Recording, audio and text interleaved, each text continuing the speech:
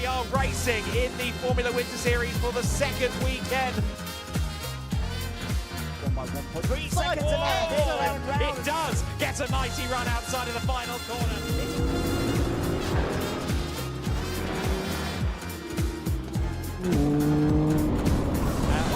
Danny Sufi loses it into the first corner.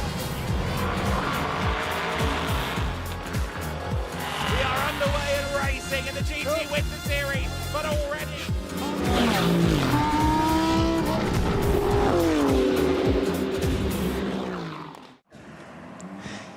Welcome to MotorLand Aragón. It is the penultimate round of all of our Winter Series categories for 2026. Gloomy skies overhead, mixed conditions, I would suggest, overhead as well, as we prepare for this, the fifth event and fourth round of the Formulas, the GTs, the GT4s, and the first round of the prototype Winter Series as well. So MotorLand Aragón is our destination for today. It's a circuit that provides us a lot of thrills and spills every time we are on the track. The formulas are starting us off, so we have an entertaining start to the proceedings today. Of course, the GTs, the GT4s, and the prototypes to come. Myself, Adam Weller, along with Andy McEwen. And Andy, the Formula's always a good place to start, especially here at Aragón. It feels like this place really suits these cars. Yes, certainly we've seen that in previous years, haven't we? That this track particularly lends itself to good racing, and we expect here this weekend. It's a wide open circuit, long straights and big braking zones, particularly, of course, that run down the backstretch between the chicane at turns 14 and 15 and then the hairpin at turn 16. Prime overtaking opportunity here at MotorLand Aragón, and in formulas we've seen quite a bit of calamity at that part of the circuit as well in the past.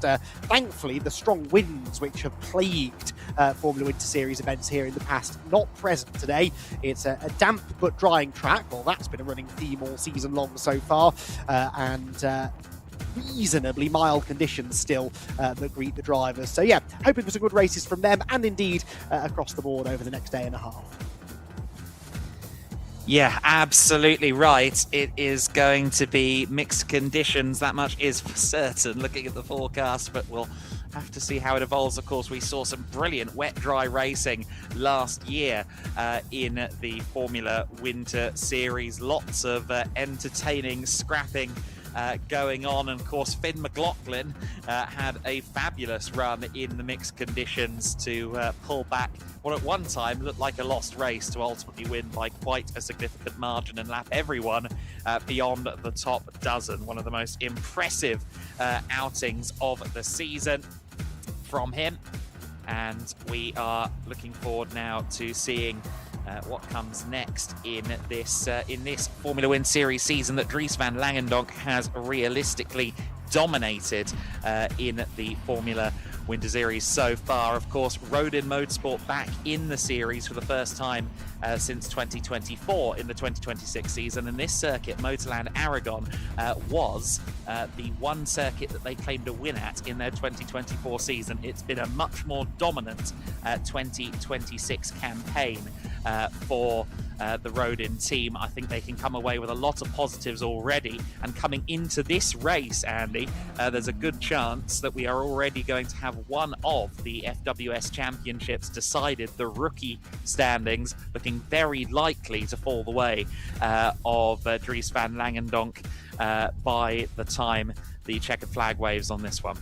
Yes, indeed. So Dries has been utterly dominant, really, hasn't he, all season? Not only looking strong in the overall rankings, but within the rookies as well, as you said. And, you know, we've had a strong rookie contingent this year. There have been plenty of times where the rookies have locked out the overall podium. So it's not like he's had no competition in that class, but he has just been the class of the field. And it doesn't seem to matter what conditions are thrown at him. We've had quite a few qualifying sessions that have been weather affected, and he's perhaps had to start slightly further back than he'd like. but never seems to prevent him from scoring good points, and he'll certainly be hoping for a repeat of that here. He'll be lining up third on the grid for this first race. Thomas Behrman and Ari Bansal, the front row of the grid. Ari Bansal, who's made a big step forward in performance this year, it seems, and then Dries van Langendonk, the top rookie, sharing that second row with fellow rookie Samuel Ifrid. I noticed that Dries, the last driver to leave the pit lane to head to the grid, so he's not yet on the grid, but Izzy Browning most definitely is, and she's down there now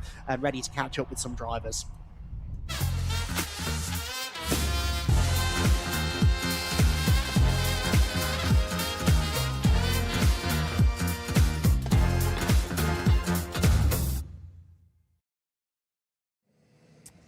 Well, good afternoon, everyone, and a very warm welcome down to the grid here at MotorLand Aragón for the very first time this weekend. As is our tradition, we will give you the look down to Turn 1, but we are going to get swiftly into chatting to some drivers on this Formula Winter Series grid. And it's a grid that, I'm going to be honest, I don't think is going to be dry for long, because I've already felt a couple of spots of rain on my head, and I think that rain is going to get heavier. But we do have a new person on pole, and that is going to be the number 87 of Thomas Behrman. Well, Thomas, great job in qualifying. You're on the front row, you're on pole position, you've had a P3, you've had a P2. It's time to go and get that win now, isn't it?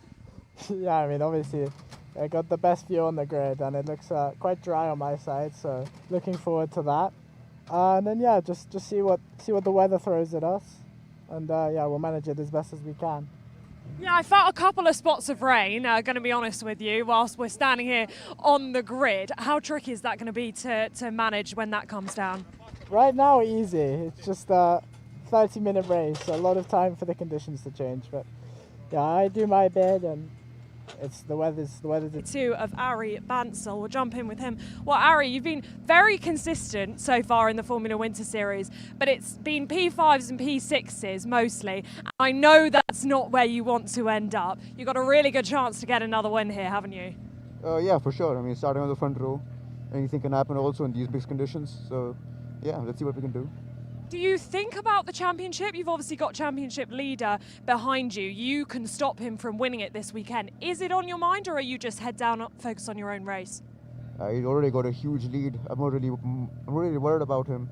I just want to do the best I can. Whatever happens, happens. Absolutely good mindset to have. Have fun out there. I mean, the rain is coming down, but it's not coming down significantly at the moment. Here is championship leader, though, the number 15 of Dries van Langendonk. Now, we have spoken to him quite a lot over the course of the season because he has taken a fair few wins, so we will leave him be for now, but with the chance to wrap up the championship this weekend, as I say, so a big weekend for McLaren Junior Dries van Langendonk, and a big weekend, a great qualifying session for the number 28 of Samuel Ifrid. I think I've maybe got enough time to just jump in one quick question.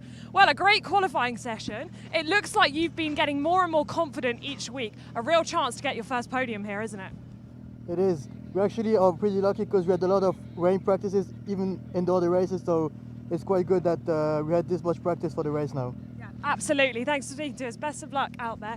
Yeah, it'd be really interesting to see what he can do because, as I say, he really has been building every single weekend in the Formula Winter Series, and he's been one of the standout rookies as well. I know Dries van Langendonk also with the chance to win the rookie standings. Not that that will be his main focus this weekend, but a word on some of our other rookies like Samuel Ifrid, and we'll see what he can do with the race coming up now. Nexano, on the path to becoming the world's largest independent business community. We connect entrepreneurs, experts, and decision makers across industries and across borders. In our digital ecosystem, people share knowledge, learn from each other, and grow together. Companies and talents gain access to relevant contacts, resources, and innovative projects. Our community stands for transparency, trust, and sustainable economic success. We create space for inspiration, collaboration, and new business models. Nexano, shaping the future of business networking, global, digital, and accessible to everyone.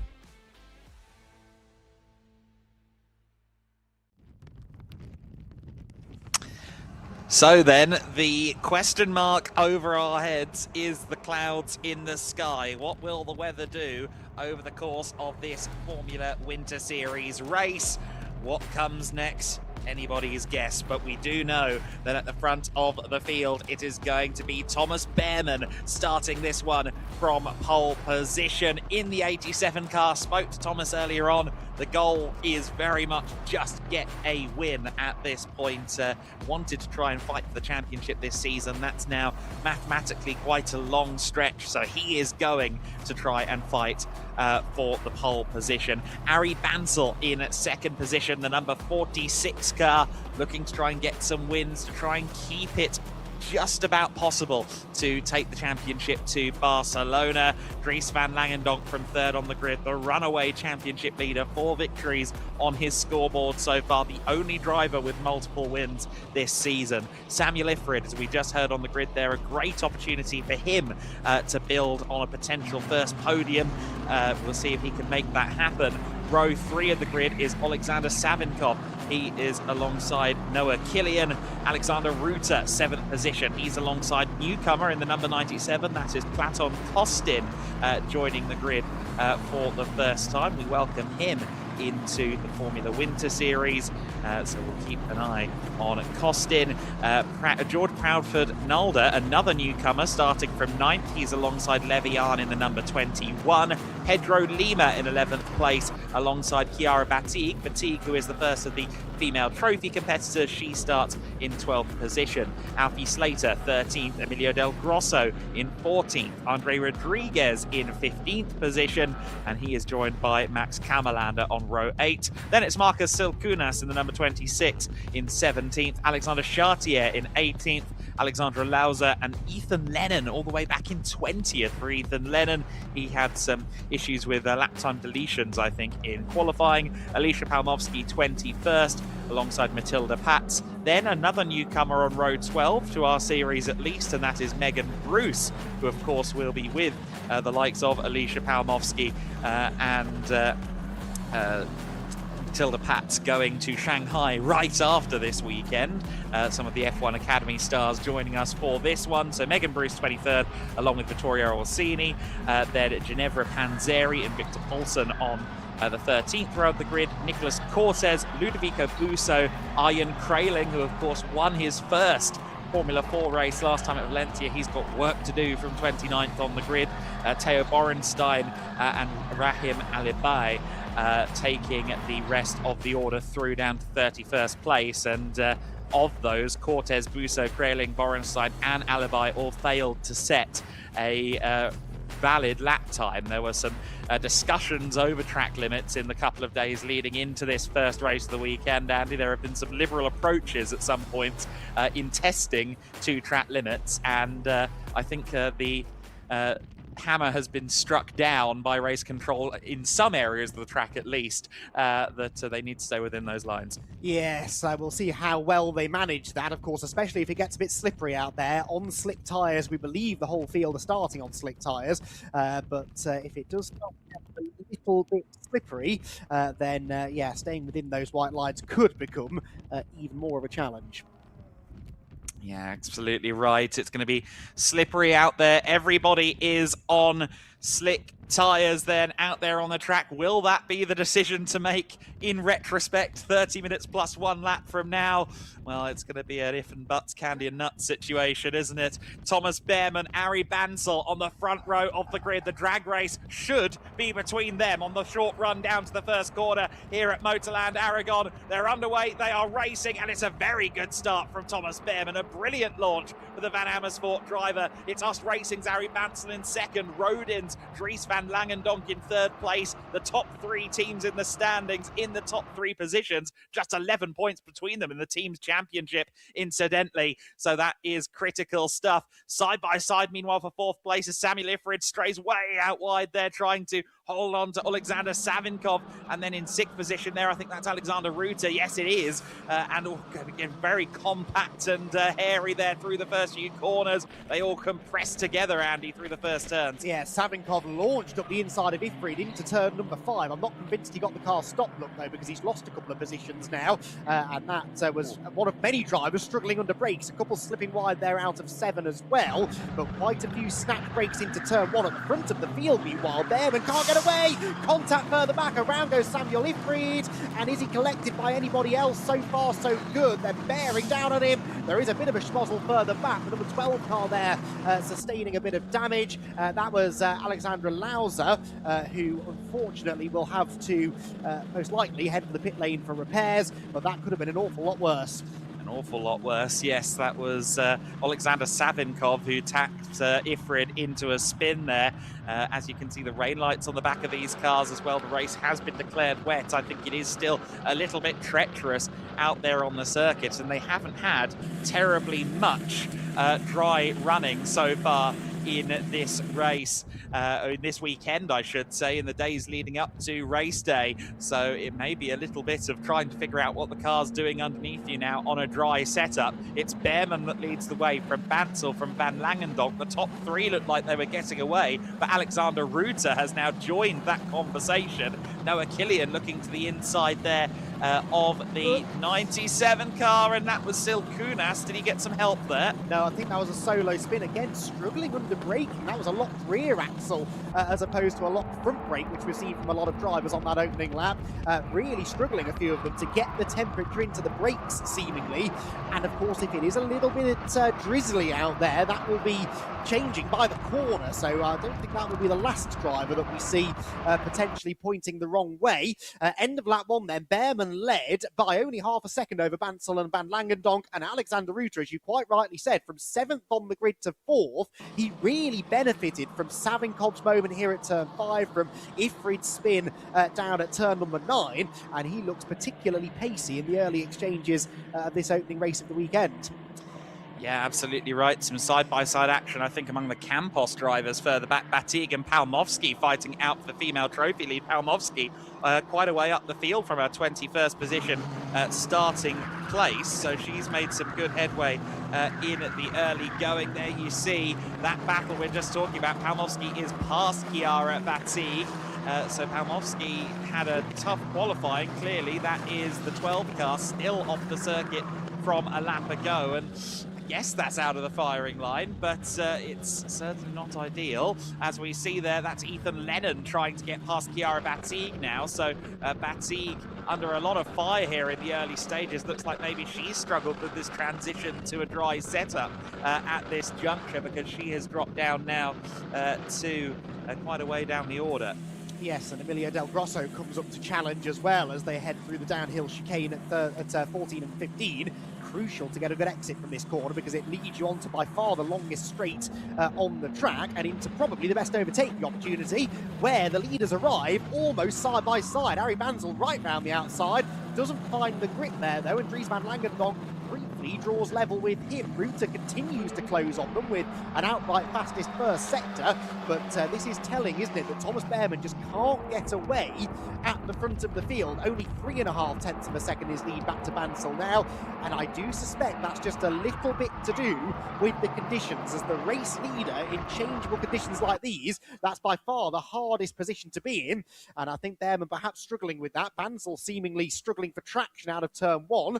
Dries Van Langendonk, I think, was trying to get alongside him. Not sure whether he was able to do anything about that. We'll check in with them momentarily. No, he wasn't, and in fact he's now, yes he is, sorry, he's ahead of Harry Bansel. So Dries Van Langendonk did go into second place. That was a poor exit for Bansel out of turn 1, that loses him second place and gains, finally, Thomas Behrman a little bit of breathing room.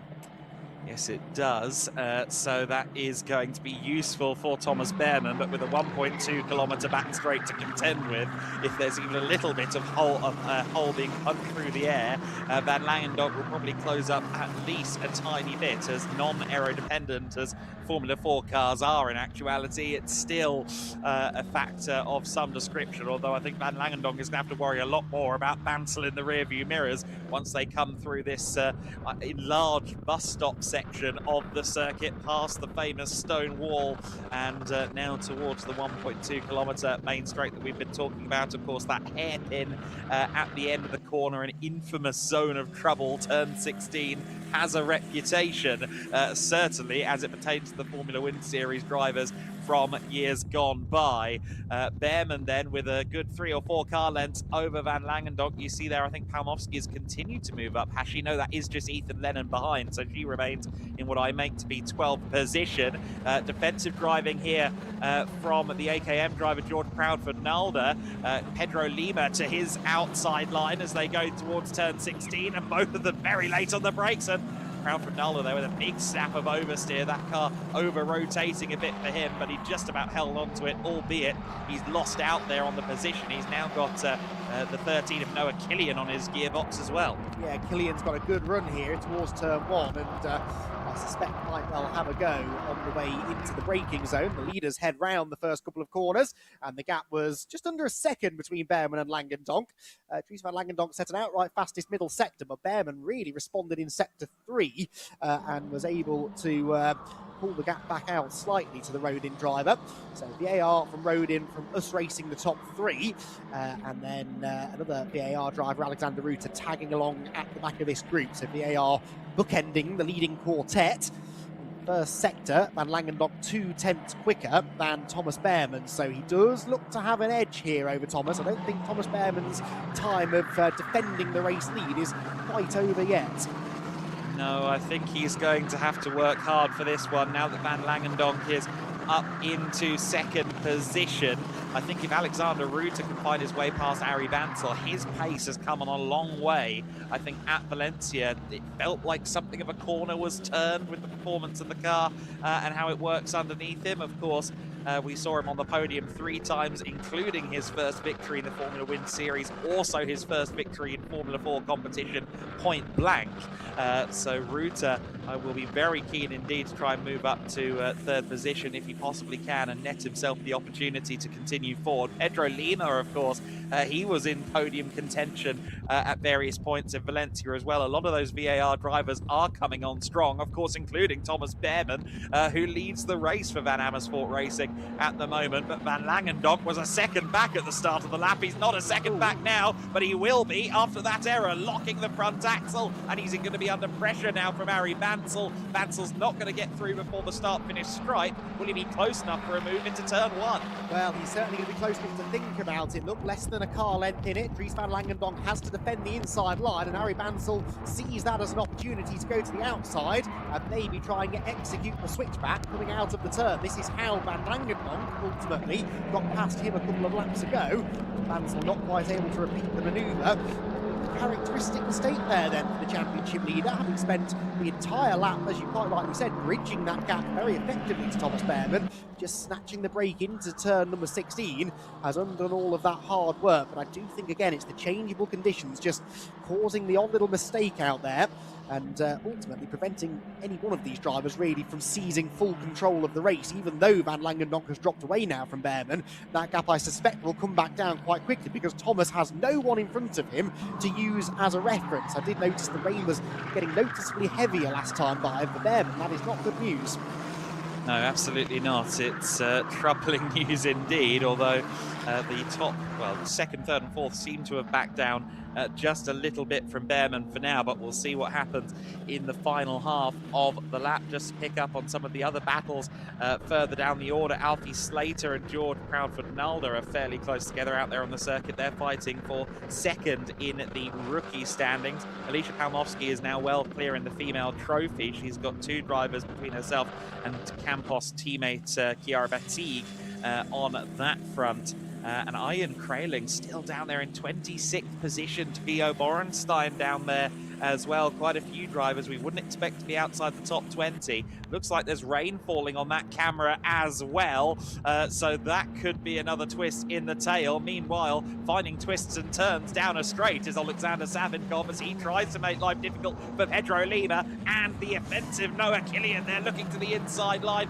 Pedro Lima has the inside of the 17. A bit of a hit check between them. They should both survive undamaged. but a tail whip there from the number 53. That's one way of overtaking, isn't it? That was fantastic. And yeah, Savinkov not having a great race. Remember, he had the moment at turn 5 on the first lap, then had contact with Samuel Leafgreen, for which he's been given a 5-second penalty, and now he is behind both of these drivers. Look at this, right round the outside. Fantastic stuff from Noah Killian. It didn't quite work in the end, but Noah Killian is really starting to pick his way through this group of cars as well, taking full advantage of Alexander Savinkov's race, rather unravelling a bit. Savinkov now under threat from Alfie Slater, who has got George Proudfoot-Nalder behind him. That, by the way, is the battle for second in the rookie category.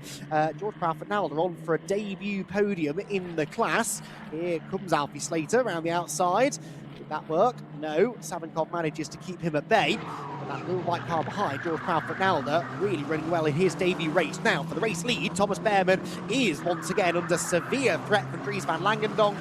Can Dries this time execute the move without making a mistake? He heads towards the bus stop section, turns 12, 13, 14 and 15. You can overtake here, but it's far more likely to be a pass at the end of the back straight, which of course is where we saw DVL have that little deviation a lap ago, or 2 laps ago, when he snatched the left front brake. It really does feel though, doesn't it, Adam, like any one of these leading group could snatch the win here.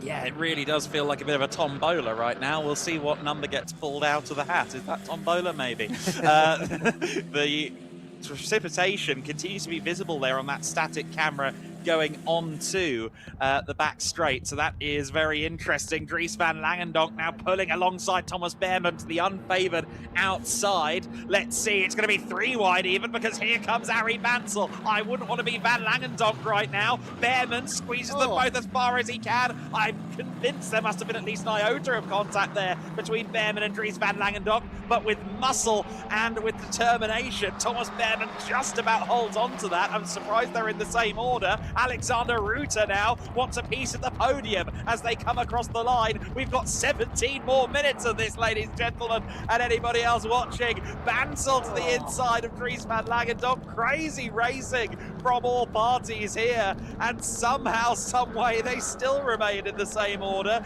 but I get the feeling there's a powder keg developing. MotorLand Aragón is a circuit quite famous for its motorcycle racing history. I've seen 125cc motorbike races here with less side-by-side action than this one. It's a proper slipstreamer, and it is mightily entertaining to watch. Somehow, Thomas Behrman still leads. He actually played that very, very cleverly, I thought, by boxing Van Langendonk out, and I'm sure he was aware that Arie Bansel was also to the outside. That did, as you alluded to, put Dries van Langendonk in an awkward position, and Thomas Behrman was able to use that to full effect. They're all slithering around on an increasingly damp and greasy circuit, but Thomas Behrman for now holds the lead, or does he? That's Van Langendonk to the inside as we head through the flat-out turn number 11.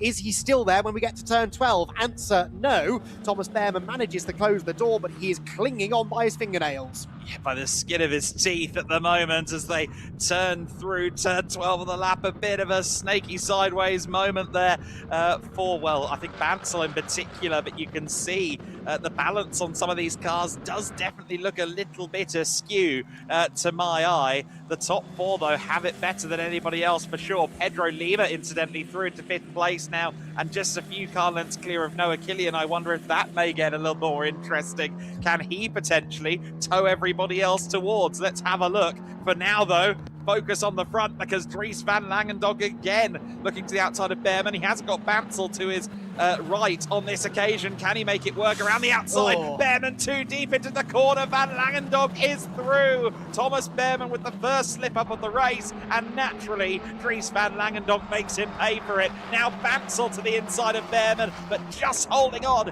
is the driver of the 87. Alexander Ruta is not far behind either. Bansel trying to find a way to the inside, but Behrman covers him off, although he's now going to have the inside Arie Bansel for turn number 2.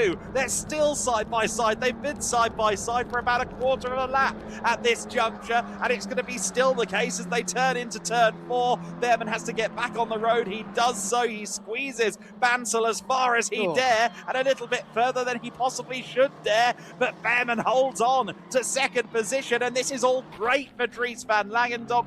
He has 4 or 5 car lengths already. Yeah, that's massively costly, isn't it, for Behrman, for Bansel and for Ruta? Is Van Langendonk out of slipstreaming range? That's the big question.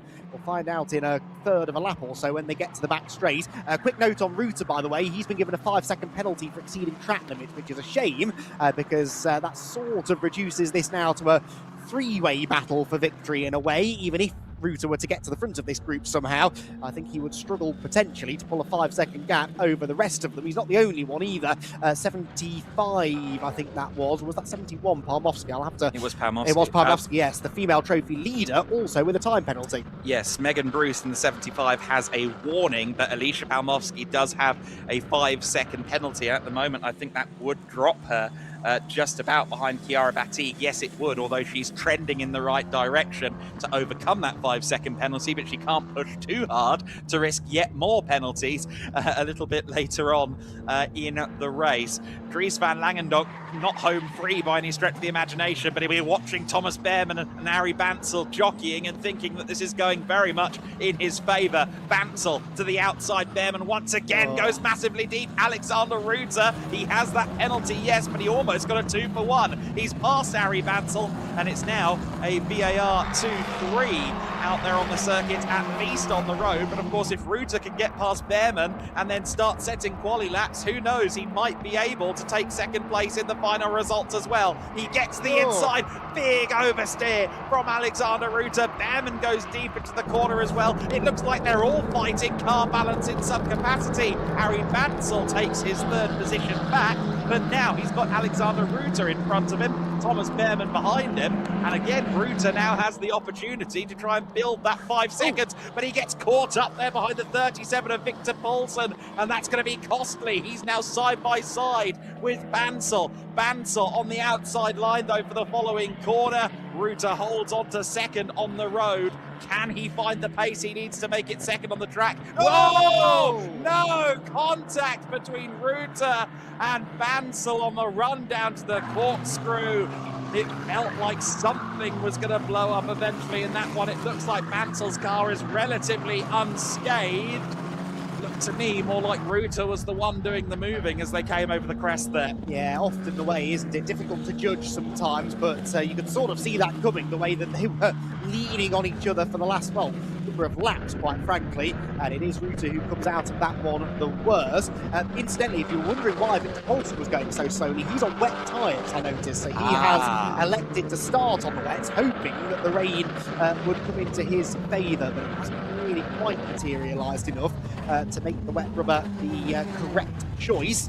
So, Van Langendonk leads, it is Behrman second, it is Harry Bansel third, but that might not be the case for much longer. Here comes the 3rd place man, pulls alongside Thomas Behrman up the back straight, and Carnum 46 to the outside line has his nose ahead. He couldn't quite clear Behrman. We know Thomas has been struggling on the brakes up here, and again runs wide. This time though, Bansel pulls the switch back to perfection, exactly as Dries Van Langendonk did a few laps ago. Harry Bansel able to move through and take that second position away. So Thomas Behrman, who led much of the first half of the race, now finds himself on the bottom step of the podium with 11 and a bit minutes of the race remaining. Yeah, absolutely right. Just to touch base on the championship situation then with Dries Van Langendonk in the lead of the race. He is, of course, our points leader. We'll get back to that. Thomas Behrman having a look to the outside of Harry Bansel there going through turn 2 of the lap. But Bansel looks like he's covered it off for just a couple of apexes, hopefully.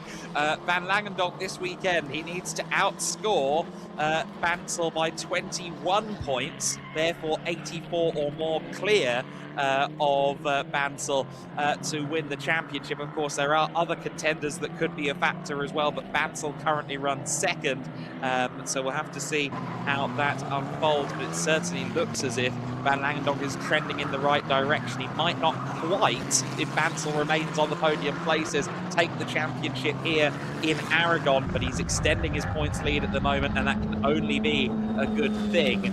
The rookie standings, though, are a lot more distant. I actually don't quite think he's going to win the championship in this race, because there are still over 130 points left to score going into race 2. so he's not going to win the championship officially yet in the rookie standings, but that one is actually quite likely to be decided here at MotorLand Aragón this weekend. But whenever you mention the rookie standings to the drivers, they say, well, we don't care about that one, so maybe we shouldn't even cover it. I am being facetious, but a lot of these drivers are focused solely on what's going on in the overall standings, including everyone in that huge battle pack coming down the back straight. Who's involved in that? Ethan Lennon, Alfie Slater, by the looks of it. That's Killian just ahead of the battle. We've got the 55 car, George Proud-Fernalda in this. This is the battle for 7th position. Savinkov has the nose ahead at the moment. Alexander Ruta is all the way down there now after the issues earlier on. Proud-Fernalda, Alfie Slater, both sliding. It looks to me like it's getting worse and worse from a grip perspective. I think there is a little bit of rain falling. In fact, you can see the haze of it in the camera shot there. I think the conditions have just gotten slightly worse out there on the track. Savinkov leads Lennon for 7th place at the moment. In fact, Savinkov in 6th place, sorry, and Lennon in 7th, because Ruta, of course, has dropped down. Proud-Fernalda really wrestling with his steering wheel. There is the 97 going around the outside again. Platon Kostin putting on a good showing in his first FWS appearance, but as I say that, just losing the car on the apex. Levian trying to get the better of it, and for now, Levy moves up to 10th place in the Yenza machine, the first of the Yenzas on the road. And in amongst this is the battle for 2nd and 3rd in the rookie class as well. I was about to mention that a lap ago, George Proud-Fernalda had got himself ahead of Ethan Lennon for 2nd in the class, but Ethan, as we just saw, got back ahead of him, heading up the back straight. So Ethan Lennon, the number 32 car, 2nd in class, George Proud-Fernalda 3rd, but Levian is also a rookie. The blue and orange machine of Levian, the Jens Motorsport car, another that we have to factor into that scrap. So there, Thomas Behrman heads up towards the bus stop section and tries to negotiate some slower drive. No, that's for position, is it? Yes, that's Harry Bansell. Sorry, he just went right round the outside of Harry Bansell in traffic and reclaimed 2nd position. So out of seemingly nowhere, really. Thomas Behrman back into P2. Perhaps doesn't now have the time to chase down race leader Dries van Langendonk, but that is crucial points away from Harry Bansell, who, remember, is 2nd in the championship. So as long a shot as it is for him to beat Dries van Langendonk, that certainly hasn't helped his cause, because that will cost him another couple of points. Yeah, Nicholas Cortez also involved in that rough area, as is Ian Kreling. I think both of them might have been on the wets as well, because they are lapped down at this stage. Ginevra Panzeri desperately searching for wet areas of the track, as you can see they're running well off the circuit in the course of doing so. There's Alicia Palmovsky on the back of the Kostin-Levian battle. Kostin goes way straight on. It's definitely, I think, potentially the wettest point of the circuit down there at the biggest braking zone on the circuit, and lap on lap we're seeing a lot of struggles as a result. Behrman and Bansell still side by side for 2nd and 3rd positions, and it is Thomas Behrman just with the nose ahead, or is it? Because around the outside comes Bansell, and he does hold on. Great driving, world-class stuff there from Harry Bansell, but Behrman immediately fires back. These two have the measure of each other, and I really wouldn't want to guess who's going to end up on top of this at the end. And they were about half a second quicker than Dries van Langendonk on the previous lap. If they'd only worked together, they might still have half a chance of catching the championship leader. That ain't going to happen, though. Even I'm not that naive. And it is Bansell who moves back into 2nd position. Can he now get his head down in conditions that he seems to be revelling in a little bit more than those around him, and chase down the race leader? 6 minutes to go still, so there is time.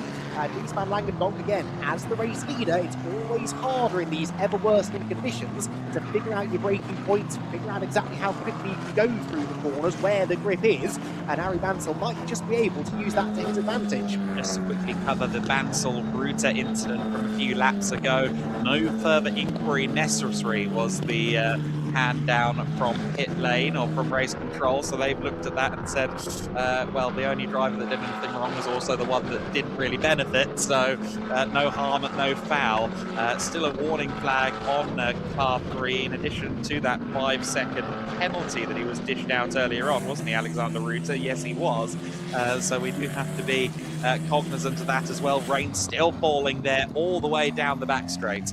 Ari Bansel in the middle sector, 6/10 quicker than the race leader in the middle sector alone. So Ari Bansel is absolutely flying. He's gapped Thomas Behrman now quite healthily. So he doesn't really have to worry about defending his second position. He's got his sights set firmly on this man here, Dries van Langendonk, who wants another race win. He is 4 times a winner so far this year, Dries van Langendonk.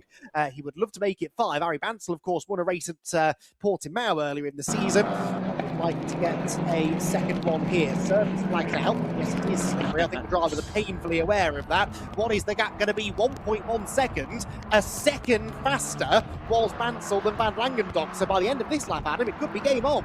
Yeah, Bansel has immense confidence, as we saw a lap ago, sweeping around the outside of Thomas Behrman, and that could well continue into a challenge for the lead. 1.1 seconds at the line. Second lap quicker. That would make things very interesting on the run down to the final hairpin next time by, but we saw Bansel there getting a little bit unsettled. I think it is steadily getting heavier and heavier there in that middle area of the circuit, with the amount of rising, falling, and the sheer surface area of the MotorLand Aragón site. I think there is some different conditions at different corners at the moment, but it looks like Bansel is the one with the confidence edge, with the speed edge here over Dries van Langendonk. And of course, if van Langendonk and Bansel start to battle, we cannot rule out the pole sitter Thomas Behrman for this one as well. No, certainly not. We've seen how much time you lose by going side by side through certain parts of this circuit, and I think there's a good chance we will see some side-by-side racing between the leading two before all that much longer. There is Dries van Langendonk. He was slower again in the first sector than Ari Bansel, only fractionally, but crucially, Bansel will be within a second now, I would say. That puts him firmly within slipstreaming range when we get to that back straight, and you can see visibly how much more confident he is under brakes there into turn 12. He will be right on the gearbox of Dries van Langendonk by the time we reach the braking zone at 16, I reckon, and Dries will definitely have some defending to do.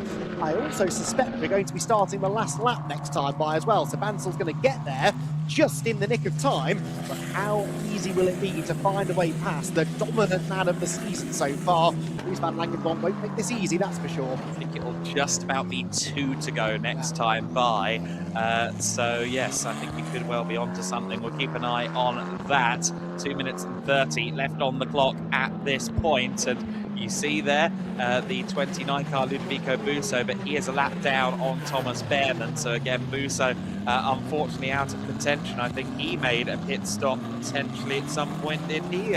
He's on wet. Yes, he is. Yeah. So he's now, as you can see, the wet tyres are the beneficial tyre, and of course the top 2 are now being approached by a driver on wet tyres. That could be a little bit of a factor. Ari Bansel will no doubt be told by Us Racing that his teammate Ludovico Busso isn't a threat for that position. Ditto the number 24 car Nicolas Cortez, who is on the run now in the Yenza machine. Of course, we saw him get lapped about 7-8 minutes ago, and now he's going past everybody again. Gap at the line between van Langendonk and Bansel was almost the same, just a 10th gain by Ari Bansel in that previous lap. It looks like maybe things haven't shifted in the other direction per se, but van Langendonk is now in tune with what's going on underneath him. 90 seconds left to go. It's going to be tight as to whether we do start the final lap this time by or next time by. We'll keep our eyes on the clock and indeed on the windows and the feed to see if we can just make sure that we have that one. Oh, goodness me, that was a very big slide from Nicolas Cortez, the Mexican racer there, with a very, very sideways moment. Van Langendonk really struggling going down the hill of the corkscrew. Ari Bansel taking a huge cut of the corner down there at the bottom of the hill. And yeah, crazy racing here. Of course, they're avoiding the paint more than they do in the dry conditions because they know just how slippery that is. Ari Bansel, though, is looking so looming, so large, so threatening in the mirrors now of Dries van Langendonk. Yes, he is. And of course, these 2 lap cars, in a way, don't want to get too involved in this, but they've got such a pace advantage right round the outside there of the second place car they go. And I suspect they will dispatch Dries van Langendonk similarly efficiently within the next corner or so. That does, though, temporarily split the leading two, and that means that Bansal might not be able to attack on the run down the back straight. We've got 20 seconds to go. This is going to be the last lap. The pace has absolutely fallen off a cliff. They're 23 seconds a lap slower than they were in the dry earlier on, so this will be the final run down the back straight. There is a car currently between Dries van Langendonk and Arie Bansal, and that might just be enough for the championship leading road in motorsport driver to hang on. Here comes Bansal. To the outside goes the lapped car of Nicolas Cortez. Does Dries make the corner? Well, he sort of does, but he was tighter online than Bansal was. It's going to be a really messy run to the flag, and has Arie Bansal still got a chance? Plus one lap, of course, so we are going on to the final lap this time by, and it is Dries van Langendonk just about ahead. They will start their final lap of the circuit now with the traffic intervening in this scrap. I think Ludovico Busso may have received marching orders not to affect Arie Bansal's bid for the race victory, but Van Langendonk goes very deep into turn one, and that's the victory potentially gone. Unless he can find something now. The US Racing driver, Arie Bansal, might have a rear gunner here. They might tell Busso to stay behind. But Bansal has gotten past the 15. That could be the movement of the race. Oh, but in these conditions, so easy to make a mistake. He's got to be really careful now, Arie Bansal, not to put a foot wrong. And that's far easier said than done. Busso really does want to get past him and try and chase after Nicolas Cortez. That is for position. It's not necessarily for points, but it is for an overall position. But at the moment, he is staying dutifully. No, he isn't staying behind his teammate. He has now gone through, I think. So Ludovico Busso finally waved by. He should now be able to sort of scamper off into the distance. As Cortez takes a very wide line. No, still Busso hasn't gone through. Takes a very wide line through the left-hander at turn 9, and then ducks to the inside of his teammate. This is, if nothing else, an unwanted distraction, really, for Arie Bansal, who just needs a nice, calm, drama-free final lap. He does now slot in behind his wet tyre-shod teammate, and just needs to try now and stay on the island, and he will claim his second win of the year. It's easier said than done in these conditions, but it does look fairly straightforward now, although traction there coming out of turn 12 looked to be extremely limited. He has to nail this run through 14 and 15. If there's a slip up here, it's the whole 1.2 kilometres of back straight that Van Langendonk has to work with, going down towards the hairpin for the final time. But I think if anything, Bansal got the better run of the two as they now run down the straight for the final time. Arie Bansal is 2 corners away, 3 corners away from taking a second win of the season at a critical moment. He just had a snap of oversteer there on the straight even, and he just about held on to it. He's going to be careful. He's going to be disciplined here under braking. He has gone a little bit deep. Is it too deep? Thankfully not, and he has got the car straight for traction coming out of turn 16. This has been a wild and weary race for a lot of these drivers, tried to make it work on the slick tyres, but the one who has made it work the best is our race winner. Arie Bansal takes a step towards extending the title fight to the finale in Barcelona with a second win of the season. Dries van Langendonk second, Thomas Behrman will be in third place. Pedro Lima due across the line in fourth. He lost some time there on the last lap by the looks of it, but he does take fourth place ahead of Noah Killian and Ethan Lennon. Lennon all the way up to sixth overall. Is he one of the litany of drivers with a penalty? It appears not, so his position should be safe, and in fact he will inherit a top 5 because Noah Killian does have a penalty. So Lennon from 20th to 5th, that is some going for the South African. Alexander Ruta across the line in 7th. He has a penalty, so does George Proudford-Nalder. So I don't think either of them will take that position. Ultimately, we've already had Alicia Palmovsky across the line to win in the female trophy, to take 11th overall, and she was running almost on her own island there towards the end of the race.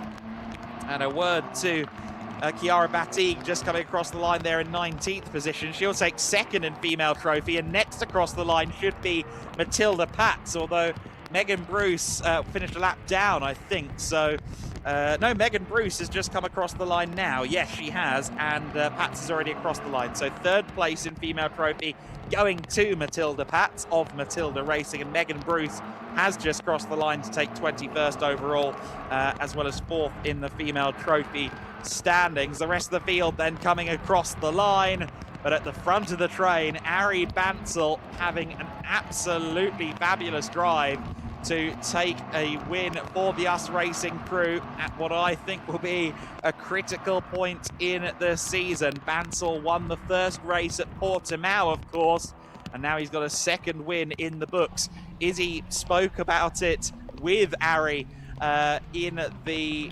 pre-race grid walk, that the last 5 results have been either 5th or 6th place for Ari Bansel, and while that consistency and metronomic point scoring is of course hugely impressive, as we see Ludovico Busso there coming across the line, of course having unlapped himself on the wet tyres, but in the case of Ari Bansel, that scoring was very good and very impressive, but he knew he needed to come into this weekend and get results. And at the first opportunity, results are what he has gotten himself. A race win there at a critical moment.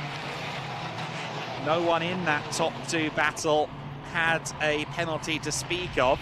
There are a lot of penalties in the overall breadth of the field. I think probably about half the pack has a penalty of some description, but I don't believe that's going to affect the overall podium. Thomas Behrman then will lock in a 3rd place. A 3rd place that I think he'll be somewhat disappointed with, having started from pole position, but I think all 3 of those drivers from the sharp end of the pack, and indeed Alexander Rutter before he was spun away from the battle, I think all 4 of them can be very impressed with how they drove in that fight. And Bansel comes out on top of it all. As Izzy said down there on the grid, it was a great opportunity from the front row for him to take his 2nd win of the season. And he'll go now to the weighbridge. And after that, we will hear from Ari after what has been a very treacherous race in the Formula Winter Series. The drivers have had a lot to contend with in that race. The top 10, at least on the provisional order before the penalties kick in. Ari Bansel from Dries van Langendonk, from Thomas Behrman, of course Van Langendonk winning the rookie standings, Pedro Lima 4th, Ethan Lennon from 20th on the grid to 5th position. And in fact, the penalties, I think, are being added to the race results as we speak. Yes, they are. So Lennon up to 5th ahead of Killian as a result of that penalty. I think Alexander Rutter has been able to keep hold of 7th place with his penalty.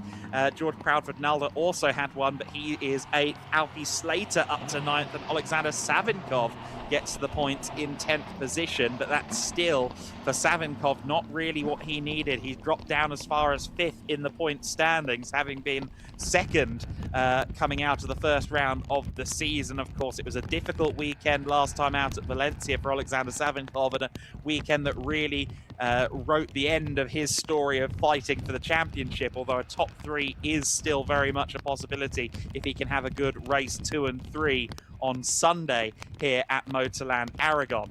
Outside the points, Levian in 11th place, Silkunas in 12th, and Rahim Alibai, actually, we should talk about him a little bit because he finished 13th place from the very rear of the field. The Matilda Racing driver coming in clutch there at the end of the race, and I just wonder whether he may have been on the wets rather than the slicks. In fact, looking at his lap times, I think not, actually, but he just put in a very good drive to, well, stay safe out there on the road and move up through the order. So a good showing from him on his first appearance here in the Formula Wind Series. Platon Costin, after running well within the top 10, down to 14th place. I think he had some penalties. Del Grosso in P15. Chiara Batig still behind Alicia Palmovsky in the female trophy after the penalties have been applied. So the top two in female trophy still Palmovsky from Batig, although Palmovsky fell to 17th overall after the track limits penalties were implemented. Track limits penalties have certainly had an effect on the proceedings already coming out of qualifying. The race 2 grid set by the second fastest times in quali. I think about a dozen drivers didn't actually set a second valid lap. So we'll talk a bit about that on Sunday morning, of course, but expect the race 2 grid to be a bit jumbled up. Even more so than how jumbled up that race proved to be owing to the rain out there on the circuit.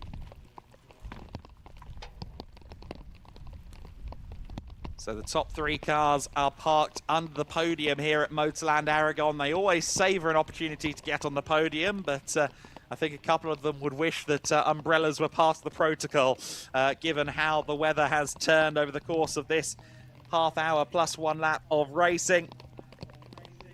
Once again, us racing Rodin and Van Amersfoort with a representative each on the podium, and that will change things a little bit in the overall points for the teams as well. But let's focus on the drivers for now. Let's focus on the winning driver, Ari Bansal with Izzy. Well, I do have our winner alongside me, Ari. Well, we spoke on the grid and you said that it was a great opportunity for you to get another win, but that was quite the eventful race with things just falling in your favour a little bit at the end there. Yeah, I think for sure in the end, funny story is the last session yesterday of practice, it was much drier than this, but we wanted to see where the crossover point was, so we went on the slick tire. So it was basically the same grip level as this. So as soon as it started raining a bit more, I got into it. Yeah, so you kind of felt comfortable out there, obviously. I mean, towards the end, it did really look tricky for all of you still on the slicks. Just how wet is it around the track, and where is the worst part? I mean, obviously the worst part would be like the high-speed stuff, because you're relying a lot on the grip of the tire, trying to lean on it as much as possible. But when you're following somebody, the worst bit is the braking, because you don't want to lock up and go into them. So you're trying to judge it also without losing time. And I said to you on the grid as well, you know, are you thinking about championship? And you said to me, you know, he's so far ahead. But a win is a win, and to bag the points and keep it going, at least to the last round, is a good thing. Yeah, I mean, yeah, for sure. I think anything and everything we do will just help the championship situation. So yeah, I mean, it is what it is. If he wins, he wins. If he doesn't win, he doesn't win. You know. And you've won today, so congratulations. Go and enjoy the podium. A win for Ari Bansal.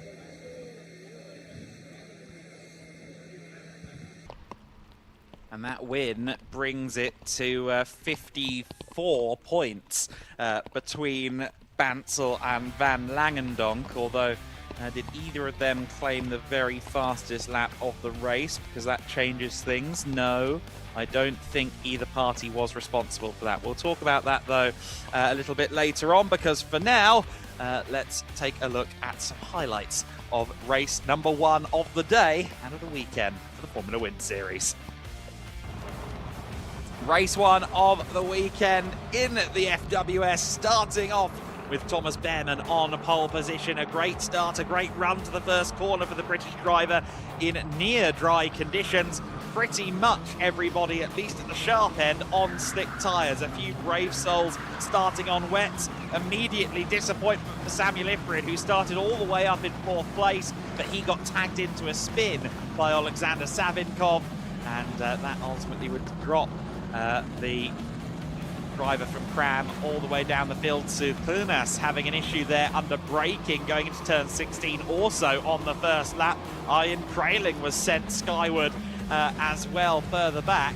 At the front of the field, though, it was a 4-horse race at the front of the field. Ari Bansal behind Behrman, Van Langendonk and Alexander Ruta looking to get involved as well. AKM driver George Proudford-Nalder on his first appearance in the series getting in amongst it well within the top 10. He would eventually finish in 8th position. Noah Killian, Alexander Savinkov and Pedro Lima having a great dice on the run down to turn 16, and a tail whip of an overtake from Pedro Lima to move up into what I think was 6th place at this point in the race.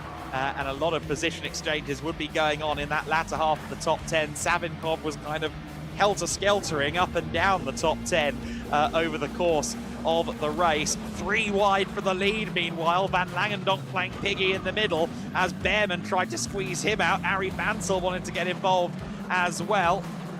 And further back, Megan Bruce there, watching as Vittorio Orsini ended up in a spin in the AKM number 88. Behrman too deep into turn 16 after several laps of flawless defending.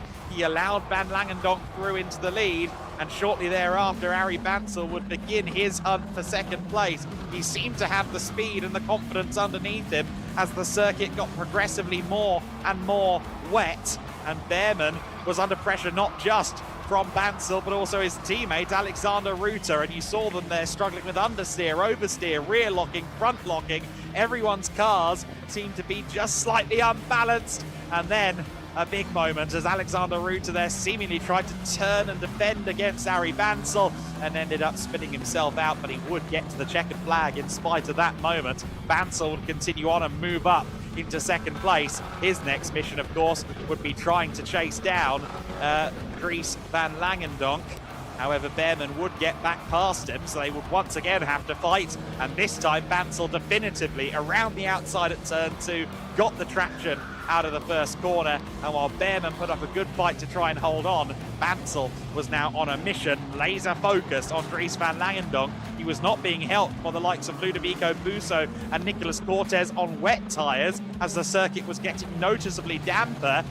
They were unlapping themselves against the lead battle, and it was causing 4-car carnage in a 2-way battle for the race lead. They came onto the final lap of the race with a lot of company. Van Langendonk in the race lead still, and that was a big moment there for Chiara Batig. Just about kept the car going, but on the final lap of the race it was Ari Bansel through into the lead around turn 1 because the 15 car went deep into the first corner going on to the last lap. And Ari Bansel, the Indian racer, with a 2nd win of the season in the Formula Winter Series. Congratulations from Van Langendonk to Bansel after a very promising drive from the number 46 competitor. Us Racing will be delighted to see their driver back on the top step. So Ari Bansel claiming the race win over Rodin's Dries Van Langendonk, the McLaren driver development program talent, just a 2nd back from Bansel at the end. Thomas Behrman taking 3rd place, Pedro Lima in 4th, and Ethan Lennon rounding out the overall top 5 from 20th on the grid, also taking runners-up in rookie behind Dries Van Langendonk as a result of that. Noah Killian taking 6th, Alexander Ruta in 7th, George Proudford-Nalder in 8th place, Alfie Slater in 9th, and Alexander Savinkov rounding out the overall top 10. Livian of the Yenza Motorsport team ahead of Marcus Silkunas. In 13th place, Rahim Alibai. Platon Kostin in 14th place. Emilio Del Grosso in 15th. Alexander Chartier in 16th position, the Canadian AS Motorsport on his single-seater debut. Alicia Palmowski wins female trophy from 17th, ahead of Chiara Batig. Samuel Ifrid in 19th. Matilda Patz in 20th. Megan Bruce in 21st, ahead of Arjen Kraling. Max Kammerlander in 22nd. Theo Borenstein 24th place, Kammerlander 23rd. Orsini in 25th. Andre Rodriguez 26th. Busso 27th. Cortez, Panzeri, Paulson and Alexandra Lauza rounding out a full field of finishers. And in a dry to wet race at MotorLand Aragón, I think if you'd asked me if we'd have everyone finishing and no safety cars, I would have said no to both counts. However, that is what the Formula Winter Series drivers achieved on this Saturday afternoon. A busy day of racing still to come here. The GT4s are up next, and I'm sure that a number of those drivers have been watching the skies and indeed watching the screens over the course of that Formula race and gone, really? More rain? But that is what looks to be the case for the weekend here. We are going to have some dry patches at certain points over the next couple of the days, but I think it will be wet conditions for quite a lot of this weekend. And as you can see, the conditions are going to be very slippery for that GT4 race. So to recap, the championship looking more likely now than before to go to Barcelona. It's still possible for Van Langendonk to win here at Aragon, the overall championship, but it's going to take some hardships for Arie Bansel on Sunday. The gap going down from 61 points to 54 points between Van Langendonk and Bansel. Fastest lap of the race, we were trying to figure that one out previously. I think actually Bansel got the fastest lap, didn't he? Because he had a 2:02.815. Yes, that was the fastest lap of the race. So Bansel gets an extra point for fastest lap. So that will actually mean 53 points between Van Langendonk and Bansel. So that is going to be a slightly reduced gap once again. Of course, a victory is worth 25 points. Pole position is worth 2. Fastest lap is worth 1. So there's still a lot of ground to make up for Arie Bansel. But with the second win of the season, that could be the start of the momentum that he needs to move forward. Alexander Reuter, after scoring 3 podiums in the Valencia round, he was third in the standings. I think Thomas Behrmann will be very close to him now in that battle for third in the championship. It may well now be a 2-horse race, not necessarily mathematically yet, but in reality, looking at the lay of the land, I think if anyone can beat Van Langendonk now, surely it would be Arie Bansel. But it's going to be a lot of work given the prodigious season that Dries Van Langendonk has put in so far. That number 15 McLaren has felt like the hot favourite, the Rodin-entered car, really since we left Portugal, and even potentially before that, where Van Langendonk was the only driver to score 2 podiums on that chaotic weekend at Estoril at the start of the season. He will be celebrating on the podium. Of course, so will race winner Arie Bansel along with Thomas Behrmann. We will have class podiums to contend with as well. It's a big, fairly lengthy walk through the labyrinthian main building here at MotorLand Aragón to get to the podium, so I think there are some navigational challenges at play, which is why we've not quite had the podiums just yet, but we're hoping to see the drivers up there before too long. I can see that Andy McEwen has acquired an umbrella.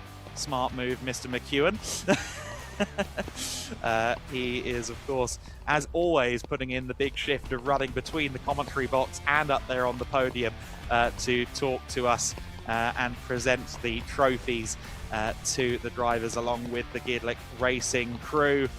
GEDLICH Racing, of course, usually at this time of year will be wrapping up the winter series and looking ahead to the next winter series in 2027 already, and they very much are. Plans are afoot for 2027 already, but there is that additional bit of action to come with the GT Summer Series, which we look forward to telling you more about over the course of the next weekend. Some very interesting entries have come up in that space for the GTs. So for those of you who like your cars with roofs, keep an eye on the Summer Series social medias and website to find out about the entries as they come in, as they are approved for announcement. Of course, the Formula Winter Series will have 2 additional races on Sunday, back to half an hour plus 1 lap now. We were down to 20 minutes last time at Valencia because, of course, if you missed it, at Valencia, they were compacted down to 20 minutes.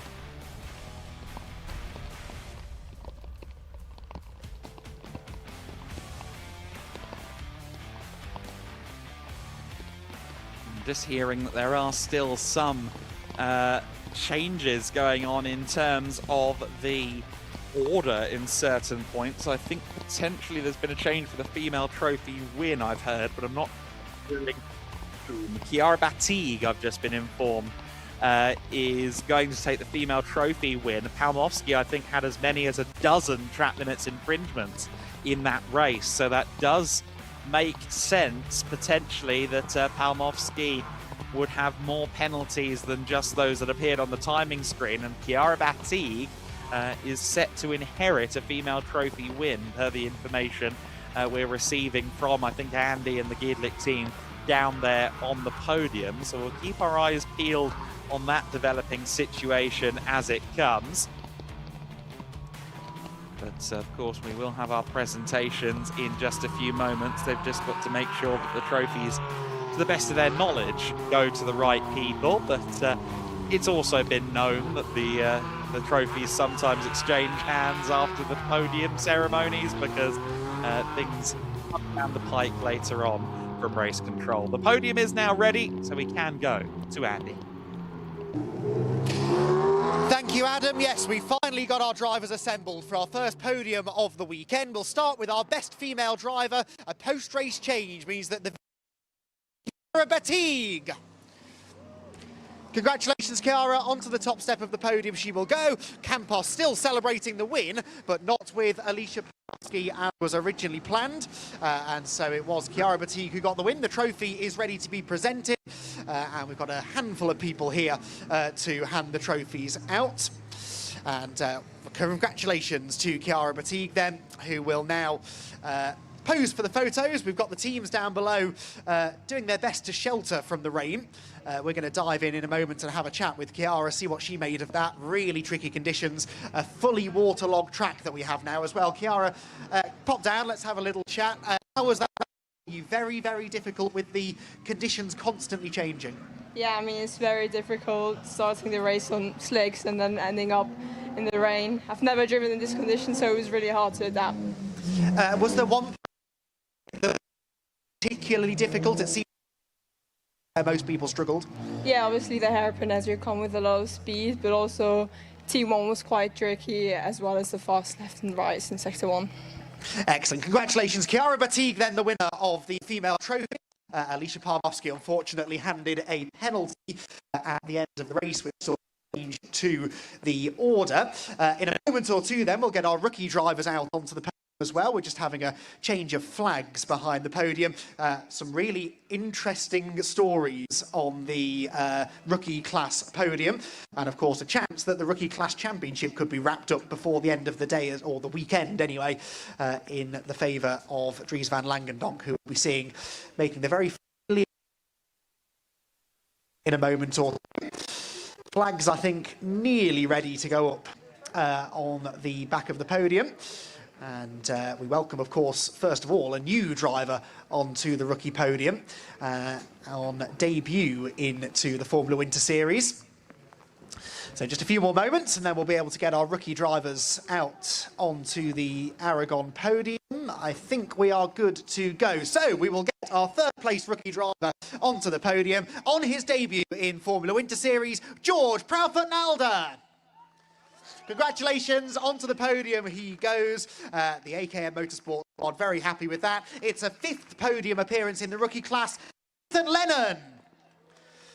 Ethan Lennon, 2nd place in the rookie category, and what a battle he had for that 2nd position with George. But it is a 6th rookie class victory for our rookie championship leader, Dries van Langendonk. Well done, a very familiar journey he takes now to the top of the podium, handshakes with his fellow rookie finishers, and the trophies can now be brought out. And yep, out they will go. So we've got Patrick from Pirelli, Miguel from GEDLICH, and Jorge Panades from MotorLand Aragón to do the honours of handing the trophies out. And Dries van Langendonk, as we now on the rookie class championship trophy. Job in 2026, and looking to try and continue that form, perhaps to clinching the overall championship before the weekend's over as well. He certainly has made a step in the right direction today, with more valuable points scored. Photos taken then, and the drivers then will pose for the teams down below. We've already heard from Dries van Langendonk down below. I want to hear from George if we can. George, congratulations on debut. I followed your last year in Ginetta Juniors. You really seem to make some big steps forward at the back end of the year, and you've taken to this Formula 4 thing quite quickly. Yeah, thank you. It was awesome race, very tricky at the end, especially with the rain and everything. Yeah, just really good race, learning as much as I could. Yeah, obviously my first ever race in a single-seater, so really enjoyed it, and yeah, very happy. What's been the hardest thing to learn then, making that move from sports cars into single-seaters? I'd say working with the aero just gives you so much more grip. Also, in juniors, you're on a road tyre, not a slick and a wet, so warming up the slicks obviously been quite tricky, and then also you got a wet tyre as well, which makes it difficult in decisions like that race, so yeah. Well, you're doing really well. Congratulations, George Proudfoot Nalder then with a rookie podium. The win, though, of course, goes to Dries van Langendonk. And we'll be welcoming him back onto the podium again in a moment or two as we get our final set of podium drivers ready to go. The overall top three, which will feature, as I said, our rookie class winner. I think stuck into position behind the podium, and we will then, I think, be ready to go. Yes, let's get our drivers out then. So, third position overall in our Winter Series race, Thomas Behrman. Congratulations, Thomas. Onto the podium. He will go a third podium of the season. Second position, rare for him not to be claiming a win, but it is second position for Dries van Langendonk. The championship leader then with a healthy margin heading into the remaining two races this weekend. It is, though, a second victory of the season for Arie Bansel. Us Racing's Arie Bansel, not Rodin. Rodin having settled for second in that race. And we have the team representative as well, Stefan from Us Racing here to join in the festivities on the podium. Gets a big cheer from the team down below. Now then, time for the national anthem of the winning driver.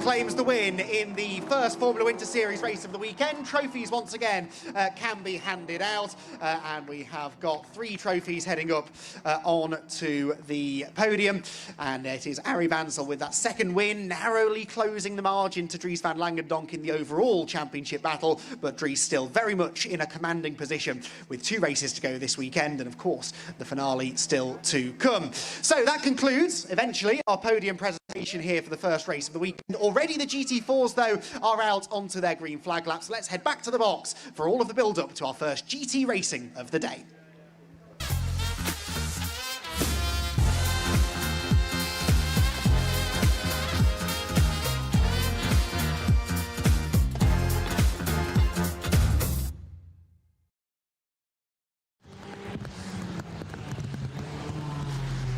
GT4's already out then on their first of, not surprisingly, 2 formation laps in these treacherous, very treacherous conditions that now befall us around the MotorLand Aragón circuit. Extremely wet, but the drivers had some experience with conditions like these on Thursday here at the circuit, so hopefully they're well suited, the cars in their current configurations and setups for the race ahead in the GT4 Winter Series.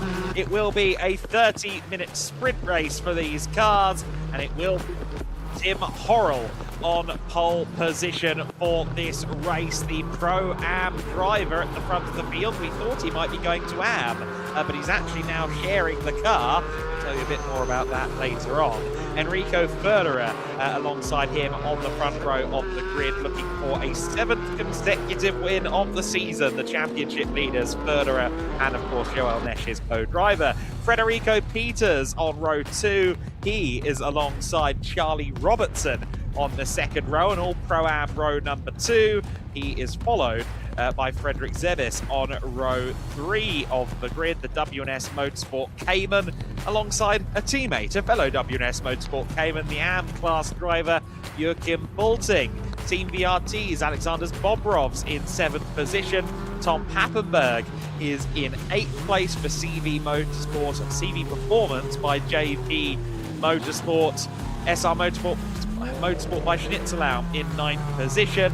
And at the rear of the field, it is Stefan Mucker for BWT Mucker Motorsport. Stefan Mucker, former Aston Martin factory driver, of course, represented the British mark in LMP1, in GT1, in GT2, and even raced a few of the GT4 spec cars in period at the Nürburgring Nordschleife in the late 2000s, early 2010s. So familiar with this car, and we'll see how he performs in these wet conditions. The car didn't quite look fully up to the same potential that we've seen at times this year in qualifying, and in fact, just looking at the information on the timing screen, it looks like Thilo Goss is in the car rather than the scheduled driver on the grid sheet, and that was Stefan Mucker. Indeed, Cedric Fuchs is listed as 9th, and he's not the one in the car. So I think we're going to have to refer to the timing screen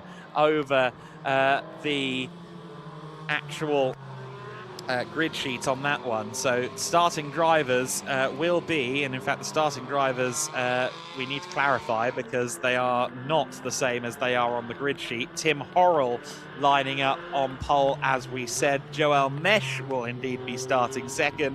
Federico Peters is 3rd on the grid. Ravi Ramyid in 4th place. He's not been wildly keen about the BMW's footing in the wet conditions, so we'll see how sure he is of that in this race. Nicholas Guillaume for WNS Motorsport 5th. Joachim Bulting for WNS Motorsport 6th. So Guillaume is in the car around for Zebis, so my apologies. Again, I was working from the grid sheet previously. Alexander Bobrov's in 7th place. In 8th position is Tom Pappenberg. Ville Kuhne and Thilo Goss are drivers for this race in the GT4 Winter Series. Tom Pappenberg only 8th on the grid strikes me as a bit of a surprise, Andy. I think we can see him work his way through the order. It's wet, therefore my mind goes to Joachim Bulting. 6th on the grid, what can he do? Whenever there's a splash of precipitation on the circuit, it seems as though the German racer hits his stride. Yes, he does revel in these conditions, doesn't he? He's not the only one in fairness. We've seen a few drivers really up their game in the wet and in the odd wet race so far this season. And so drivers who have a little bit more mileage maybe in these conditions, looking immediately a little bit more comfortable, it seems, and Joachim Bulting definitely one of those. But we've seen good things from Tim Horrell in the wet over the course of the season so far, so don't count him out either. From pole position, Tim Horrell with Joel Mesh championship leading car alongside. Not for the first time, though. We've seen the Pro-Am leaders mixing it with the Pro class, and Tim Horrell looking to do so again over the course of the next, I'm going to say 30 minutes, but the clock has already started ticking with that second green flag lap, so 26 and a half or so minutes of racing we will get in reality. Yeah, that is going to be short and sharp action. It's going to be very treacherous out there. The drivers, or rather the members of the team that configure the differential, advise on the traction control settings, they're going to be ones that hopefully have earned their bucks in this race. It's going to be setup and traction dependent, I think, the outcome of this race. Some immensely talented drivers all through the field. Let's see what happens next then as we get ready for racing in the GT4 Winter Series. Mesh and Federer on the outside of the front row. Joel Mesh representing in this race. It could be a championship winning weekend for them. It's Tim Horrell in the early lead.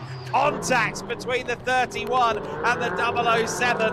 That was Nicholas Guillaume, a little bit brave. And look at Alexander Bobrovs. He's all the way up into 2nd position, is he? Coming out of turn 2. Yes, he is. From 7th on the grid to P2. And Joachim Bulting is already up to 4th place. Oh, Bobrovs in a spin.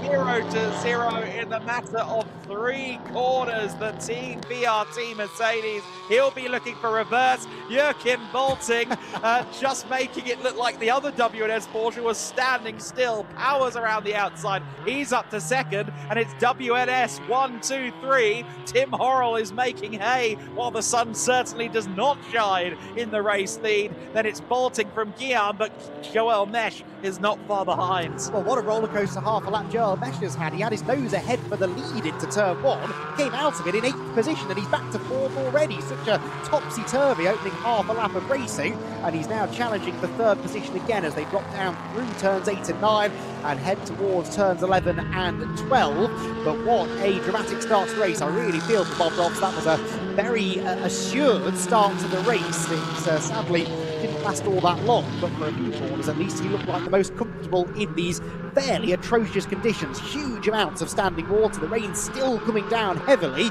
and aquaplaning will be a little bit of a concern in certain areas of the track. None of that, though, affecting Tim Horrell, who has marked off into the distance already. Joel Mesh now looks to the inside for 3rd, gets alongside Nicholas Guillaume.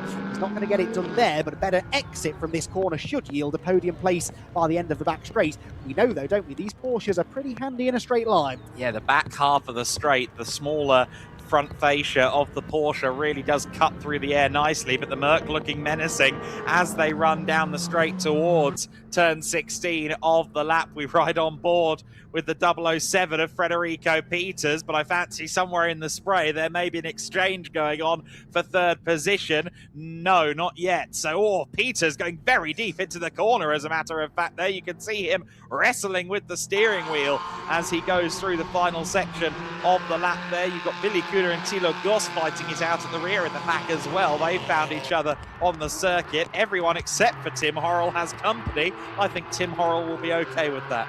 5 seconds ahead of anybody else, Tim Horrell. What a dream start for the leading WNS Motorsport Porsche. It is, at the moment, a WNS lockout of the podium, and those top 3 cars all leading their respective classes, but not at all in the order you'd expect. It's the Pro-Am car of Horrell leading. Bolting, of course, is an Am in second, and the top Pro drive, or Pro entry car anyway, is Nicholas Guillaume in 3rd. They're all ganging up on Bolting, though, slightly, who's had a bit of a moment, I think, somewhere in the first part of the lap. Guillaume to the inside, to the outside, Joel Mesh, and that should yield him 3rd position. The grip in these conditions is always on the outside line, and the Mercedes is able to use that and get through into 3rd. Another attack, though, into the next corner. Look at this. Guillaume not going down without a fight, but again, I don't think he'll have the traction on the inside line. He doesn't, and slips back in behind the Mercedes. So Joachim Bolting now comes under threat from Joel Mesh, and the SR Motorsport by Schnitzelarm driver now looks to really be coming back into this. He didn't really do anything wrong at the start, was just in the wrong place at the wrong time, but he's fought back magnificently over the next lap and a half or so. Really compelling situation there for 2nd place and back at the moment, and Joachim Bolting is going to feel like he's riding a wave in more ways than one. Joel Mesh to the inside line now as they approach the braking zone at turn 12. Easy to drift wide here if neither party gets it fully slammed on, but they both manage to get the apex, but Mesh gets there first. Joel Mesh back up to what is now 2nd position from 4th at the start of the lap. He really has had a roller coaster first couple of laps to your early point, Andy, and he's also well clear of Ravi Rambi, who I think still runs in 6th place. Yes, he does, and that's critical because Rambi and Robertson, if they want to try and challenge for the overall championship, even mathematically going into Barcelona, they need to outscore that Mercedes across the weekend. Right now, it's going the other way. Coming into Barcelona, there will be 75 points available in the championship. The gap, as of the start of this race, was 77. So they've got work to do. Federico Peters, well, he was wide a lap ago down here at turn 16. I wager he was even wider that time, but he does look pretty pacey, Federico Peters, in that white Aston Martin, who had closed right in on Joachim Bolting there, but just couldn't quite get the 007 car stopped in the braking zone. He will now look to try and build a challenge over the next few corners and get that 3rd place away from Bolting, who is still comfortably leading in the AM class, of course, because Alexander Zbobrov's, another AM driver, had that amazing start, but then had the spin. He's recovered, but some 20 seconds nearly off the back of the pack. The Araujo Competition Aston Martin goes around the outside line through turn 3. Turn 2, I should say. This is 3 uphill, and then the left-hand kink at 4, not able at the moment to challenge Joachim Bolting. as we ride on board with the 71 BMW of Ravi Ramid, who has at least got a little bit more visibility than Federico Peters did when we jumped on board with the Aston Martin a lap ago. Yeah, you can see him fighting there coming out of the corner. And I know that pre-Evo, this GT2 M4 was considered a little bit squirrely in the wet conditions there. And I think that was a retaking there, wasn't it, of third place. I think Peters briefly got through, and now Joachim Bolting is back to third place. Yes, they are in that order. So Bolting back to third position. Yeah, that BMW is known to be a bit squirrely. The traction control, I think, a little bit more rudimentary pre-Evo kit. I understand they've taken big strides in that direction, but in the wet weather, it's still a bit treacherous, that car, compared to some of its stable mates in this GT4 category. Well, and as you started to make that point, you went off the road coming through turn 7. So, yeah, he is struggling. Federico Peters, again, hunting around for the grip. It looked a bit like he's making mistakes because he's shooting off into the corners faster than anybody else, running way wide, but he was looking for the grip, and sometimes he finds it, sometimes he doesn't, but at least he's experimenting, and does look a little bit quicker, doesn't he, than Joachim Bolting ahead. Behind him, of course, is Nicholas Guillaume, and that is another pro driver. So Peters in the Aston Martin, Guillaume in the Porsche. They are second and third respectively in class.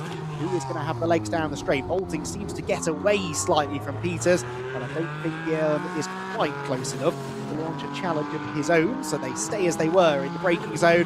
Porsche from Aston Martin from Porsche, and a slightly tighter line this time from Federico Peters as he tries to just keep one Porsche behind and get within striking range of the car ahead of him.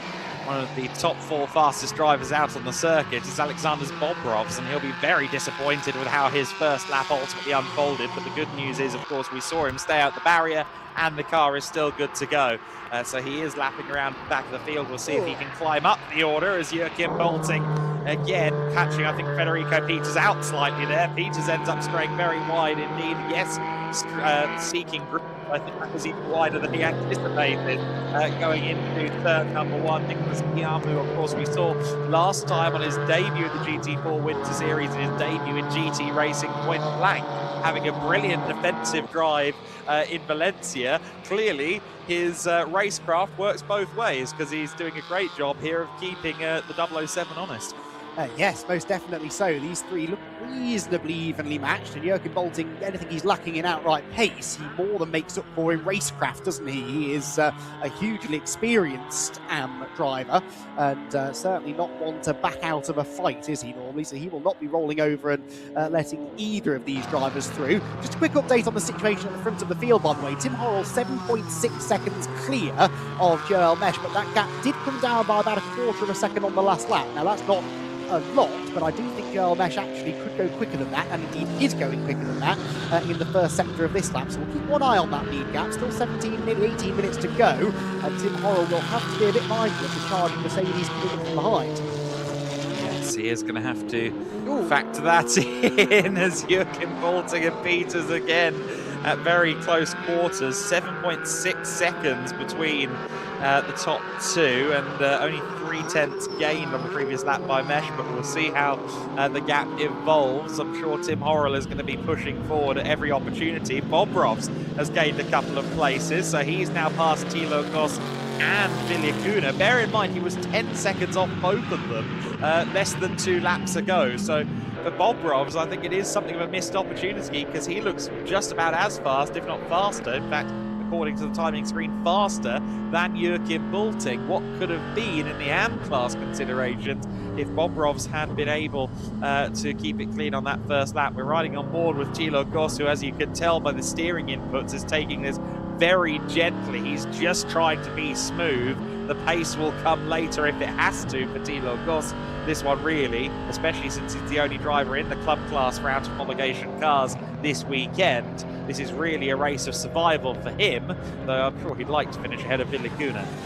Most definitely he would, and he is still ahead of the SR Motorsport Mercedes 4 now, but This can't be an easy car to drive. It certainly won't have quite the same level of fancy electronics as some of the newer cars, and it will be a challenge to drive. Joachim Bolting with a huge moment through turn 3 and almost rear-ended by Federico Peters, who had lightning quick reactions, in fairness, to avoid the sliding Porsche. Joachim Bolting's car got sideways, and I think the traction control jumped in immediately, but of course, whilst that saves the car from spinning, it also prevents him from moving the car forwards, and it was like he'd thrown an anchor out in front of the Aston Martin, which did manage to go through. There is an argument perhaps to say that Federico Peters overtook off the track, but I don't really think he had much choice. It was that or merge the front of his Aston Martin with the rear of the Porsche. No, exactly right. That was evasion first and overtaking a firm second, and I think he'd have lost out to Guillaume behind if he'd tried to stay behind Joachim Bolting, so I think that's no harm, no foul. Bolting then didn't look like he had the pace advantage over Peters over the last couple of laps. I wonder if that might be potentially an end to his run for third place here, but let's see how things unfurl and unfold. Nicolas Guillaume would certainly like to try and get himself past his AM-class teammates, and they might end up holding each other up, the WNS Motorsport pair, allowing Peters to just kind of ease away. Indeed he is. Federico Peters then looking more comfortable in that third place, but again it's taken him so long to get through that Joel Mesh is now 7 seconds up the road from him, so not a huge amount of likelihood of that position changing either before the end of the race. The Porsches though could well end up swapping pretty quickly, because it does look like Nicolas Guillaume is the quicker of the two. He is the pro driver, remember. Joachim Bolting very late on the brakes into the hairpin. In fact, he's up the inside curve. How did he do that, Adam? I'm genuinely lost for words. That was an accident I thought that he was about to have. He was on a line that no one has ever been on before, at least not intentionally, and he came out the other side in third place. I'm none the wiser, Andy. That was quite the special moment there from Joachim Bolting. I was convinced that was ploughing straight to downtown Alcañiz, and yet here we are with him back into third position, and not only that, but he's helped out his teammate Nicolas Guillaume is now up to fourth position, and Federico Peters must have been a little more gentle on the brakes than he needed to be in that situation, and Joachim Bolting got it right to almost the nth degree. That was mightily impressive. Here comes Peters now going back around the outside of Nicolas Guillaume as they head up the hill here, and will the Porsche still be there? No, so Peters is up to fourth position once again, and with the pace advantage it looks like he has, he's going to be very determined now to get past Joachim Bolting, and evidently whatever gap he thought he needed to stay ahead of the German, he's going to need a little bit more than that. I don't know whether Joachim Bolting was listening to you a lap or so ago when you said that his fight for a podium was over. Oh really? Watch this, he said, and back into third he went. But can he now hang on again? He's got 13 minutes of the race to go. I said he wouldn't back out of the fight, and he's living up to that reputation most definitely. Despite all this battling, Ravi Rami just not quite able to go with them, is he? So it's this three-way fight for third that at the moment attracts our attention. Behind Rami is Tom Hafenberg, that's an 11-second gap, then 13 seconds back to Alexander Bobrovs, who will likely gain a few more positions before the flag. This is the most entertaining scrap though, and Joachim Bolting again makes a little bit of a mistake. On the inside goes Peters, there's contact! A little bit of paint traded between the two cars, but still Joachim Bolting hangs on. He's a wide again, right up the curb goes Federico Peters. This is fascinating stuff. Federico Peters is growing asphalt and trading paint at the moment in this race. Peters, a multi-time karting champion, the Portuguese talent.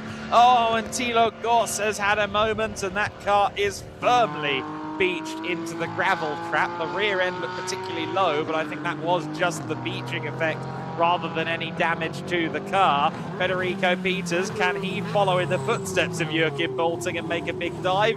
The answer is no, and he just about gets the car straight for running out of turn 16, getting the power down, but Nicolas Guillaume almost made contact. We've still got local yellows, and we're now past the safety car point, of course. Oh, and Bolting again, I think to your point, that traction control kicking in on corner exit, and Peters gets through. Well, they were both sideways, but the Aston Martin kept on moving forward. The Porsche did not.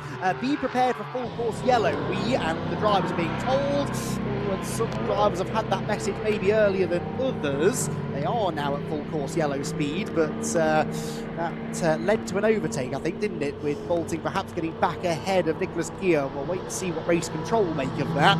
But yeah, really interesting as they both came out of the final corner. Both cars were sideways. The Aston Martin, though, kept on moving forward. The Porsche seemed to stop dead again, so that does seem to me to be a difference in traction control preferences, and for the second time, it allows Federico Peters to move through. Well, this has certainly been a ding-dong battle for third position. Incidentally, at the front of the field, Tim Horrell still leading the way. He is 7 seconds almost on the dot clear of Joel Mesh, 6.96 seconds between them. So while Mesh has ever so slightly shrunk the gap, it is by a matter of tenths over the course of the last 4 or 5 laps of racing. So it looks like Horrell is in a very strong position indeed.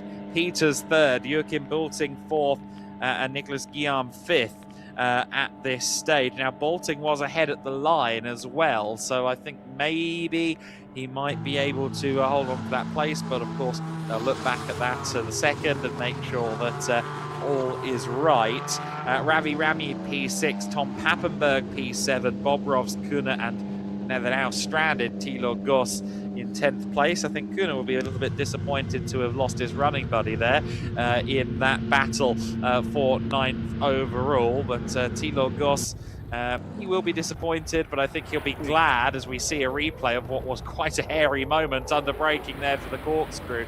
I think he'll be glad more than anything the car is in one piece. Of course, in the hands of Matis Buchkel, there was a collision with Joachim Bolting last time at Valencia. The car was then driven back to base for BWT Mucker Motorsport in Germany, driven back to base by Thilo Goss, who drove his own truck back up there to get the car repaired. And then while he was there, he said, actually, can we make it red instead of black? So they rewrapped the car, put it back in the truck, and Thilo drove back down from Berlin to, well, about 3 hours west of Barcelona. And here he is back again. Of course, Thilo, if you're unaware, he runs a company, or did run a company that no longer is in his possession. He sold it on, called Black Box Music, and they used to do logistics for the metal band Rammstein. So he's more than familiar with HGVs, so he can drive just about anything, although in those conditions, once you are in a slide, you are a passenger, and Thilo found that one out.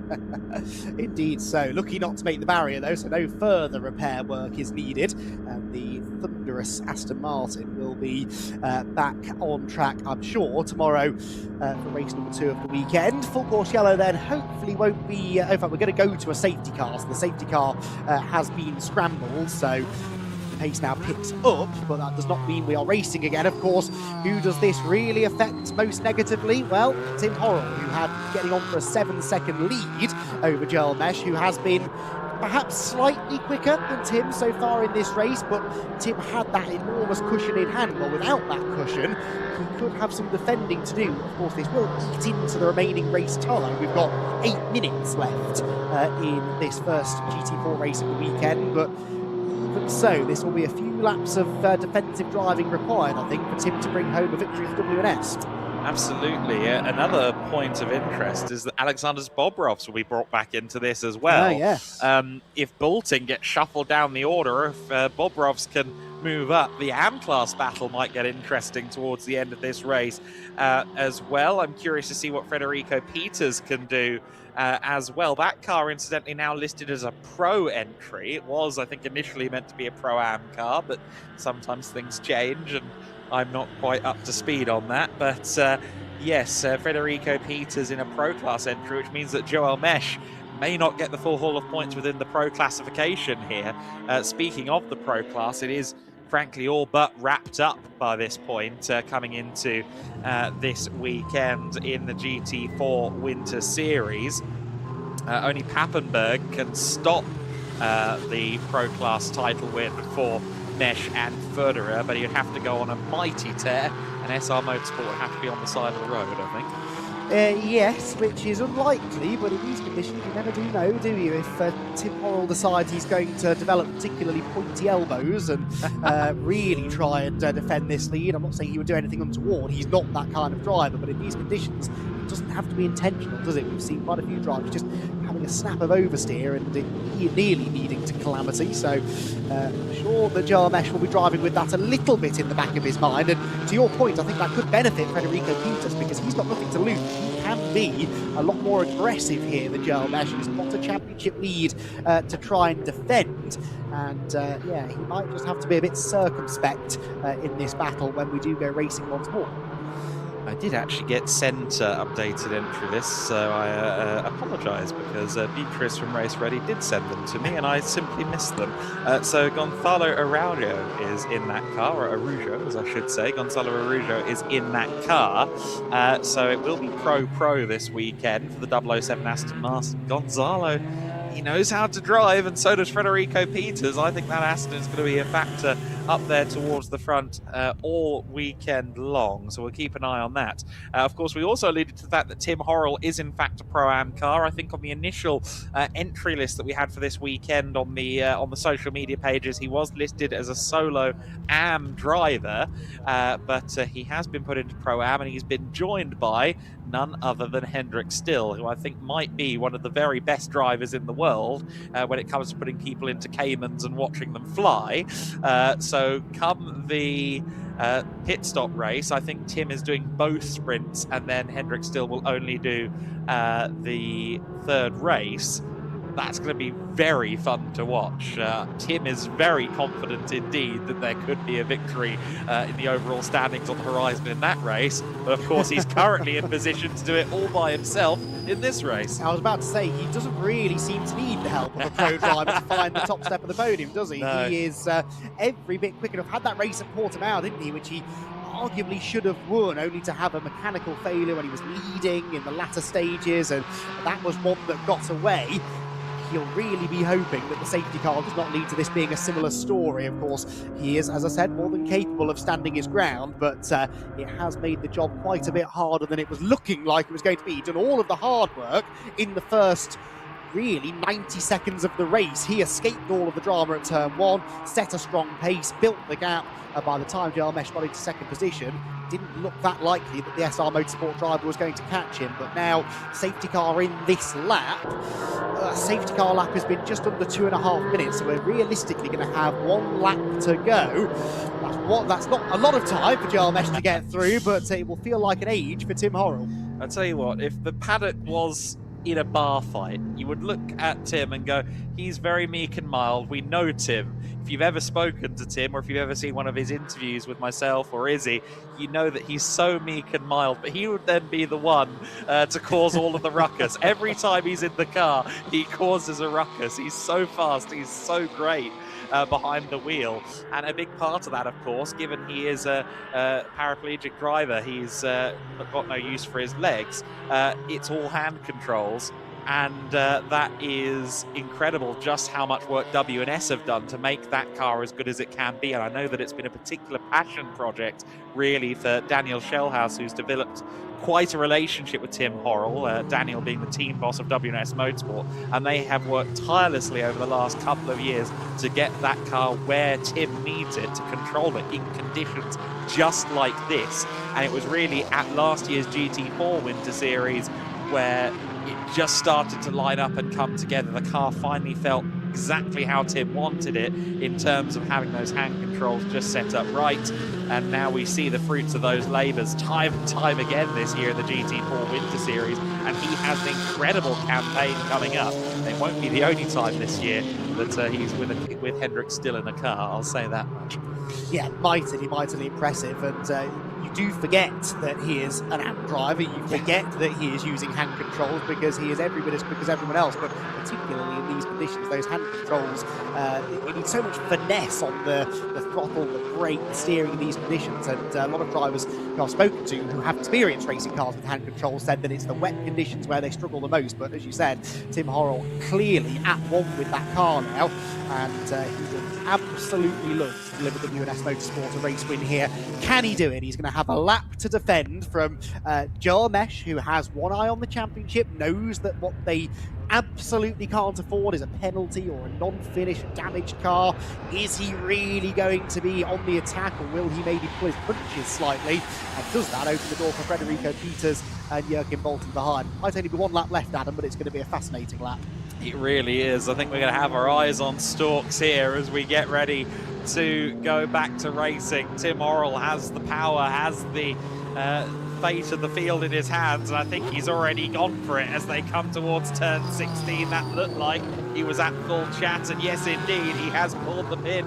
We are back to racing conditions. You can see the car snaking there through turn 17 as he tries to get the power down on tyres that would have cooled down somewhat. He's got himself a car length or so over Joel Mesh, but Mesh got a great run there out of the final corner and is looming in the mirrors of Horrell as they turn into the first corner for what will be the final time in this race. Bolting there in 4th place, defending from Nicholas Guillaume. Tom Pappenberg there has Bobrovs to think about as the field streamed through the first corner. It looked like they spread pretty well through those last couple of corners. That's advantage everybody, quite frankly, at the sharp end of the order, particularly Tim Horrell. He looks now in quite a comfortable position over Mesh, but it changes corner by corner given the complete difference of car, just about as different philosophies as you can get in terms of these two cars, and of course just a matter of the grip changing, evolving ever more so. Indeed so, but Tim Horrell finding all of the grip at the moment. Joel Mesh can't get within striking range. Federico Peters ultimately not able to go with him as either. The closest of the battles is between the two other WNS Motorsport Porsches, Jürgen Bolting and Nicolas Guillaume, for 4th position overall. The M-Class leader Bolting and Guillaume behind 3rd of the pros. The leaders though make their way through turn number 10. And around towards the 12, 13, 14, 15 chicane section, barring a mistake here. Tim Horrell looks as though he's in a really good position. He's not having to defend, he's not having to mirror drive. Probably can't even see Joel Mesh's car through the spray being kicked up by the Porsche. Mesh did have a good run though through that left-hander, didn't he, at 12, so he's closing where they can get close enough. Awaits to be seen, but Tim Horrell so far not putting a foot wrong. Absolutely right, and in the case of Tim, it's also going to be, I think, his first solo win in the GT4 Winter Series. He did it with Frederik Zabis in the Portimao round of the series, in the endurance race, but in terms of winning on his own, he's about to do so for the first time, and up against talents like Joel Mesh, like Federico Peters, it's again another seal on that super bronze tag that we give him. He runs it deep into the 16th corner of the lap, as one would expect. He powers now out of turn 17, around turn 18, and it will be a 2nd overall win of the season for Tim Horrell as he continues to pursue Pro-Am glory and top results. He's a winner once again in the GT4 Winter Series, and this time he does so solo on the road. Joel Mesh in 2nd place, Federico Peters in 3rd position, and the number 88 car of Jürgen Bolting taking 4th overall and the AM-Class win ahead of Nicholas Guillaume. Ravi Ramid 6th. Bobrovs did get past Tom Pappenberg on the final lap eventually, so Bobrovs recovers to P7 but misses out on what could have been a shot at AM victory. And Thilo Goss, I understand, is actually out there on the circuit, so I think they pushed him back out onto the track in the red Aston Martin, and he is in fact making his way around the final corners now. So I think that we will get, as he crosses the line, yes, a full field crossing the line to finish the race, and that is good to see Thilo Goss back out there, so no damage on that car, which looked to be the case as we looked at that replay of the spin, but visual confirmation that that car is A-OK and will be back racing on Sunday. Of course, he brings 2 cars to these events just in case, but all the same, good to see the number 700 car cross the line to win the club class. But Tim Horrell, who of course missed out on the Valencia round, we didn't see him last time at the circuit Ricardo Tormo. He had other commitments, has come back over from the United States and has immediately showed us once again just how quick he is. A really impressive driver is Tim Horrell. Of course, he's not a driver that's come up through the conventional means of the karting system and then become a GT driver after a tenure in single-seaters. He jumped into this effectively because he was a car enthusiast. He liked the idea of going quickly, and a new avenue of his life began there.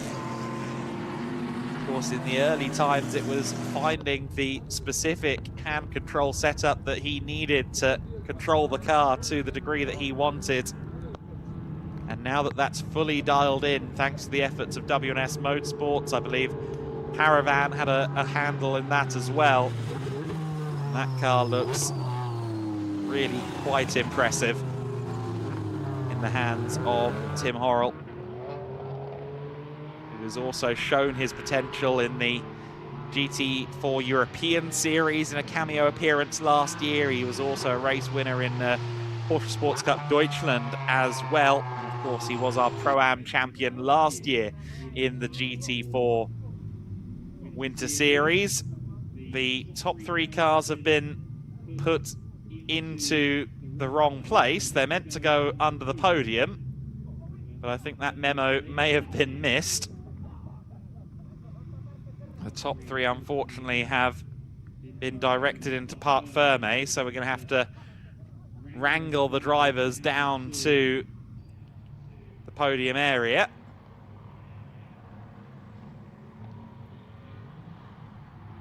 You can see there the rush of mechanics making sure they get to their drivers and indeed their cars. Unfortunately, the top 3 then out of position. But we will no doubt get them towards the podium as quickly as possible. And hopefully down to Izzy in the pit so we can hear from Tim Horrell, who had another really impressive victory.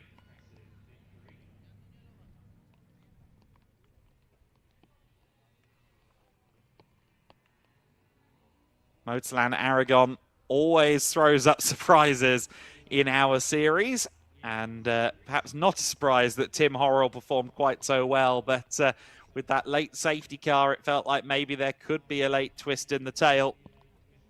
But Horrell, with an ideal safety car restart, managed it to perfection and claimed his 2nd overall win of the season.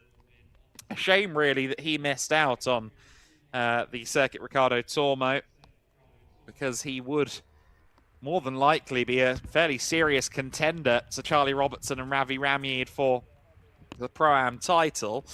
It's still not out of the realms of possibility that he can close in, but it will take tricky races from Ramyed and Robertson. Horrell is on 58 points, while Ramyed and Robertson are on 126 prior to this race. Of course, that will have shifted around, but not significantly in the Pro-Am battle, given there's only a couple of cars out there on the circuit in that contention. I think that ultimately Ramyed and Robertson have very nearly clinched that title with 100 points available and a gap probably around 70 between them. There's not much potential to massively outscore within those classes when there are only 2-point intervals between the different results. 20 points for a win if you have a full class, then down to 18, then down to 16. But as it were, I think this weekend it will be, 14 for a win, will it be? I think that is correct. In fact, yes, it will be 14 points for a win. So only a 2-point gain in the championship from Horrell over Ramyed and Robertson. So Ramyed and Robertson are sitting fairly pretty at this point. It would take non-finishes and things of that ilk for that to change. But Tim Horrell focusing forward, of course, on the summer campaigns as well, but wants to finish the GT4 Winter Series on a high, and he's certainly gotten a head start in that regard for today's race. Top 3 cars now appear to be getting pushed to their intended destination underneath the podium. And so we will catch up with those drivers shortly thereafter. Next up out on the circuit, this is our first race of the season for the Prototype Winter Series. So the prototypes will be heading out onto the track for their first 50-minute race of the season. It will be a 50-minute pit stop race, of course, for them. And the pit stop handicaps vary based on the categorizations of the drivers. So all bronze lineups will have a much shorter pit stop than the Pro-Ams and the Pros, although there aren't formally different classes for the different grades of drivers. That's how it works out in reality. Looks like everyone's car is actually being pushed back to their garages, and you can see there Joachim Bulting and Tim Horrell and I think Ravi Ramyid making their way down to the podium. And again, Tim Horrell, as I'm sure we'll hear in this interview with Izzy, he's a very soft-spoken man, a very calm individual, but my word, he can get the elbows out on track and do the business behind the wheel of that Porsche. And on his day, he is very hard to beat in a GT4 car. Seriously impressive each and every time from Horrell.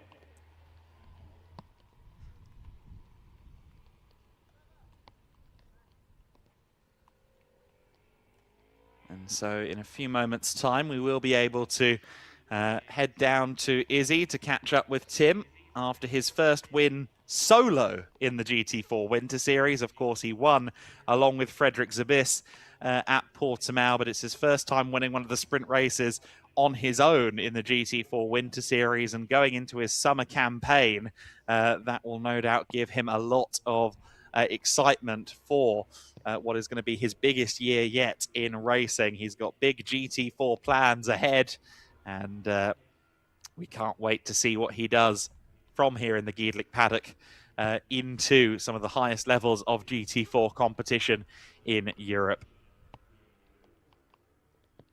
And I'm sure everyone at W&S Motorsport will be keen to get into that summer campaign. Of course, they won so many championships last year, titles in 6 international level series, including our GT4 Winter Series. But for now, Tim is with Izzy, so let's go down to chat to our winner. Yeah, he certainly is, and he wasn't actually with us in Valencia, so what a way to come back with a win. I mean, that was mighty impressive. You must be pleased with that. Yeah, no, definitely. My team gave me a great car all weekend. Have to thank them, and we're strong in the rain all weekend and have good pace all weekend, so couldn't be more happy finishing off with a win. Yeah, there were a couple drivers that actually said to me before the race that this car is strong in the wet. Just how comfortable did it feel? I mean, I'm not gonna say it was easy, but it was easy because it's just so well balanced, and the team has a great rain setup. So yeah, you certainly made it look easy out there. When the safety car came out towards the end, did your heart sink a little bit, thinking we're gonna get a one-lap dash, or did you know you had it underneath you? I kind of had to know that I had it underneath me. If I just did the consistency I knew I could do and don't miss my braking points, I knew I could bring it home. Yeah, absolutely. Congratulations. You did a great job. We'll let you get up to the podium and celebrate it. What a way to come back to the GT4 Winter Series with a win. Exactly. We missed him in Valencia. Always an exciting driver to watch, and great to see Tim Horrell celebrating a win. Let's take a look back at how he did it in very slippery conditions here at Aragon. The 30-minute race, race one of the day here on a wet Saturday afternoon in the GT4 Winter Series. Tim Horrell on pole position. Tim Horrell into an early lead. Nicholas Guillaume and Federico Peters had a bit of a collision at the first corner on what was a wet, wild and rather scrappy first lap of the race. We saw there the Nicholas Guillaume on board, showing just how much of a pinball effect that was. And unfortunately, Federico Peters, Alexander Bobrovs, who went from 8th to 2nd, ended up in a spin at just turn 3 of the lap. Meanwhile, Joel Mesh basically did the opposite. He did up and down, but then ended up all the way back up in 3rd place behind Joachim Bulting, who was in 2nd position.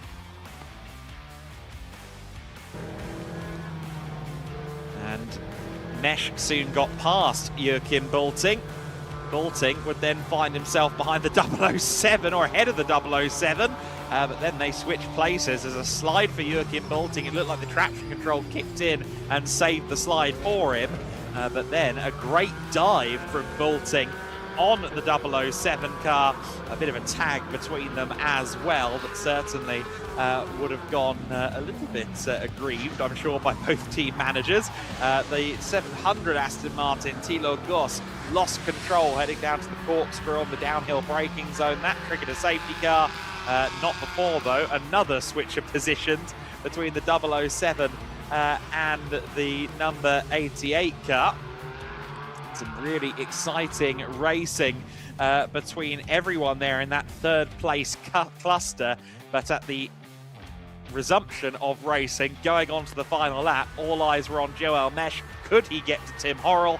The answer was no. Horrell had the best of it, got a brilliant restart coming out of the safety car period, and sure enough, it was a first overall win on his own as a solo driver in a sprint race in the GT4 Win Series, his second win of the season after his earlier triumph with Frederick Zabis at Portimao. The first race then of the day for the GT4 Winter Series, and Tim Horrell on top in that one. In second position, it was Mesh, of course, for SR Motorsport. The graphics, or rather the live timing screen, has already wiped for me, but there it is on screen. Federico Peters in third place, Joachim Bulting in fourth position, Nicholas Guillaume in fifth place, Ravi Ramyid in sixth, Alexander Bovrovs in seventh place, Tom Pappenberg in eighth, Villicuna ninth, and Thilo Goss winning the club class from 10th overall. Of course, Tim Horrell winning the Pro-Am order as well. Joel Mesh, the first pro driver home, and Joachim Bulting from 4th overall, taking the honours in the AM class as well. A slightly light entry list for the GT4 Win Series this weekend, with only 10 cars out there on track. We're expecting a high point of the season for entries next time out at the Circuit de Barcelona Catalunya, but proof as always, as we so often get here at Aragon, that you don't need a huge quota of cars to have a fabulous motor race, and that was certainly a very fun race to watch in the GT4 Winter Series. The podiums, of course, are dictated by the classes, but that overall fight always seems to be the point of interest. Very little between our best AMs and our pro talents, our youngsters looking to move up the GT racing ladder. And of course, it's a tricky time of year here for some of the drivers out there. They are looking for the next step. Not all of them know what that next step will be in the summertime. Which championships will they be competing in? And so they are not only racing here in the Winter Series, but discussions will be actively taking place to see where they go next in the summer. And of course, if you perform well here at the back end of the Winter Series season, that could be a good shop window effect as you talk to other teams potentially, or if you are looking at trying to get sponsorship to continue with your existing team into the summer.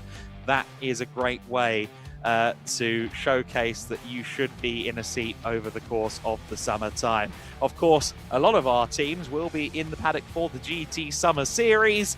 That will have GT4s and the cars of the GT Winter Series on one grid. So we're expecting a lot of variety and excitement. And of course, there are, beyond the GT3s, the GT4s and the Cup class, also GTX and TCX classes, where you can have some slightly more intriguing out-of-the-box, perhaps homebrew cars out there on the circuit as well. We like to try and welcome something a little bit different here and there in the GEDLICH Racing paddocks, and potentially we could have some very exciting stuff looking out onto the grid for the GT Summer Series in 2026. Again, keep posted.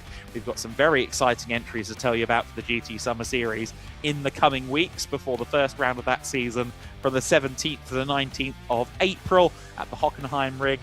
I look forward to being there for that one. And of course, we do have another Winter Series event to come at Barcelona.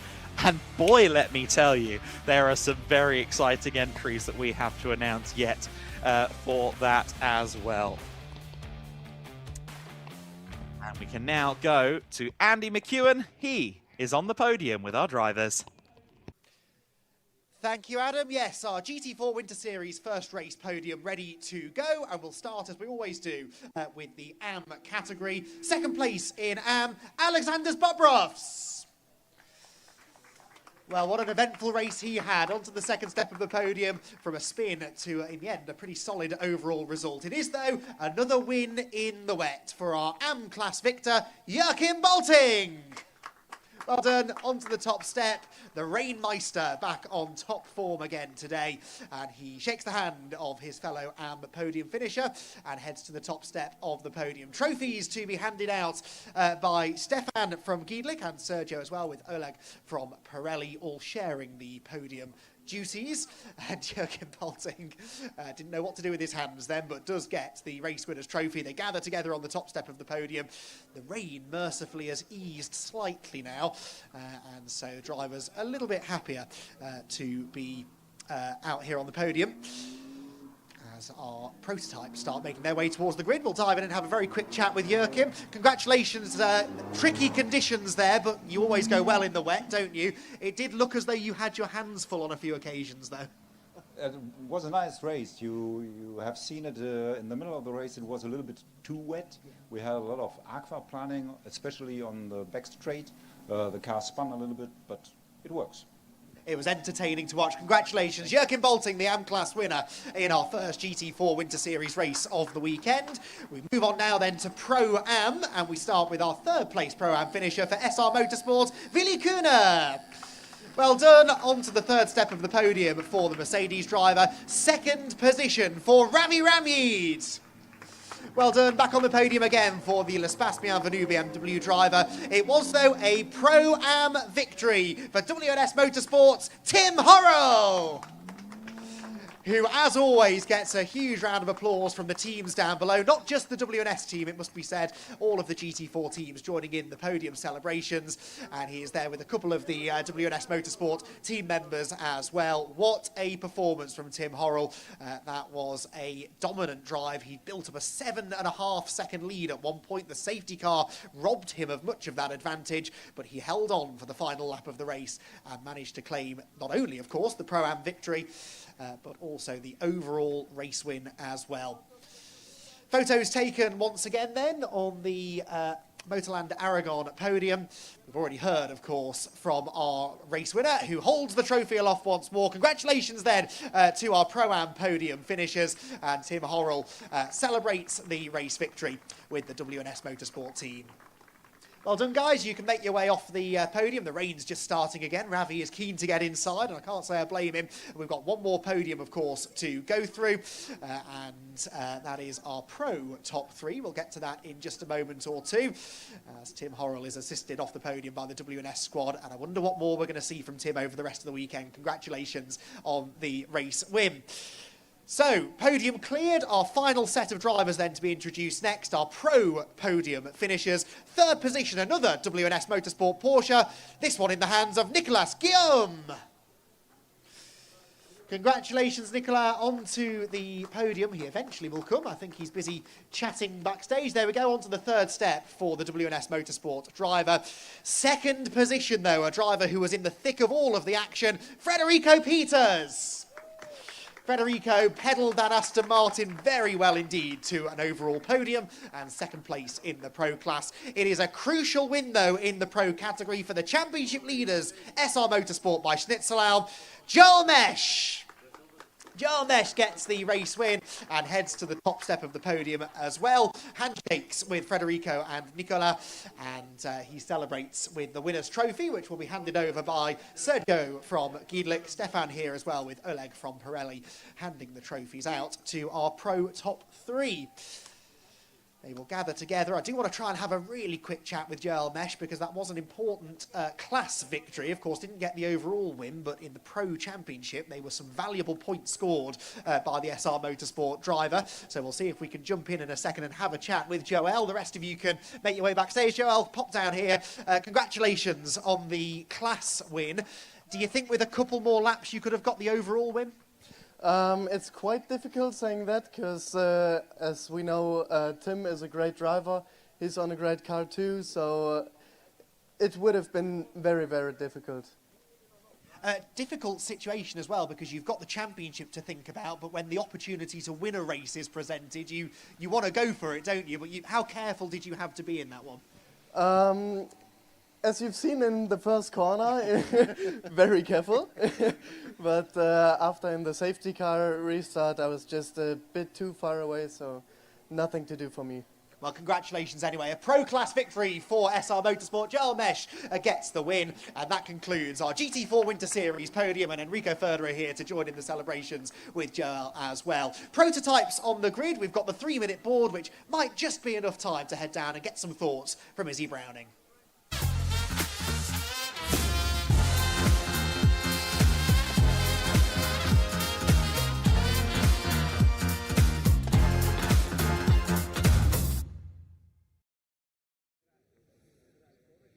Yeah, just about enough time to come down to the grid, Andy. We have had the 3-minute board, but just enough time to show you these cars, because it is, of course, the first time that the Prototype Winter Series joins us this season. And for us in the GEDLICH Racing Winter Series paddock, the first time that we see the new LMP3s, of course, as well. We have the number 8 that's going to be on pole position, and this is going to be started by Tobias Bill Clausen. Now, if you've seen the Winter Series before, you will know that he was in the GT4 Winter Series with us, so he is familiar to this Winter Series racing paddock, but not so familiar to the LMP3s, and this is quite a baptism of fire, isn't it? I mean, it's not the easiest car to drive in the dry, let alone in the wet, and he will be joined on the front row by the number 49 of Andrew Rackstraw and Michael Hove. Now, Michael actually did compete with us in the Sports Prototype Winter Series just a few weeks ago as well, so coming back into our Winter Series paddock, and he will be joined by reigning Porsche Carrera Cup GB champion Andrew Rackstraw. So that will be an exciting fight on the front row. And then on the second row, well, we have a family affair, the brothers of Emil Hellberg and Linus Hellberg as well. In this team, this is the first step into LMP3s for this team, and it's going to be an exciting race. We can't wait to see what happens, and we will go back to Adam for the race now.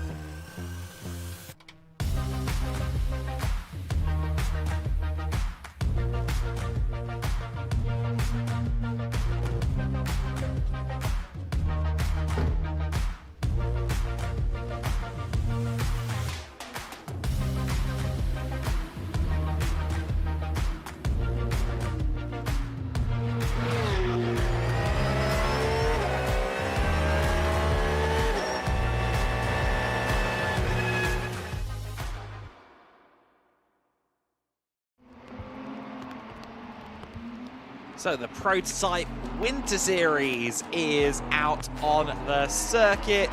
The LMP3 cars, the Generation 3 LMP3s, powered of course by their Toyota-derived Orica-developed engines. A little bit of a different sound and a different flavour for this season in PTWS, and it's Tobias Bill Clausen who will start this one from pole position in the BWT Muka Motorsport Duquesne, the only Duquesne on the grid, and he will be joined on the front row by Michael Hove, the Dane from second place, the high-class racing entry, and as Izzy alluded to, Andrew Rackstraw to take that car over will keep a firm eye on his progress. Row 2 of the grid is an all-alley racing affair, as Linus and Emil Hellberg take up that second row of the grid in their Ligier JSP 325s. You see there the Ride Store branding on the side of that car, or both cars as a matter of fact, and the team of course run by Emil and Linus. They are directors of the team. They are also a team or a pairing behind the ski parallel specialists at Ride Store. We're not quite having snow, but we're having a lot of unmelted snow, I guess, here at MotorLand Aragón this weekend. So let's see how they adapt to the rain in these Ligier JSP 325s, which are brand new to Linus and Emil Hellberg. They have done some prototype racing previously, but not in LMP3 spec machines. So the prototype Winter Series races always have almost an element of a handicap race, if you're familiar with the UK club racing nomenclature, because they have quite significant pit stop handicaps to contend with here. In the case of the Hellberg brothers, Linus and Emil, they both have only 86 seconds to serve during the pit window, which will be from minute 20 to minute 30 of the race. So a minute and 26 seconds for them. As a bronze-silver pairing, Michael Hove and Andrew Rackstraw, they will have 117 seconds, so 1 minute and 57 seconds to spend in the pit. So that's 30 seconds plus lost effectively by default. But then there's the pink machine from BWT Motorsport, Tobias Bill Clausen and Mads Kjelder Larsen. They have 148 seconds. That is 2 minutes and 28 seconds worth of pit stop to serve in the middle of this race. So they have over a minute more time to spend in the pit lane than those two Alley Racing Ligiers at the rear of the field, and that could be very interesting because both Hellberg brothers, while they are bronze drivers, they have been known to be very quick drivers in the past as well. Emil and Linus both competed in the Italian sports prototypes back in 2023, and the elder brother Emil secured the race win, the championship win in the Italian sports prototypes in a Wolf GB08 Thunder. So championship winner in prototypes previously, and I wouldn't mind betting that at least one of those Hellberg brothers may be able to take advantage of the pit window, and they're slightly aided by the fact that the clock is already ticking. We've got 2 formation laps here, but the time is already ticking down, and of course that means less time at full racing speed for the field to expand outward in the early stages, less time for BWT Motorsport's Clausen and Larsen to overcome their penalties, or rather their handicap in the pit stop window.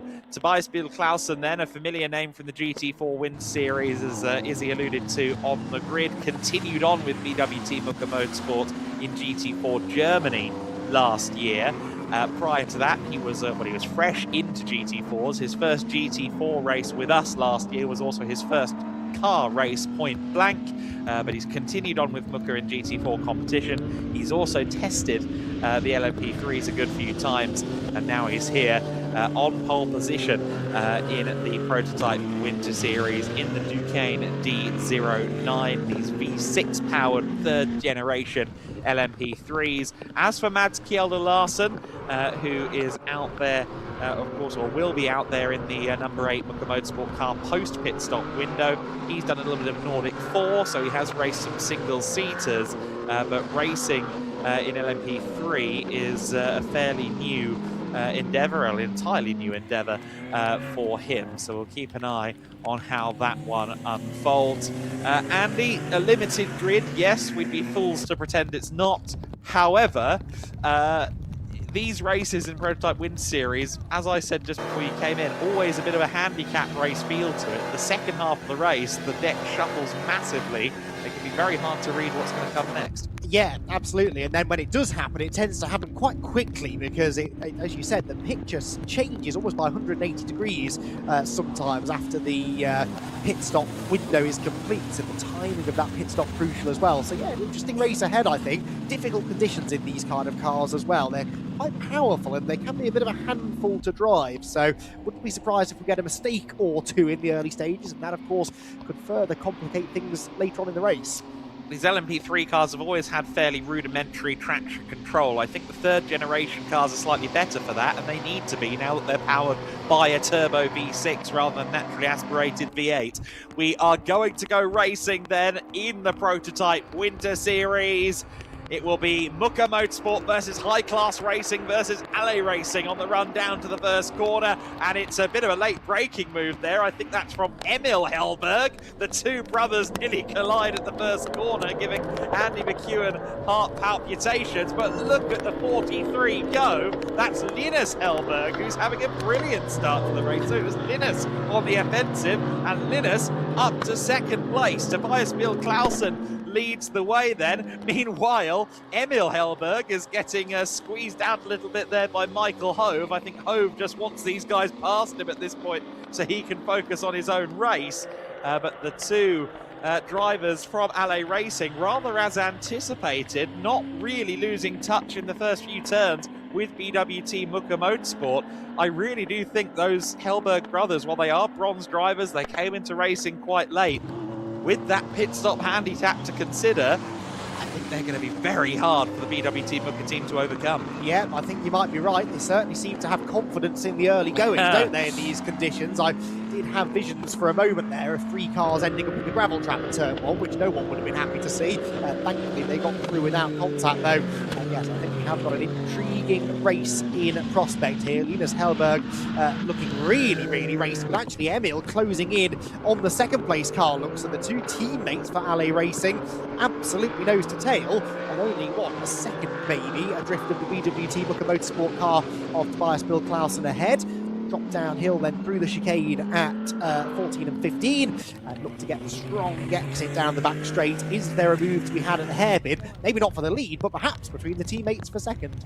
There could well be, as they run down this straight for the first time. Of course, this V6 Toyota power plant, I think, does give them marginally more top end down these straights now. So these braking zones here into turn 16 even more critical than they have been previously. Of course, there is no carryover here from previous seasons of the Prototype Winter Series. These are all new drivers to this championship.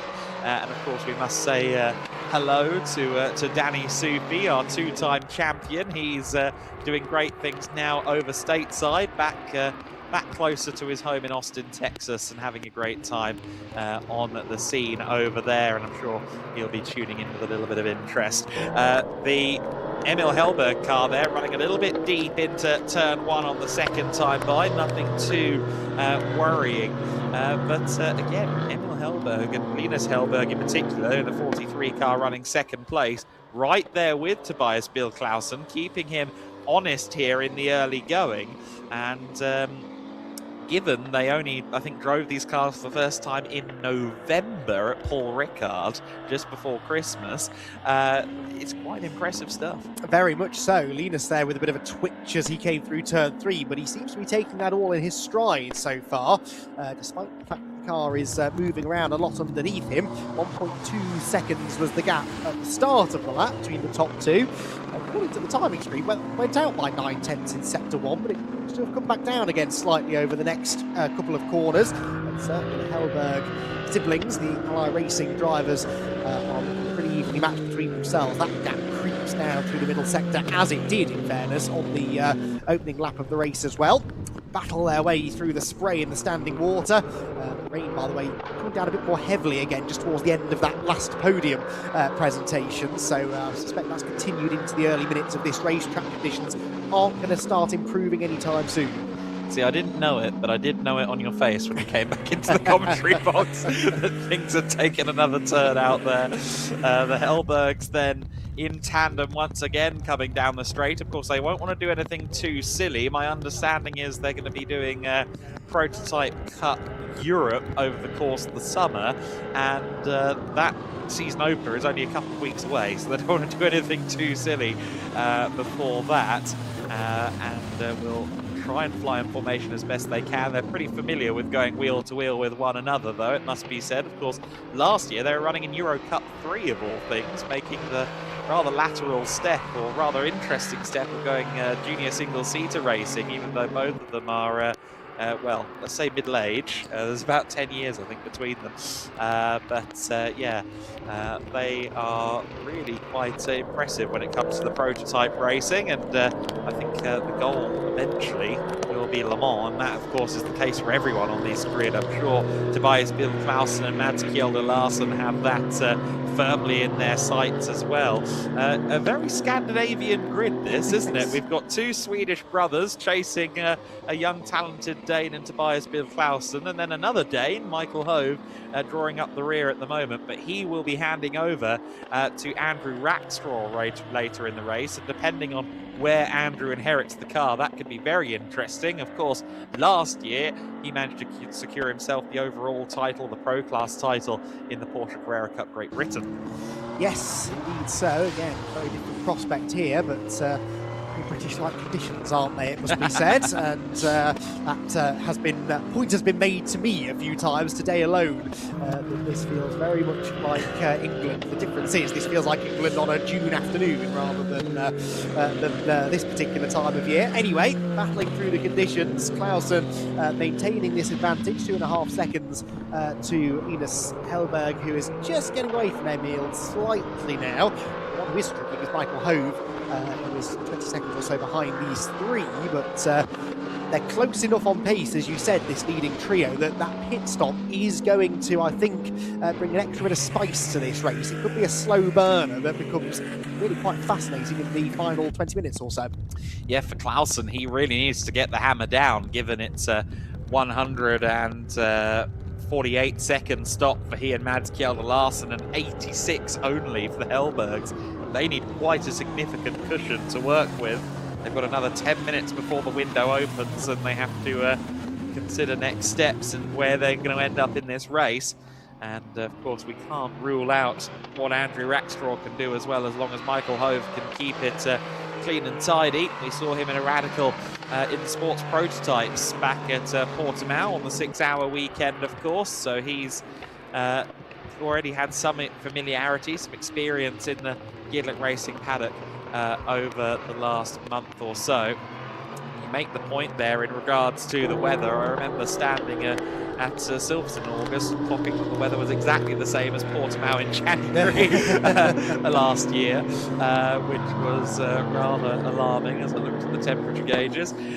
These two cars look a little bit closer to me. It was just over a second at the line, but I think the leading of the Hellbergs, Linus, went a little bit wide at turn 1, and that's given Emil a slight reprieve, a slight chance to maybe try and challenge. Again, I don't think they're going to want to do anything too silly, but they're here to get some racing in, some wheel-to-wheel action. If it has to be with each other, so be it.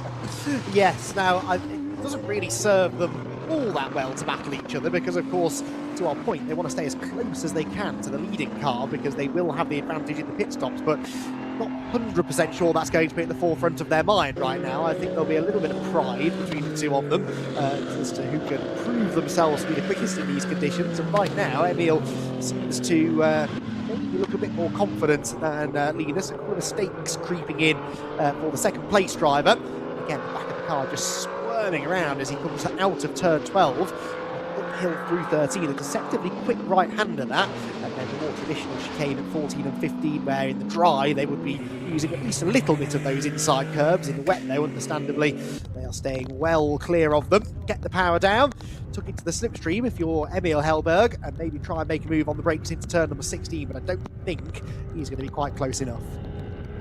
No, I think it's a bridge too far for the time being, but we'll see how this one evolves. Of course, BWT Muka Motorsport making their first non-GT4 appearance of the season here with the LMP3 spec Duqueine D09, and that adds a whole other layer to Stefan Muka's weekend, because yes, he's been roped in to drive the Thilo Goss Aston Martin in Mattis Krushkel's absence, but he's also got another car to manage, so he's been given more responsibilities as a team manager, and he's been asked to get behind the wheel. He's more than capable of doing it. Stefan is a prolific multitasker, at least compared to the likes of myself and you, Andy.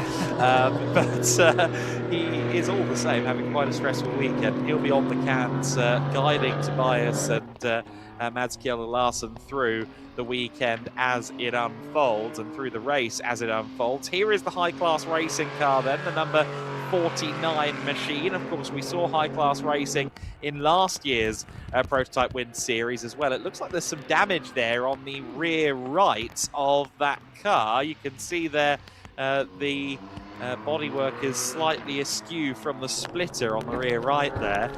So whether that was just a legacy of some of the early closeness or whether there was a slight moment somewhere around the circuit, I can't honestly say.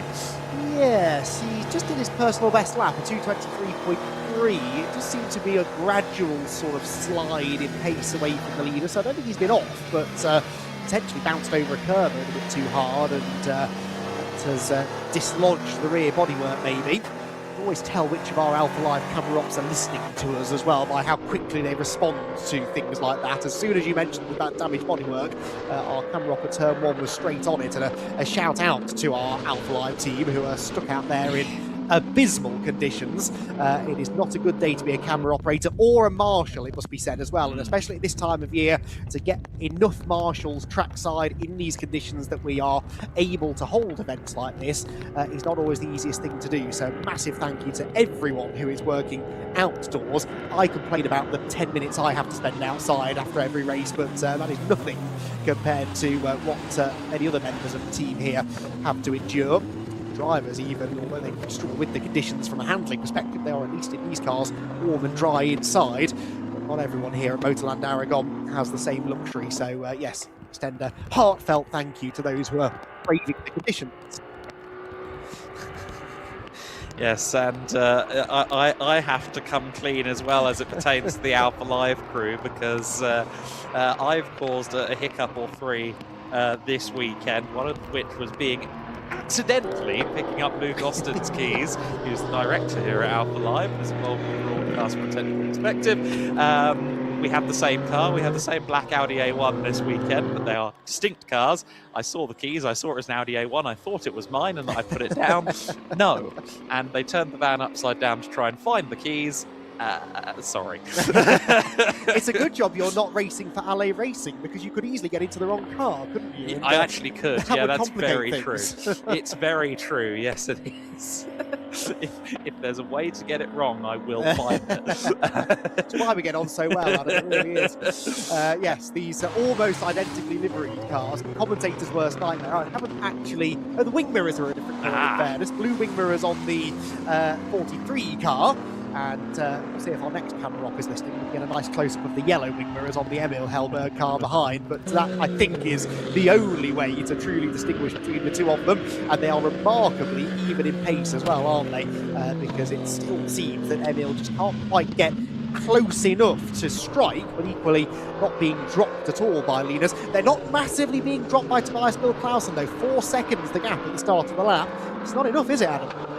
No, it really isn't, given the nature of the pit handicap system. They need really quite a towering advantage as the pit window comes in, with which we are only 3.5 minutes away, incidentally. But 148 seconds, aka 2 minutes 28 for the leading VW Team Motorsport car that they have to spend in the pit lane. That is encompassing stationary time and pit in to pit out. And, of course, in the case of Hellberg and Hellberg, it is 1 minute and 26. So that is 1 minute and 2 seconds of difference between them in terms of pit stop handicap, and there's no two ways around it. This gap is not 1 minute and 2 seconds, and it ain't likely to be before they pit. No, despite Tobias Bill-Clausen putting in the fastest lap of the race there, a 2:16.459, was about 1.3 seconds quicker than these two are going, but that is not enough. 5.2 seconds the gap. Now, of course, the race doesn't end at the pit stops. There's another 20 minutes or so of racing after that, in which that gap could start to come back down again. That's sort of the idea, isn't it? But whether it will come down by a minute or so, or whatever it's going to end up being, is perhaps a little bit doubtful. But in these conditions, you never quite know. Some drivers will take to the conditions more quickly and more confidently than others, and you can see some pretty big swings in performance in lap time. So we shall wait and see. This is exactly what we were saying before there. These are often slow burners. It's after the pit stops when we really get a picture for how the handicap format is going to work, and it does become a bit like a handicap race really, where it all tends to get quite close in the final few minutes. Yeah, indeed, and of course Mads Kjelde Larsen will be the X factor in this as well. What kind of performance can he put forward for us in the race once he takes over from Tobias Bill-Clausen? Certainly he's going to have to find a fair lick of speed given the performance of the Hellbergs in this one. Some outsized driving, I would say, from the Hellbergs versus their bronze categorization in this race so far, and they're keen to kind of make a statement that, you know, they can get themselves, or they are at a level where they can race at the top levels of LMP3 with a view to then going up into perhaps LMP2, certainly Le Mans in some capacity, climb the ACO ladder as it were, this being an ACO licensed series. And so good results, positive results, and timesheets that tell a good story will all help LA Racing on their quest up the food chain in prototype racing. Of course, Michael Hove in the high-class racing car, he's also kind of taken a hike up the food chain with this appearance in the LMP3. We saw him in the Radical in the Sports Prototype Winter Series, and prior to that he was racing in Ligier Endurance Racing, the Ligier France Cup it was, and that's in a JS2R, which is really more of a light GT car than a prototype, but he had a good time out there and got some good results in, and is now looking to make his way up the ladder as well. And it's a bit of an in vogue thing at the moment, isn't it? Prototype racing, sports car racing, the ACO ladder in particular, really going through not a renaissance but a resurgence at the moment compared to certainly at the highest levels a few years ago. And that's the fascinating thing about sports car racing really these days, because it does seem to appeal to all drivers, either professional drivers who are wanting to make a living out of this, or AM drivers who just want to have a taste of racing at some of the biggest sports car endurance races in the world. And I think it's why we see all levels of sports car racing really looking strong at the moment. Remarkable, isn't it, how many professional single-seater drivers, for example, are now making the choice much earlier in their career than would traditionally have been the case to sidestep over into prototype racing. There is a career to be made there, and it's got so many more eyeballs on it now than it had perhaps a decade or so ago, but it's well worth making that move. So yeah, nice to see the success of the hypercar class in the World Endurance Championship and beyond having a big part to play in that. But it's nice to see the effect it's having not only amongst the pros, but then also that there are opportunities such as in LMP3 racing to go and take on some of the big racetracks in the world, regardless of your level of experience. So then, pit window is now open, and Michael Hove has jumped into the pits at the very first opportunity. So Andrew Rackstraw will take over and should still be on the lead lap once all things work out, although the Hellbergs may just lap him when you consider the small length of the pit stop. I think just about remaining on the lead lap will be Andrew Rackstraw. Of course, if you're someone like Rackstraw, you are going to be hoping that there's some reason that there's a safety car or something like that to compact the field back in once the pit window is closed. Incidentally, if there is an incident during the window, typically you get a full course yellow as opposed to a safety car. That's written into the regulations, and that is, of course, to preserve the, I guess you could say, sanctity of the pit window system. Looks like we've got one of the Hellbergs in, but not both. No, both cars now into the pit lane, so the LA Racing team will welcome their cars into the pits very shortly. They are behind the high-class crew. In fact, no, there they are, just going past, so they are just slightly ahead of them on the garage allocation. So the two LA Racing cars make their way to their box. Meanwhile, Andrew Rackstraw will be shortly launching the LMP3 out onto the road. In fact, is now exiting to get the car out there once again. And Rackstraw's lap times I'm going to be watching with interest, because I think prototype's a fairly new endeavour, but he's done junior single-seaters in his native South Africa. He did some Formula Ford running. I imagine you probably commentated on him in Formula Ford quite a few times, actually, Andy. Yes, name rings a bell. I want to say he entered the Formula Ford Festival Yes. at some point. I'm pretty sure that's where I would have come across him. And yeah, that's, well, we do say that's the perfect way to go and learn your racing and racecraft, car control, etc. They have a little bit less grip, I would suspect, than an LMP3 car. So in theory, if you can drive one of those things well, then you can jump in one of these and do just as well. Out goes the 48 car. That was the Emil Hellberg car. And then the 43 behind. So yeah, that's the order in which they came in. They had the same length pit stop, did they? Those Yes. two? Yes, that's right. So that gap should, in theory, be more or less as it was. Of course, we know the car that is going to lose out is the number 8 BWT Motorsport car when it eventually comes in to make its mandatory pit stop.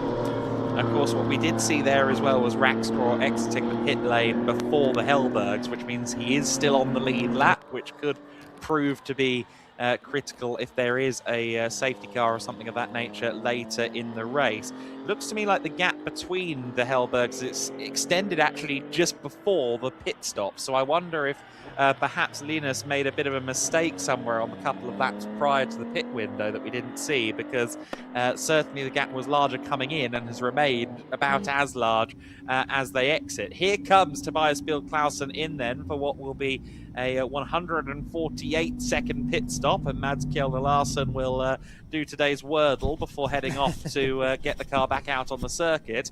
Where will he be? Will he even be behind Rackstraw? I'm not quite sure it'll be that catastrophic, but he's going to have his work cut out for him, is Kjell Larsen, to try and get this win back. Yes, this is where things start to get very interesting. There's plenty of time for a little debrief between drivers whilst they prepare the cockpit for the next stint. What are they doing in there? Is there a seat insert going in, possibly? Yeah, there was one out. Yes. In Clausen's hands, quite a sizable one at that, so I think there's a bit of a build difference there, although it didn't look it to me, the eyeball test, but of course racing seats are a very fine thing. They're pretty narrow gauge, as it were, and if there is even a slight difference in terms of waist size or just body composition, you do have to have an insert. There's no real way for two people of vastly different shapes to share a seat, and of course we saw that during the 6 hour. I think Carrie Schreiner had quite a significant seat insert, as did Tegan Poles in particular. In fact, with Daniel Drexel's height, yeah, very much so. Interesting how that one worked, actually, on reflection. The Duquesne, then, will head out shortly onto the circuit. Now, where are the Hellbergs? The answer is just coming across the line. So, just coming down to the first corner now are your top two, as it now is in the race. And I tell you what, Linus has put the hammer down. I think he gained about 3 or 4 seconds there on that lap alone. Was that the hammer going down, or was that Emil making an error? I'm not quite sure. It was a slow middle sector for Emil. He dropped about 6 seconds in the middle sector, so there's been a drama there. I don't know whether we can pick up a replay of that if it was caught, but there has been something gone on for Emil Hellberg, because in the final sector, he was 3/10 quicker than Linus. There was a moment. Finally, slithering out of the pit lane is the BWT car. The Alley cars are where? They are approaching turn 7. Yes, turn 7. So third of a lap in front, maybe, just under. Or just over a third, maybe. It's a sizable margin, but we'll have to wait to see just what pace is in that BWT car. Of course, that's had a driver change, whereas the Hellbergs have stayed at the wheel of their LA racing cars, respectively, which incidentally have started to separate themselves again to the eye. Yeah, it's interesting, isn't it, how there's a bit of an ebb and flow there. They were pretty much in lockstep through the first minutes of the race, and then they've seemingly found their respective strengths and weaknesses around the circuit. Rackstraw comes across the line now, and I think actually that Larsen will probably be around turn 6, turn 7 right now, so they're almost equidistant in 3 packs now, a bit of a Tour de France feel to it, but I'm not convinced the peloton is going to catch the breakaway at the front. No, you might be right, especially given the pace Emil Hellberg has found on this lap. Personal best first sector and outright fastest middle sector. So this car here could be a couple of corners away from setting a new fastest lap on the race. I would say to the eye as well, it's brightened up slightly, and I don't think there's quite as much standing water now. So maybe track conditions starting to come to the drivers as well. And Emil Hellberg, I think, is about to put in a pretty impressive lap. Current best lap is a 2:16.4 set by the BWT car, of course, in the first part of the race, by Bill Clausen. That is a 15.4, so a full second quicker than that for Emil Hellberg. And the gap back to his teammate all of a sudden is back out to 6 seconds, just like that. Yeah, the ebbs and flows of the LA Racing pairing, the brothers, Emil and Linus Hellberg. I feel like these guys must be adrenaline junkies. Anyone who runs snowboard and ski apparel companies and then decides to go motor racing, there's a common denominator there, and that's speed and the need for a helmet. So we'll see how far they go on this journey of thrill seeking. But the Hellbergs putting in a good showing right now. We'll see what the gap is now between them in just a few moments, because Mads Kjelde Larsen should be due across the line in just a few seconds. In fact, I can hear him now, yep, coming out of the final corner. And the gap is, well, 44 seconds to Linus Hellberg and 50 seconds to the lead. That is a mighty ask on the form we saw prior to the pit stops, and ask beyond reality, but it's going to depend on how the Hellbergs remain consistent. It's also going to depend on what Mads can do versus Tobias Bill-Clausen earlier on. And another point of interest is the fact that Andrew Rackstraw is just now coming out of the final corner, and he is only going to be about 30 seconds behind the BWT Muka car. Yeah, 31.6. So Rackstraw, if he really gets a mosey on, and I am asking a lot of him, but it's not impossible that we see him on the podium. He just did a 2:15.8, which was that car's best lap of the race. That's not a huge surprise. It was about half a second slower, 4/10 actually slower than the fastest lap set by Emil Hellberg. So decent pace that for Rackstraw. He's just a long way back, as the timing tower in the top left corner of the screen tells us. But they'll have one eye firmly trained on the timing screen, I think, for the remaining 20 minutes plus one lap of this race. Because I think there's a chance that some of these gaps are now going to start creeping down. The lead gap going out again on this lap, though, quite significantly actually. About 1.8 seconds gained already on this lap for Emil Hellberg. Of course, the advantage for the LA Racing drivers is that they already know what the conditions are like, whereas Mads and Andrew, they're spending the first few laps figuring that out, because yes, they've done wet running this weekend, but there isn't one standard wetness, is there? You know, the track could be damp, it could be greasy, it could be absolutely soaked, and the grip levels will change quite a bit, whereas when the track's dry, and it's pretty much the same across all sessions. So it will take a few minutes for even drivers like Mads and Andrew to really wrap their head around that, and in the meantime, that gap just keeps going up. It does, and here is Rackstraw then. What's his first couple of splits looking like? Well, he was purple by half a second through the first sector split.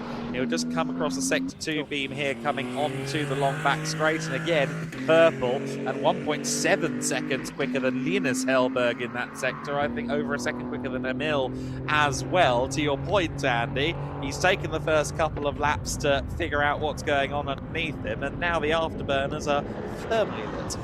Yes, this is going to be a really good lap. I mean, he was 3/4 of a second quicker than the leader in sector 1 alone on this lap. Now, the lead perhaps is going to be a step too far for him to get, but could he get onto the podium here in the remaining 20 minutes of racing? You can see he's pushing on, slides through the final couple of corners in a manner in which these cars aren't designed to be driven, really. A 2:14.8, so that was a second and a half quicker than the leader, but much more importantly, it was nearly 4 seconds quicker than Mads Kjelde Larsen ahead of him, so 28 seconds the gap. 4 seconds a lap quicker if you can keep that going, of course. It's going to be touch and go, isn't it? Yeah, no, it's going to be a very hard ask still, but we might well have him towards the rear of the Muka Motorsport car at the end of the race. I think for Kjelde Larsen, any chance of closing in on the Hellbergs is, if not completely gone, very rapidly departing. He was actually the slowest of the top 3 on that previous lap. The Hellbergs again veering into the territory of being a little bit bronze plus, if you will, given their Euro Cup 3 experience and things like that. It feels like a weird thing to have done, to go Euro Cup 3 racing and then decide we want to focus towards Le Mans. But of course, if you're up against competition at the level that you get in a junior single-seater series, particularly a pan-European one, you're going to learn, you're going to pick things up almost just by osmosis, sat there watching what's going on ahead of you and behind you. Yeah, absolutely. So it's all about experience, isn't it? And you don't have to be in the car to be gaining experience. Just, as you said, surrounding yourself in that environment can be hugely beneficial. But yeah, they have massively impressed me in this first prototype Winter Series race of the weekend. That much is for sure. Andrew Rackstraw continues to push on, had a big slide out of turn 10 and cost him a tiny bit of time maybe. That wasn't actually a personal best middle sector. The first sector was. In fact, it was fastest of anybody. If he can keep taking 4 seconds a lap out of Mats Kjelde Larsen, he could just get there. He would need, I reckon, 7 laps to get there. Well, they had 18 minutes plus a lap, so that's what, 20 minutes of racing to go at the time of the calculation. So that is almost going to be enough. It depends a bit on when the leader crosses the line, of course, as to when the time runs out. But he's got half a chance as long as he can keep this pace going. And, of course, he's banking on Mads not getting faster. Well, Mads is getting faster. His last lap was a 2:17.3. The lap before had been in the 18s. Another fast lap, in fact a new fastest lap there for Rackstraw, 14.6, but to my point, only 2.5 seconds quicker that time as Larsen starts to warm to the challenge. Yeah, oh goodness me, watching Rackstraw dance this car around is immensely entertaining to watch. Of course, we do have an onboard with him as well, so maybe we can get some looks at inside at quite the battle he's having with the car at the moment. Of course, it's always the challenge with a carbon tub prototype that you simply can't really make them soft enough for these conditions. They're never going to comply in this condition, because even if the springs, the dampers, everything is set to its softest possible amount, it's still a lot less roly-poly and compliant than a GT car will be. Don't you come at me with the technical terms, Adam. That's roly-poly. I've heard that in the garages, I'm sure, up and down the pit lane this weekend as they've been working on their suspension settings. And they call them jam setups. Oh, very good. Yes, no, fair point though. These things are always very snappy, and yeah, they are a proper handful. Look to see Rackstraw at work behind the wheel. We're enjoying seeing it from outside the car though, as the thing twitches around. Even brave enough to use the curb there through turn 12. And, really starting to ask some questions of his Ligier, which is heading towards the final part of the lap, and another purple first sector, a 35.5. That was nearly a second gain, and a 58.7 sector 2. That's by far the quickest anyone's been through sector 2, so still finding time. Yes, indeed, and still trying to get to grips with it as well, and clearly is doing so on a lap-by-lap basis. I think maybe the conditions have marginally improved across the race distance as well, which is why we're seeing the times shuffle downward a little bit from all parties. Personal best final sector there from Larsen, and in fact, of course, that will mean the best in the car as well, which I think rather supports my suggestion that the conditions fractionally have improved out there. So that was a 2:16.5 last time by for Larsen, and a 2:14.0, so another 2.5 seconds taken out there by Rackstraw. It's not, I think, quite enough at this rate of gain of only 2.5 seconds, but it's pretty unilateral. Yes, and if he can get close enough that Mads can see him in the mirrors, then that starts to apply more pressure, although seeing anything out of the mirrors is a challenge in these conditions. These reasonably high downforce cars chuck out a lot of spray from behind them in this weather, and not a lot for Mads to see from behind him. It drops down through the right-left at turns 8 and 9. He certainly can't see anyone in front or behind him at this point. He is 43 seconds adrift of Linus Hellberg, 12 seconds behind brother Emil, who continues to lead the race pretty healthily now. 14 laps completed, and the Alley Racing pair are about to come through to make that 15 laps, and it's personal best, in fact, for Emil Hellberg. As I say that, at 2:15.354, again, further supporting the idea that the track conditions are improving. In fact, that was the fastest final sector of anyone, even quicker than anything Andrew Rackstraw has had to offer. Yeah, that's quite an impressive feat there from Emil Hellberg. He is the brother that won the Italian Sports Prototypes a couple of years ago in a Wolf GB08 Thunder. Of course, I think markedly different circuits for the most part than MotorLand Aragón. This is their first time at this track. No, I think it was in the Euro Cup calendar, wasn't it? So I think they have a little bit of mileage here as well, which will help them some way to working out the car. But yeah, the LA Racing team with these new machines to contend with for 2026, and right now signs pointing in all the right directions. Of course, these third generation LMP3s, while they do run a different motor, it was still possible for some of the cars, or for all of the cars, to be converted from Gen 2 to Gen 3. I think you'd probably end up with a fairly sizable box of spares if you tried to make it, but a lot of new chassis were, of course, built upon the new regulation cycle. It was possible, though, to make that switch over. And in the case of the Duqueine, of course, the first generation LMP3 was actually a Norma, and then they moved over to Duqueine branding for the second gen car. These third gen LMP3s, I think it's the biggest shift the category has seen, with that change of power plant, with the move from naturally aspirated to turbocharged. As we know, as we see when the GT3s perhaps have a similar thing, think Z4 to M6, it was the same kind of thing with the BMW GT3 cars. It's a huge ask for your customers, for the drivers as individuals, to get to grips with that quite different style of managing initial torque out of corners and things like that. Yes, absolutely so. Of course, that particular example of a complete change in car anyway, but yes, the regs have to develop and have to move on, and that's the decision that's been taken, and hopefully it will be a popular one moving forward. 3 of the 4 cars, by the way, did personal best laps last time by, so again, adding further evidence to the suggestion that track conditions are the best they've been. And in fact, it was another personal best that time for Emil Hellberg, who's now 17 seconds clear. That gap's doubled in about 3 laps between the 2 LA Racing cars. Then it is Mads Kjelde Larsen, who we've been following for the last lap or so, putting in personal best sectors here and there. On the previous lap, lost 2.7 seconds to Andrew Rackstraw, who was on course for another fastest lap this time by big twitch into the hairpin, and that is going to be a costly moment for Larsen. Just snatched the rear brakes there, either caught a wet patch or maybe touched a white line. I didn't quite see what started that, but that could easily have changed the destiny of this third place battle. Too many of those moments, and yes, absolutely it will. I think we'll be down around 13, 14 seconds, maybe even slightly less than that this time by in terms of the gap. Rackstraw comes across the line now. Some lateral movement there coming through the final corner, but had it well in his hands. 16 seconds actually, so yes, 4 seconds lost, but not quite the gain that I thought he might have in that moment. So the 49 car still a fair lick behind, but we've got 9 minutes and 24 seconds plus an additional lap. That could work out at about a dozen minutes of racing still to go. It's not out of the realms of possibility. No, and that moment for Larsen proves that he is pushing. He's really pushing, and so he's feeling the pressure a little bit. And Andrew Rackstraw, if the team can give word of that to him, that will give him a little bit of confidence.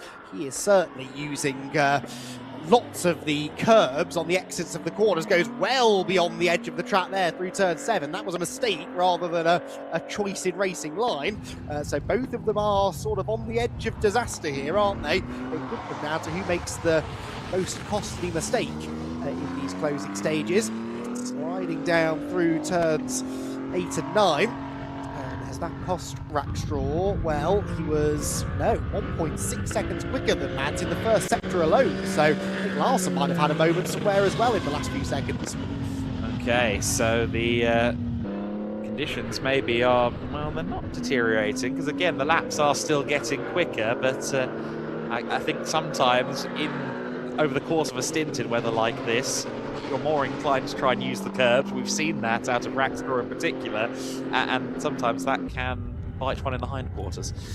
Yes, which it very nearly did on a couple of occasions on this lap for him, but he's still continuing to go quickly. 1.1 seconds gained in the middle sector, so that is 2.7 seconds already, and that's before the final part of the lap, where of course Larson made the mistake a lap ago, so you'd imagine Mads might be a little more circumspect in the braking zone here at turn number 16. Rackstraw tied, he doesn't go for the apex, but you never would in these conditions. Middle of the road approach, gets the power down nicely through 17 and into the final turn at 18 in the dry, flat out in the wet, not quite, although still carrying real speed through that uphill left-hander. Lap time comparison, it's a personal best in the end for Larson, 15.9. Again, 2.5 seconds or so gain. The gap is 13 seconds. Okay, time ticking away. If Larson had a one and done. Oh dear, the yellow flag at turn 10. I don't think that'll be Larson. I think that could be one of the Hellbergs. It's the leading car. Emil Hellberg has come to a halt out of the turn number 10. And that looks rather like a Control-Alt-Delete in progress with the lights off. That car must have some sort of electrical alternator flavoured issue, one would suspect. And that hands the lead over to Linus Hellberg. And, well, potentially, will it just be a yellow flag, or will there be a compacting of the field? Well, we'll wait and see. The yellows are still showing, so yet the car hasn't got moving. There goes Larson, so that's second place gone. And Andrew Rackstraw might be on the podium yet. It could be the second step of the podium before the race is over. There is Andrew Rackstraw through turn 10. Still very much a yellow flag zone. You can absolutely tell that there's some work being done on the dash. You can see the driver working on it for one. The lights are off. You can also see on the timing screen, suddenly this car listed 10 laps down. He's doing a full-on Control-Alt-Delete. He just briefly turned on the emergency lights, but that's not going to help him in this situation. He's down to 4th position then as a result of that.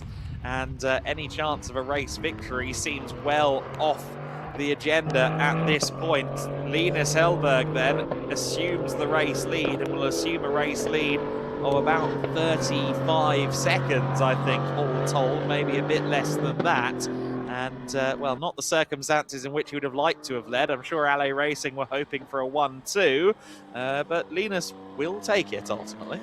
Yes, absolutely. And you've got to be in it to win it, as the saying goes. Linus hasn't made a mistake. The car, touch wood, has run faultlessly. If it is a mechanical issue for the sister car, then I'm sure Linus will be hoping against hope that the same fate doesn't befall the number 43.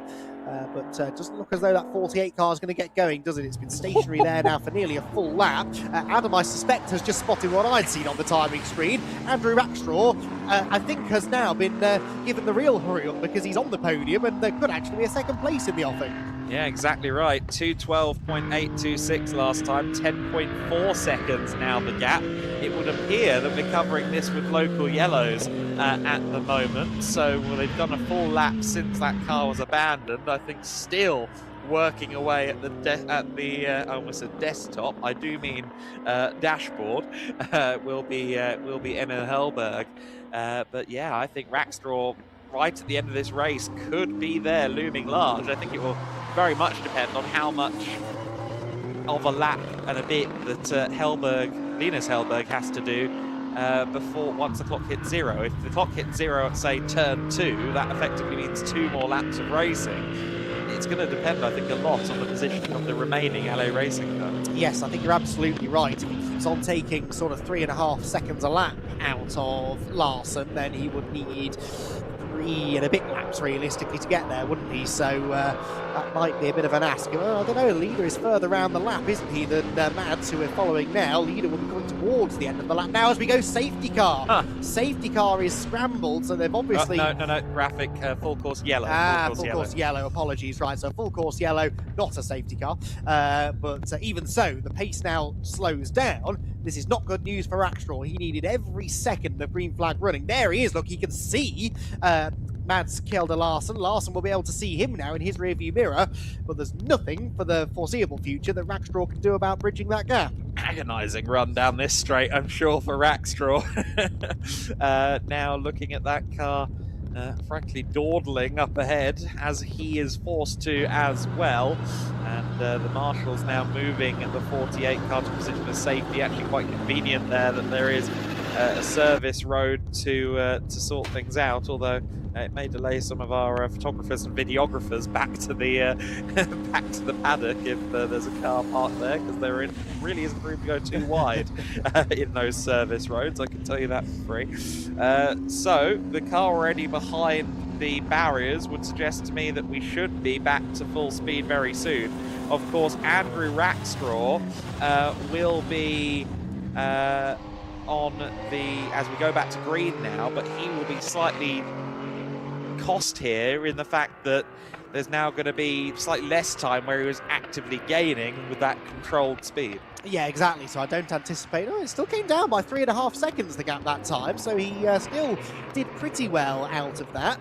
And hopefully he wasn't a bit too late on the full course yellow speed limiter button, because that could lead to a penalty if that was the case. But anyway, for now, 7.5 seconds the gap, 2 minutes plus a lap to go. The leader will be somewhere around turns 8 and 9, I would imagine. So 2 more laps after this, I reckon. 2.5 laps for Rackstraw to chase. It's still going to be touch and go. I think he'll get there, and it's then a case of whether he can put enough pressure on Mads Kjelde Larsen that a mistake perhaps opens the door. I think he'll get there at turns 14 and 15, leading onto the back straight, quite frankly, with how things are stacking up at the moment. Can Rackstraw salvage a second place here for high-class racing at the corkscrew they are at the moment, turning downhill and clattering across the curves and well beyond them, as is the parlance, as is the style here, particularly among the Formula drivers, it must be said.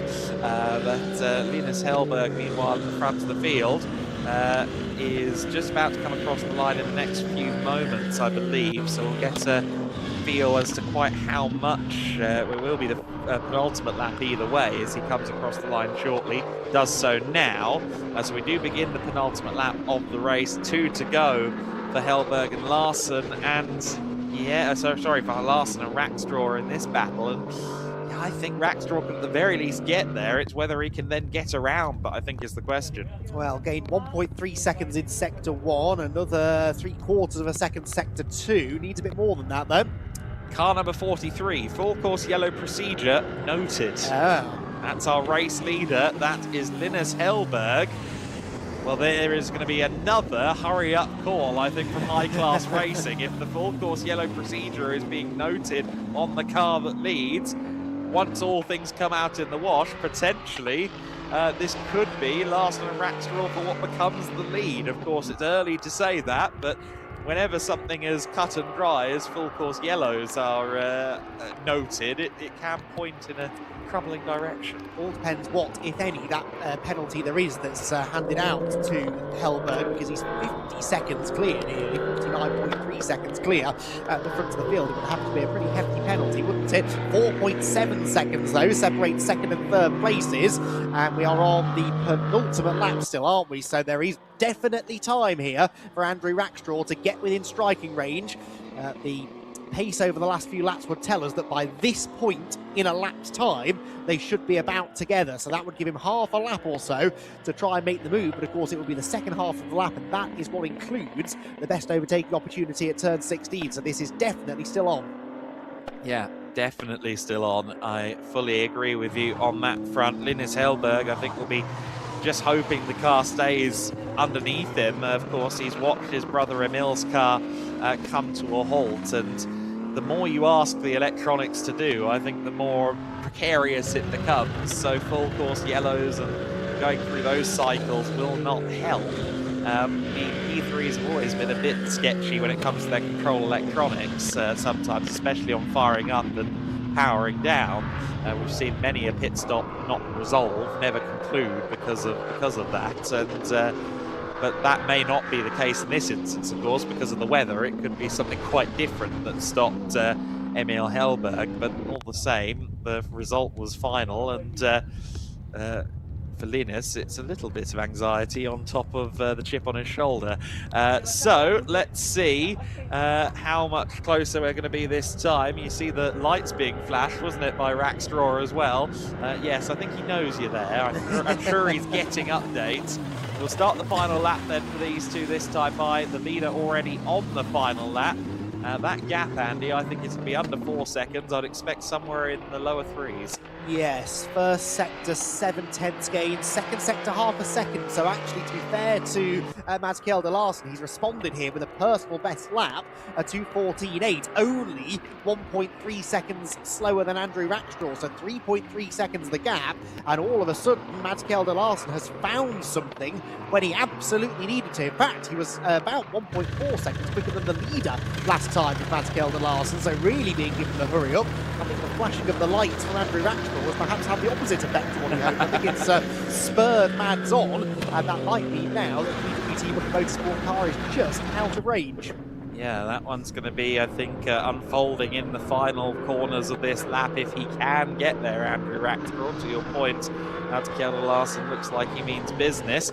Meanwhile, for LA Racing, it's their first time competing as a prototype team. When the Hellberg brothers did Italian sports prototypes together, it wasn't under the LA Racing banner, so it's their first prototype race, and it is going to be 3 corners more willing, a first win on their first attempt, and it's going to come from Linus Hellberg, whose pace wasn't quite as prolific as Emil's during that last phase of the race, or that second phase of the race post pit stop. And unfortunately, with Emil pulled over now behind the barriers, it is going to go to Linus Hellberg. For LA Racing, it is a successful debut in P3 racing and in the Prototype Winter Series. Linus Hellberg takes it.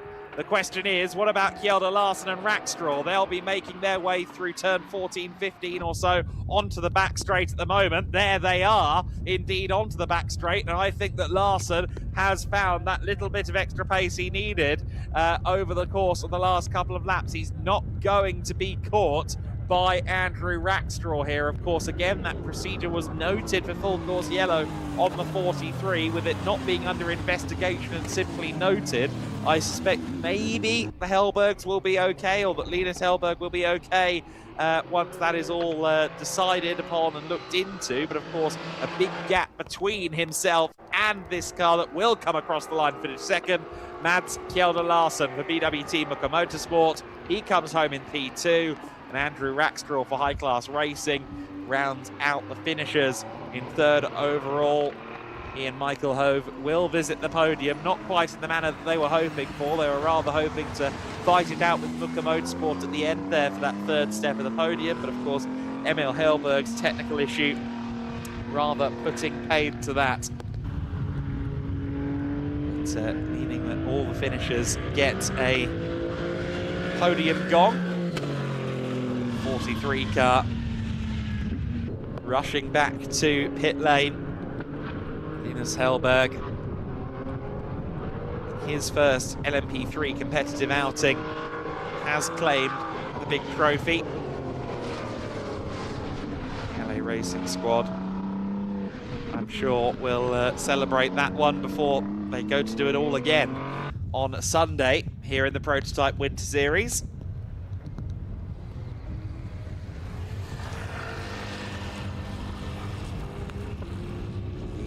Swedish brothers with their eyes set on a LMP3 focused season, with a long-term goal being the 24 Hours of Le Mans. I think very scarcely, if ever, have they shared a car.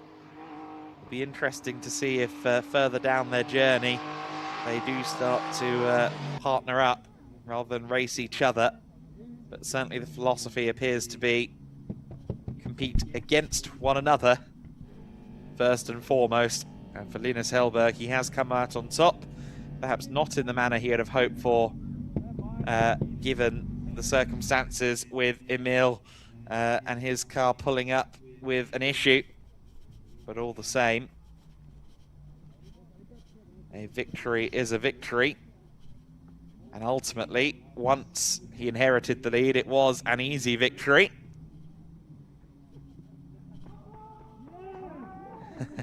And he does look pretty happy with that one, all things told. And why wouldn't you be? faced with a mighty challenge. These weather conditions, not easy for even the most experienced of drivers in their cars, and really in all three cases, for Linus Hellberg, for Kjeld Larsen, for Rackstraw, all three in fairly new parameters here, dealing with new challenges in these P3s, and all of them have done a fantastic job.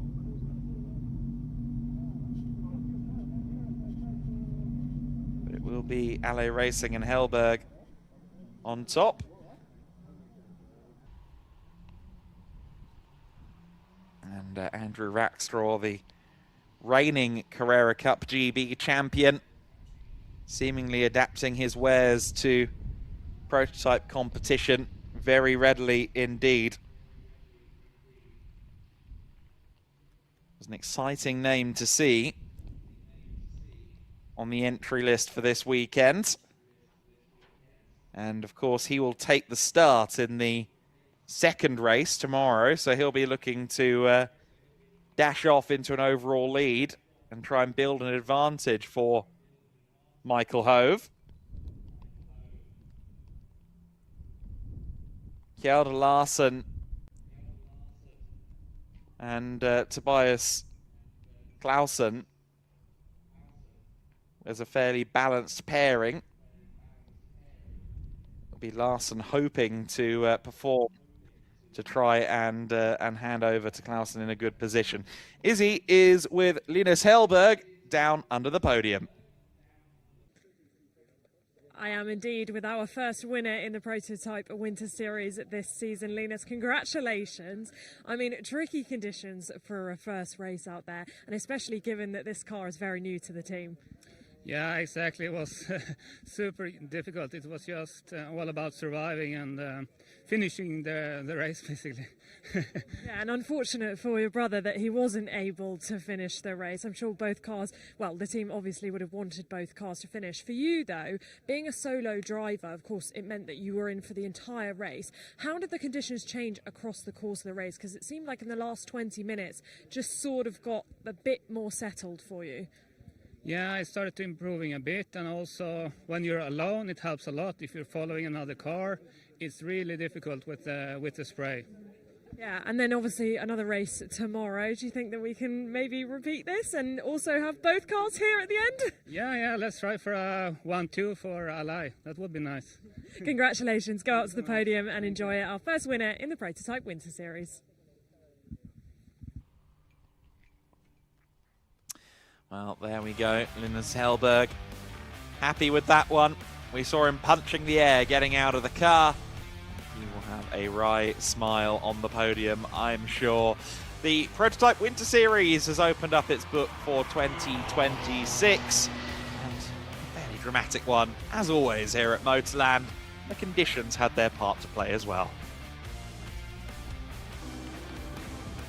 Let's take a look back at the highlights then of that race. It was a fairly claustrophobic start to this among the two Ally Racing drivers. It was Linus Hellberg there, in fact Emil Hellberg, sorry, to the inside of Linus in the early stages, and then around the outside he went of the high-class racing entry. The two LA cars moving up the field in the early stages. Meanwhile, the 49 car carrying a little bit of damage, seemingly, in the first into the race with Michael Hove, but that would not hold up Andrew Rackstraw, who took the car over and immediately started setting purple sectors, or at least after a couple of laps of getting embedded in the car, would start setting purple sectors. The Hellbergs pitted in tandem, and not shortly thereafter, or not too long thereafter, the Booker Motorsport car that was leading would pit. And of course, being a silver lineup, they had a much longer stop than those two LA Racing cars. So the Hellbergs ended up 1-2 going into the second phase of the race. It was looking like a fairly easy win for Emil Hellberg throughout this second stint of the race, but with just a few minutes left on the clock, the second, or the leading of the LA Racing Ligier P325s would pull up, would have an issue out there on the circuit, and that would be unfortunately the end of Emil Hellberg's prospect of winning the race. He wouldn't even see the flag Mads Kjell Larsen made a couple of errors trying to keep Andrew Rackstraw at bay. Rackstraw was closing in quite rapidly, and this was at the moment of disaster for Emil Hellberg. The car just seemingly dying completely there. You can already see as it's rolling there, no power to speak of at all, electrical or motor. And a half spin there for Mads Kjell Larsen as well, just a couple of laps from home, but he would hold on to second place. Rackstraw would take third, and Linus Hellberg would cross the line to win the first Prototype Winter Series race of 2026, and he did so by some 44 seconds, taking advantage of the pit stop handicap to retain a nice, comfortable margin of victory in the first prototype race for LA Racing. As I alluded to, 44 seconds the margin for Linus Hellberg over Mads Kjell Larsen.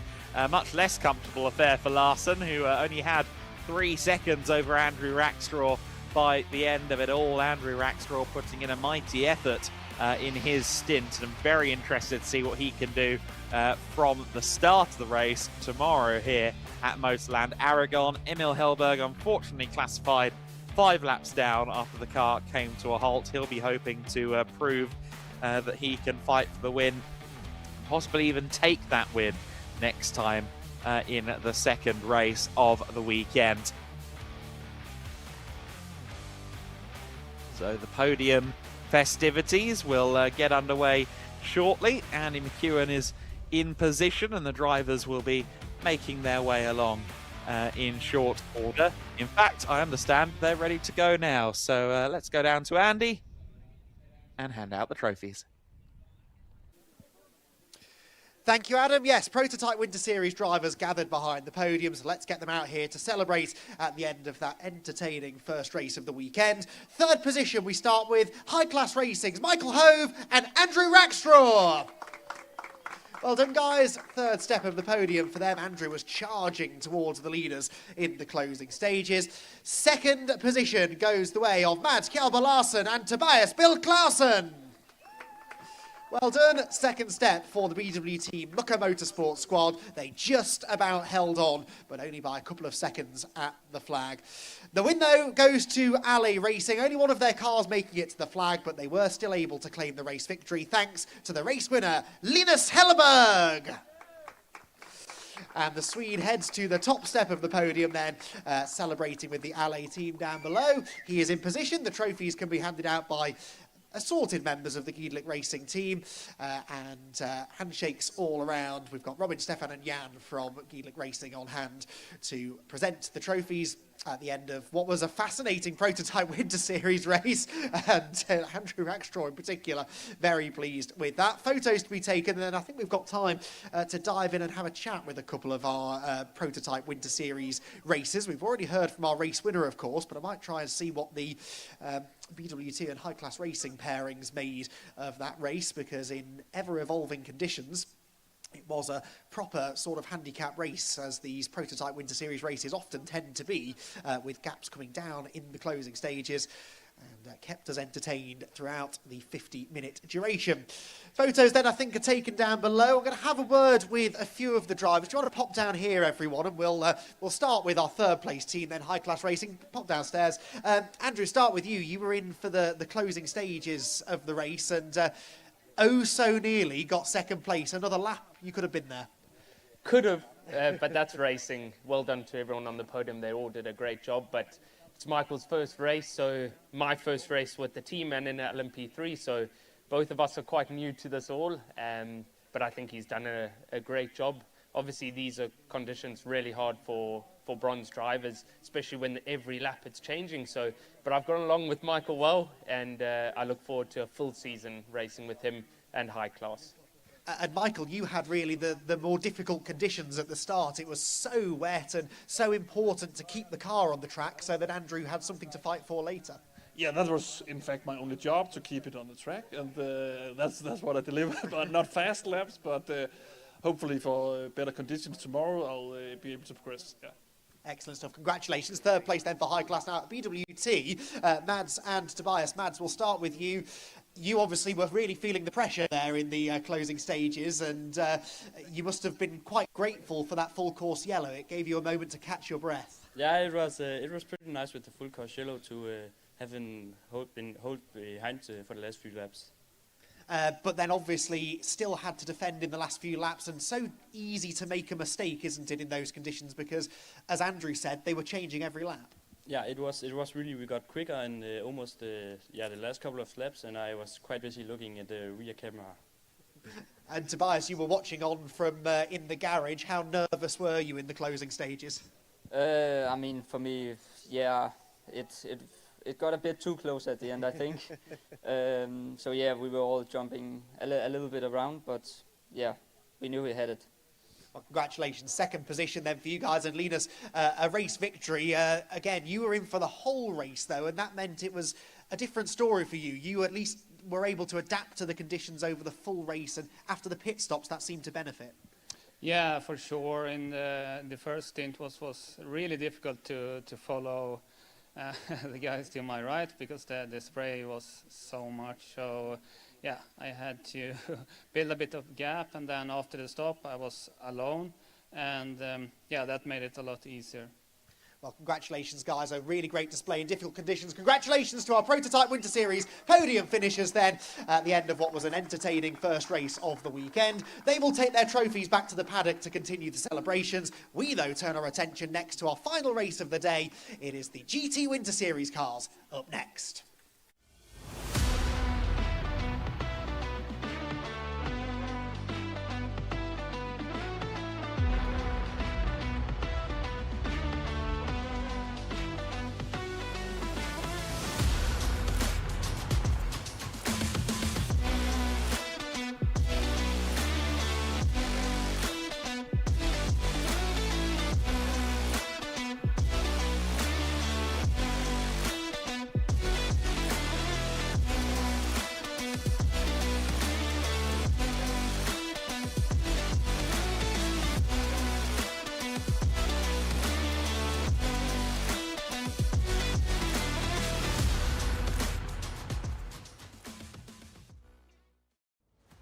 Nexano, on the path to becoming the world's largest independent business community.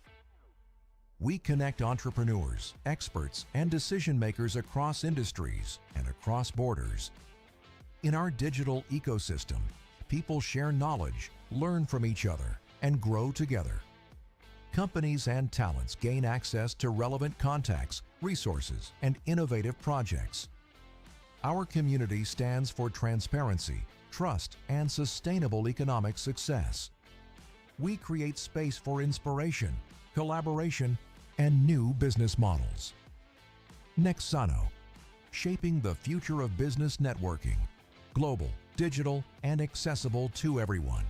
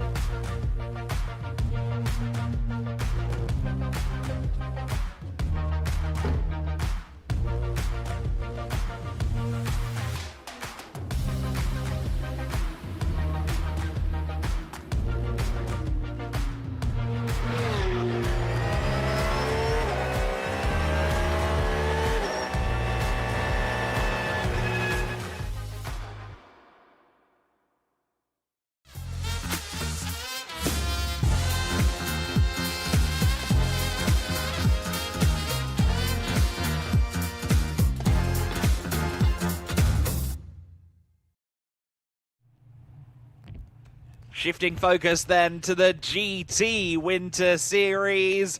faced with an all too familiar sight of a rather damp racetrack in the offing. They will be running in a couple of minutes' time to head out towards the grid, where they'll be met by Izzy Browning. And it's not just the race to talk about here, of course, it is the championship. The top three in the overall standings, separated by just 6 points. Your de facto points leaders, since PT Sports by Up To Race are not here, is Kenneth Heyer and Jamo Hertling.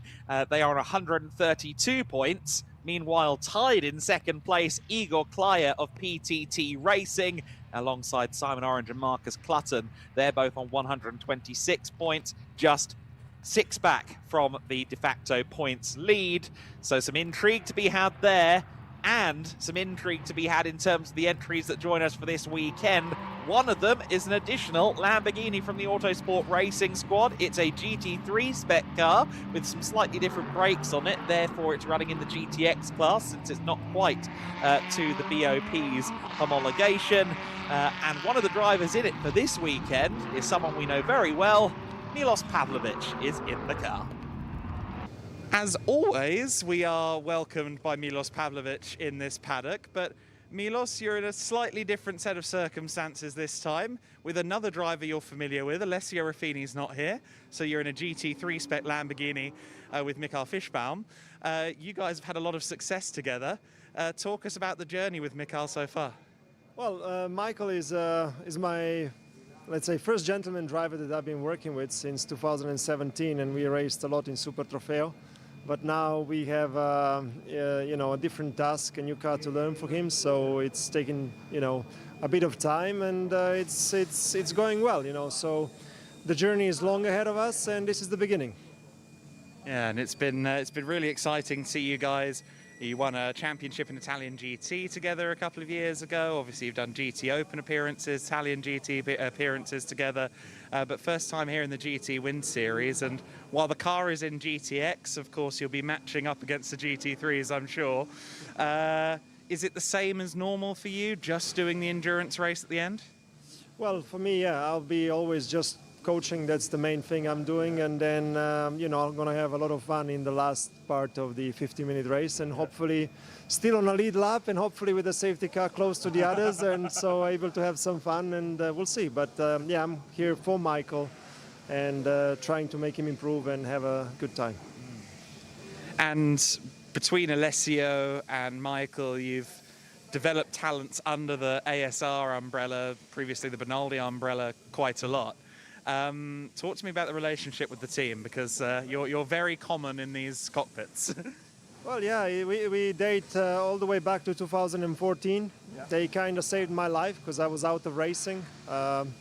And we won the Super Trofeo back then, and ever since then, you know, they helped me find people, also through the Lamborghini. I'm working for Lamborghini, and then we brought up a lot of gentleman drivers, like Michael, like Alessio, like Peter, and others. So we work together, we are a family, and we are a happy family. And whoever works with us usually comes back, so it's a great achievement. Well, it's always a joy to see you racing one of the bulls from Bologna. We're very much looking forward to seeing how you and Mikael perform this weekend, and good luck on track. Thank you very much, we'll do our best, we promise. Thank you to Milos Pavlovic. We spoke to him on Friday. He'll be sharing the car this weekend with Michael Fischbaum. Fischbaum starting from 11th place on the grid in the number 18 Autosport Racing Lamborghini Huracan GT3 Evo 2, and great to see Milos here. Alessio Ruffini, his regular co-driver, is not here in his Huracan Super Trofeo for this weekend, but he will be back next week in MotorLand Aragón. We're expecting a very big grid, at Barcelona. I did say at MotorLand, didn't I? At Barcelona next week, we will have a very big grid in excess of 30 cars by the sounds of it, all going well. So that will be a great watch, and Alessio will be deep in the field, but he will be driving solo actually next week. Milos Pavlovic will be once again in that GT3 spec car for next weekend as well. So at the front of the field in this one, Antonelli Motorsport back in the GT Winter Series for the first time since, well, MotorLand Aragón last year. New driver at the helm though, Guy Albag, driving this one solo. Of course, we're familiar with him from the Formula Winter Series in years gone by. In fact, well, last year gone by. And it is going to be an interesting situation, I think, in this race as the conditions will slightly improve. You can see there's some tyres going on to SR. Of course, yes, they will all be staying on wets in this weather. It's nowhere near a dry track. And there is another car pulling up quite late, that being the GT Racing Audi, a car that, of course, we saw at Portimao earlier this year with Arunas Gakautis. Let's go to Izzy because she's there with the front row and the rest of the grid. Well, welcome back down to the grid for the final race of the day, the first race of the weekend for the GT Winter Series. And there's a really intriguing championship battle that is heating up between SR's Kenneth Haya and Jomo Hetling, and of course Orange Racing's Simon Orange and Marcus Klassen. But we do have a new pole sitter, and that is going to be the number 64 of Guy Albag. Now, if you were with us last year for the Formula Winter Series, you may recognise that name because he indeed raced with us in the Formula Winter Series before, but now back on this grid in a GT3 this time. We will see what he can do. He will be alongside the number 71. Arunas was with us in Portimao for the first round, was a very, very quick car. But back again this weekend, and we will see what he can do in MotorLand. But I do kind of want to go and speak to some of our championship protagonists, shall we say, and that will be Kenneth Haya on P4. Now, he is 3 places ahead of championship rival of Simon Orange, so it's going to be a really intriguing battle as to whether he can hold them off. I am going to try and jump in, grab someone's attention. Can I jump in and grab a word with Kenneth? No one's around, so I'm going to do it anyway.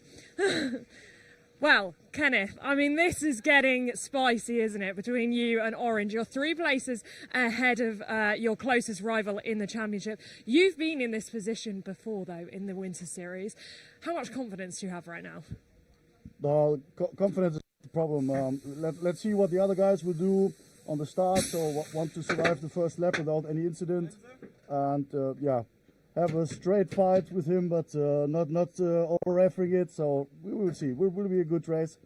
The conditions are now constant, so the conditions are constant, and we know what happens. So I'm confident. Do you play it a bit safer then, given the situation, and try and stay out of trouble? Because the guys around you, they aren't fighting for the championship, so they can take a bit more risk. Yeah, for sure they can go more risk, but yeah, at the end we also want to be on the podium or win the race, so I will give my best, but with a little bit of synthesis in how to act in the fights, and yeah, I do that so often, so I will not go any big risks. Absolutely, best of luck, have fun out there. I will close the door for them. Thank you very much, guys.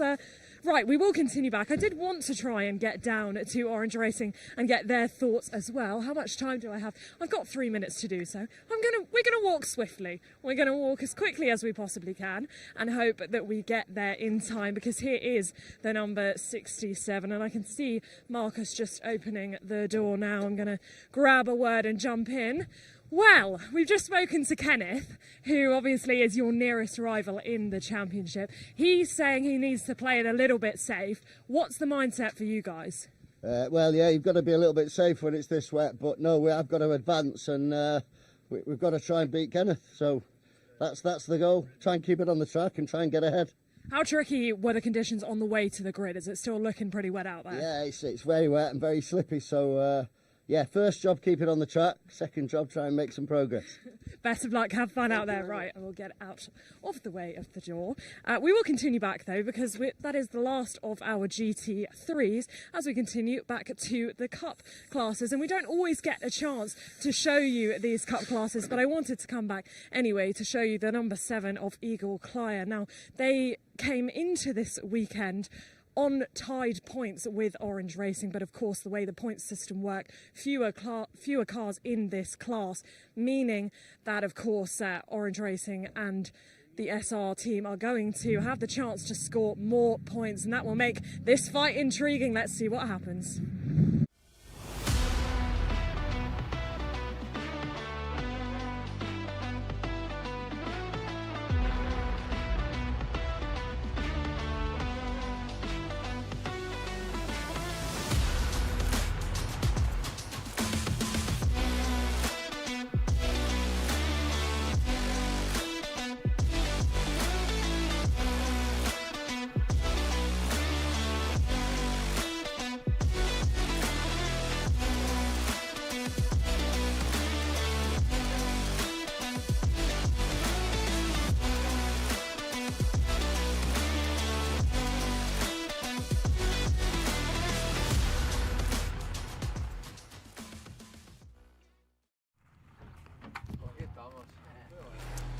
So then, the first race of the weekend in the GT Winter Series is not far away in the slightest. Antonelli Motorsport's Guy Albag will be taking the lead on the formation lap here, and he'll be looking to do so once they're 2x2 as well. Arūnas Kakauskas lining up on the front row alongside him for GT Racing in the Audi R8 GT3 Evo 2. Severin Mazur, third position for Sender Racing Team. It's their first time running the Evo 2 spec Lamborghini Huracan GT3. They've had it in the truck all along, but now they've wheeled it out for its first time racing.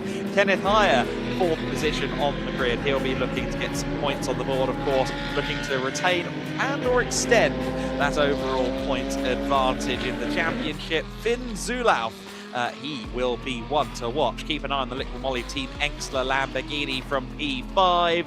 He is joined by Przemysław Bienkowski on row 3 of the grid in the PTT Racing Team Mercedes. Simon Orange, we heard from him down there on the grid, 7th on the grid for this one. He will have his eyes locked forward on the green and black Mercedes. That is his target. Peter Matic for the Motorsport Racing Team. He's 8th on the grid. The Cup 4 Lamborghini, of course, rather prodigious in a straight line. And there's 1.2 kilometers of straight to contend with. Ditto, Ronaldo Giacomo in the Rosso Corsa car, although I believe that name should be inversed. Giacomo Ronaldo, I believe it's supposed to be. Igor Klyer in 10th position. And then row 6 of the grid, it will be Michael Fischbaum in the GTX entered Autosport Racing Lamborghini. And Casey King at the rear of the pack for Nascent Racing, or Nascent Racing, I should say. Nascent Racing car, the number 4 machine, Porsche 992 Cup, one of 2 cars, of course, running in Cup 2. Igor Klyer will be keen to have a sweep of the victories, at the very least, in the Cup 2 class, to try and keep himself in that overall championship consideration as well. Indeed so. A fascinating championship situation that we have there. The championship actually led overall by Alexei Kikireshko, but he is not here this weekend, so he will lose that championship lead, in theory, over the course of this weekend's 3 races. Second in the championship, Kenneth Heyer and Gemma Hertling for SR Motorsport. They are 6 points clear of Igor Klyer, who races in the PTT Racing Team machine, and then Igor tied on points with Simon Orange and Marcus Clutton. So if you take Kikireshko out of the equation, which we sort of have to, he's not going to score any points this weekend, obviously. It is 6 points covering 3 teams with 6 races to go. So it really is nip and tuck here. A reminder, if you're new to GT Winter Series, you score points based upon your individual class finishing position. It differs slightly from GT4, where I believe there are both class and an overall championship table, whereas here it is all based upon your class finishing position. There are more points up for grabs if there are more cars in your class, so that slightly comes into play. There generally are more GT3 cars than anything else out there. So for SR Motorsport and Orange Racing by JMH, they are both in the GT3 class. They've got more competition, but they've got more points that they potentially could take home with them. With 6 points, that is next to nothing when you throw in unpredictable conditions like these. 6 races to settle it. It could go any one of 3 ways. Yes, it could, and certainly for Simon Orange, he will be very keen to do well here at this circuit because of... and that's Przemysław Bienkowski having a moment. So Bienkowski proving just how treacherous it is out there on these big, wide-tyred GT cars. Plenty of room to aquaplane or lose traction. But to the point on Simon Orange, he'll be keen to do well here because of one fun little statistic, and that is that he's the GT3 lap record holder here at MotorLand Aragón, a result of running in a very nice dry race 2 here last year. And to his credit, he was faster than, I think, the likes of Moritz Viskirchen in that race as well. He did a very good job on that day. And the net result of it, of course, is that, well, now there's expectations on his shoulders. Show us what you can do in the wet, Mr. Orange. And I have seen Simon go pretty well in the wet in British GT races in the past. So, yeah, don't count him out. Starting a little out of position, aren't they? 7th on the grid, further back than you would expect that McLaren to be. But I'm sure Simon will be... eyeing up some moves forward in the early stages. It is that kind of track, isn't it? We've seen it in all of the races so far today, particularly on the opening lap of the race. You really can make good progress. If you put yourself on the inside and everyone else sort of skates out wide into a corner, you can easily pick up 3 or 4 positions in one go, and that's something that Simon Orange will definitely be hoping to do. So the title contenders then, the green and black Mercedes, that is the essentially championship leading car in the hands of Kenneth Hire, starting 4th on the grid, I should say. Blue and orange Mercedes of Simon Orange, of course, we've already documented, and then the white red Porsche, the number 7 car, starting 10th on the grid, Igor Klyer. It's all about where they all end up within their class positions, particularly the more heavily populated GT3s. A fascinating racing prospect here, I think, and it's crunch time in the championship. If you want to win, you've got to try and get your elbows out and make a result happen. Yes, indeed. It's 2 by 2 then. Clock already ticking. It'll be around 26.5 minutes of action for these big GT cars in the GT Winter Series. Guy Albag on pole position. Arūnas Gakauskas alongside him. For Albag, this isn't entirely new territory. He's won in GT races before. Can he do it here in the GT Winter Series? He's certainly got himself a good launch. We're underway, we are racing, and it is the Mercedes from Antonelli Motorsport in the lead. The GT Racing Audi side by side there with Severin Mazur going through turn 1. I think Gakauskas could have it. Yes, he does. Remains in second place. Already under threat is Kenneth Hire. Here comes Finn Zulauf. Zulauf is a very handy driver. He's a driver that we've seen, of course, in GT3 Lamborghinis before. In fact, with the GT Masters campaign last year. Przemysław Bienkowski under pressure from Simon Orange into a spin with Przemysław Bienkowski. 2 into 1 did not go, and Simon has a lot more work to do now.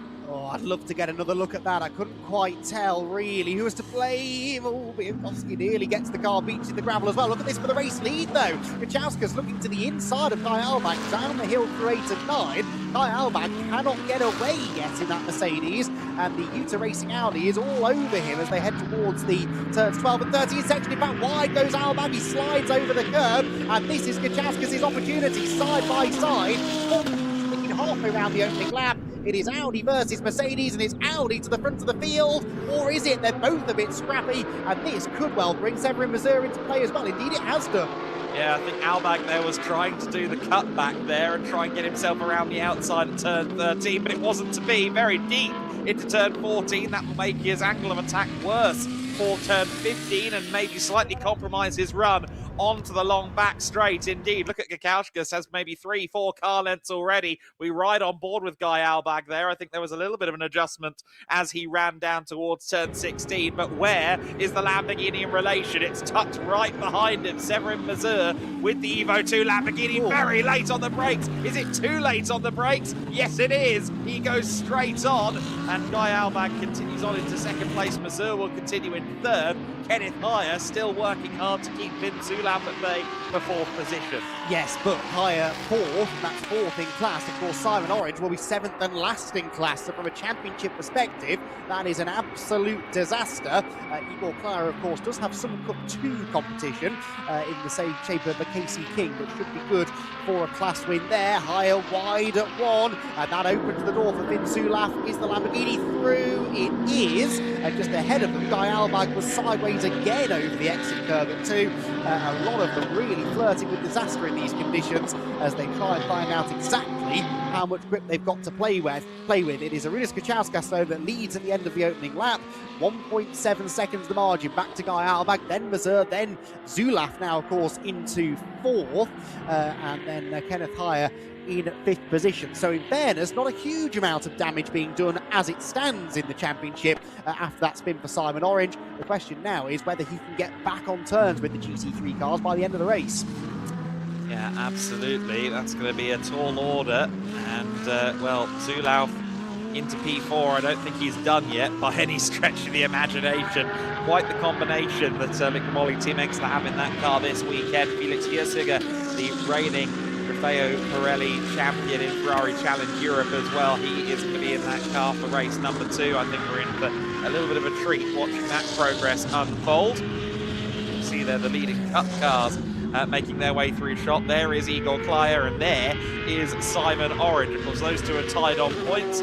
Where they are relative to each other doesn't matter in the overall standings, since the points are set by class, but all the same, it may actually help Igor Klyer if he can keep Simon Orange behind him for a while, because he can't then take points away by moving up past the GT3 field. I don't think Igor is going to think in terms quite so unsporting, and sure enough, allows the recovering McLaren GT3 through into what is 8th overall. He's got a couple of more Cup cars to go, and then he will be continuing on and hopefully getting into this kind of thing, but he's got a long way to go to close up on this podium battle. Yes, which is really starting to ignite now. The second of the Lamborghinis is definitely the quicker of the two. Zulauf is on the tail now of Severin Mazur.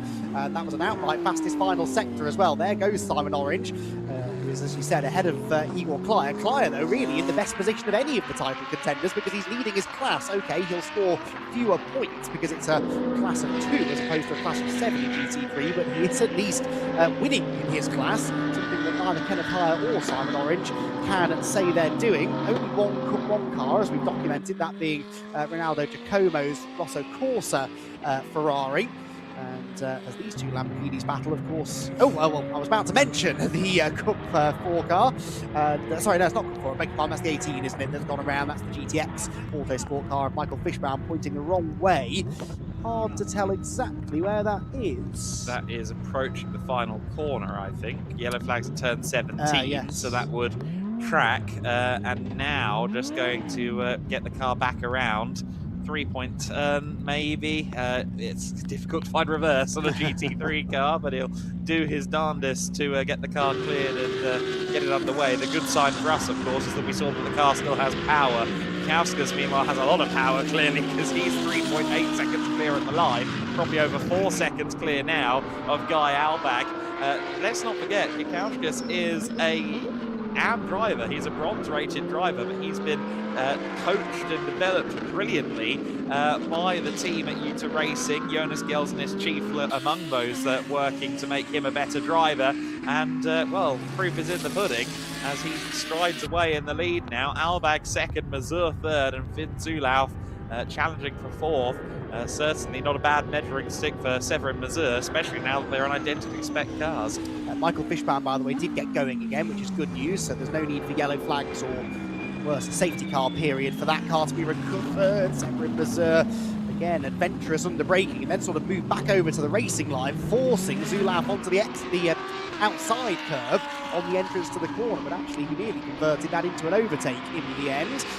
Down through the final corner they head, and still they stay in the same order. Kachauskas then 6.2 seconds clear, 2:12.697 was his lap time. No one else really getting anywhere near that, to mid 2:14 into high 14s and the next best lap times.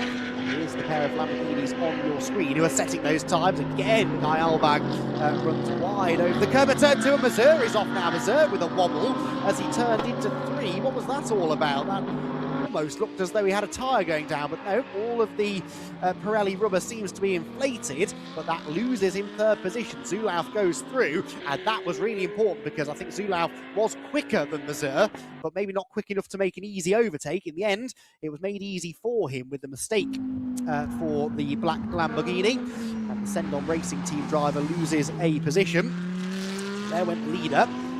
It's a long wait, isn't it, for Albag and Zulauf to arrive. Ever further behind now, Mazur. Kenneth Hire sort of lonely in 5th. Petar Matic 6th is the only Cup 4 runner.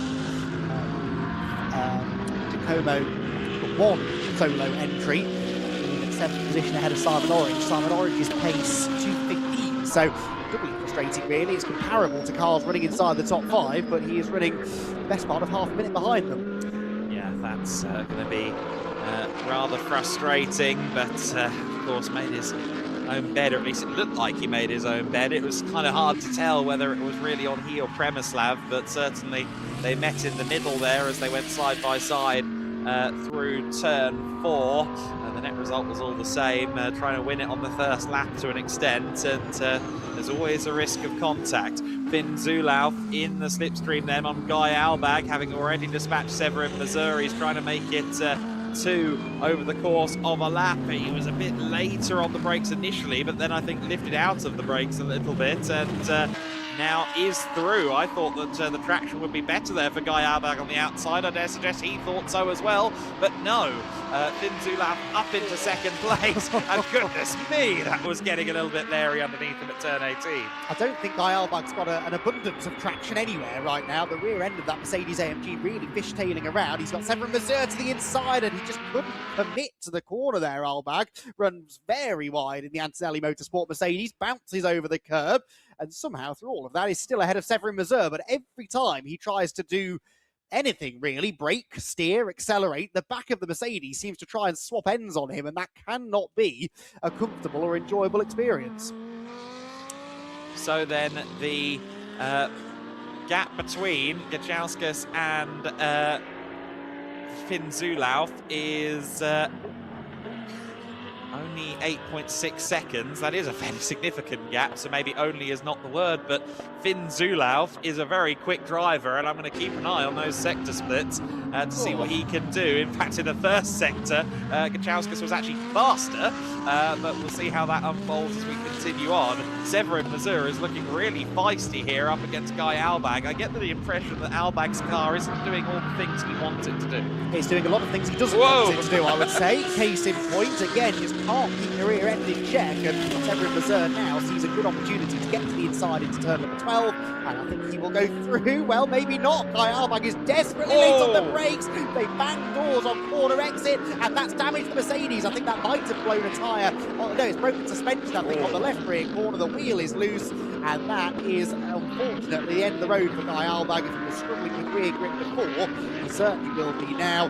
But that was just a really unfortunate bit of side-to-side contact. These GT3 cars, Adam, are so bulletproof these days. They can withstand generally a fair amount of contact, but wheel-to-wheel like that, and that's when things can break. And my hope is that once the field has gone past him, he moves forward to where there is quite a significant amount of tarmac that he can drive well out of the way, behind the barriers even.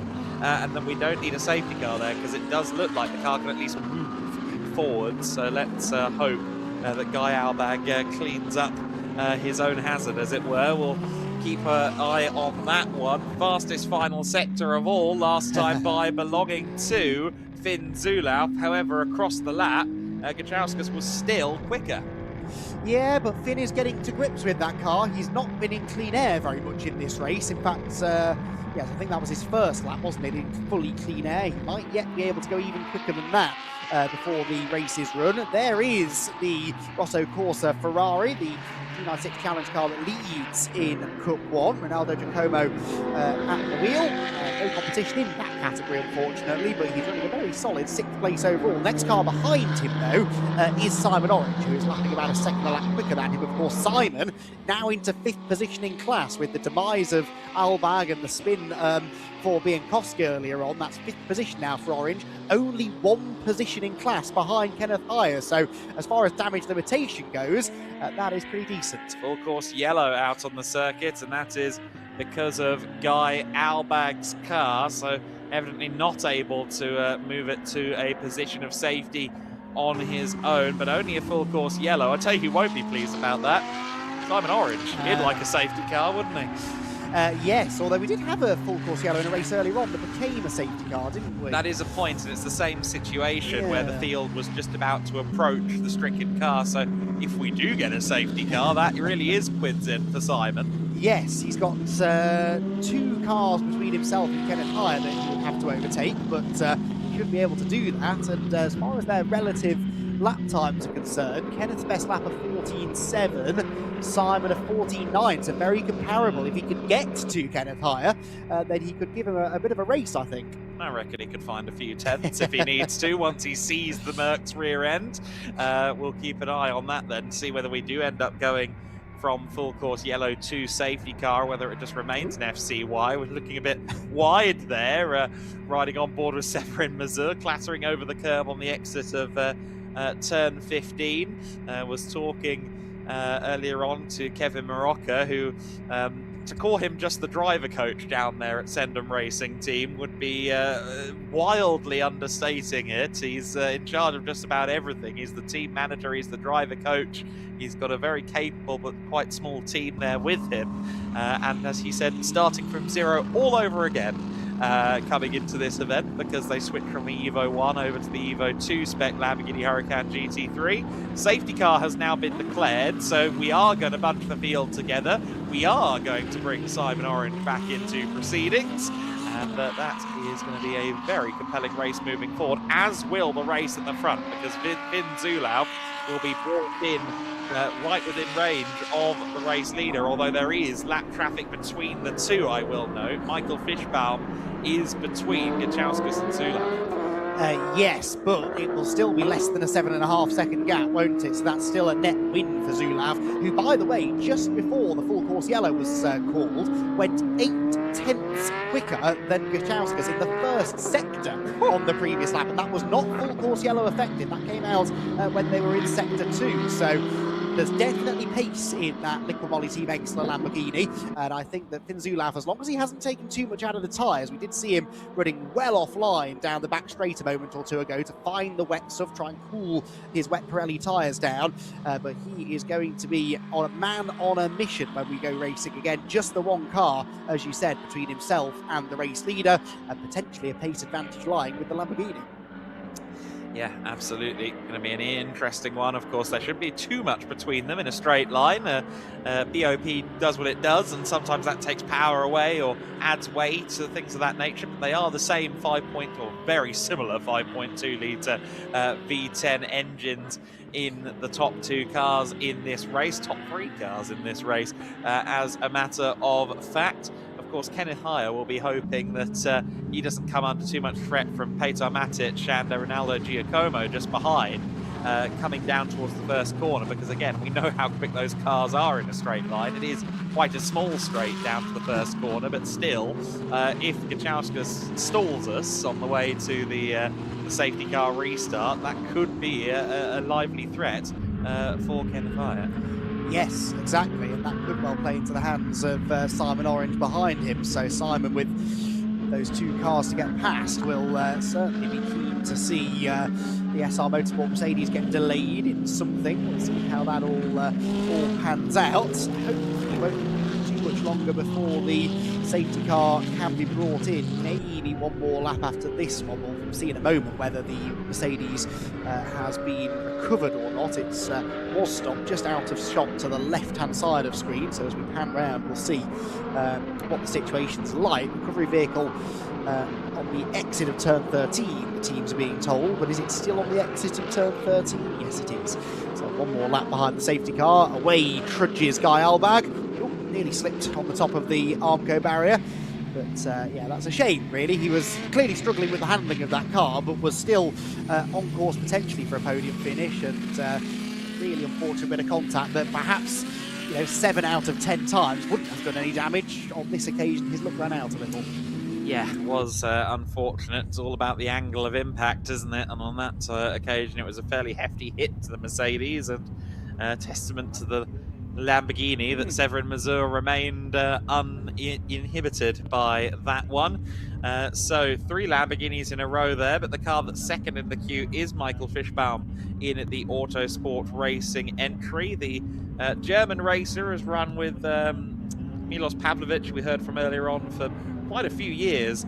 Actually, in previous times in the Italian GT Championship, they have won accolades together. The 2022 Italian GT Cup Pro-Am title went to them in 2022, and they've since paired in Italian GT and GT Open in this GT3 car. But still very much new to him, the GT3, and it's a process of learning. And again, slightly different brakes from that Lamborghini homologated the car with. That is why it's in GTX, but I think from all other aspects it is running the right restrictors and the like, so it should be of roughly the same level of performance. I'm sure once Milos is in the car, we'll know if they aren't running the restrictor for the endurance race, because we know how quick Milos Pavlovic can be, of course. He was saying, of course, earlier on in that interview that he's somewhat hoping that there's a safety car in the latter half of the pit stop race so he can scythe up to the field and do some damage in the overall order. The safety car is in this lap, so Arūnas Gachauskas Kachauskas will be taking the control, taking the reins of the field once again in about 3/4 of a lap's time. The GT Racing team, that number 71 Audi R8 LMS GT3 Evo 2, will be leading the way.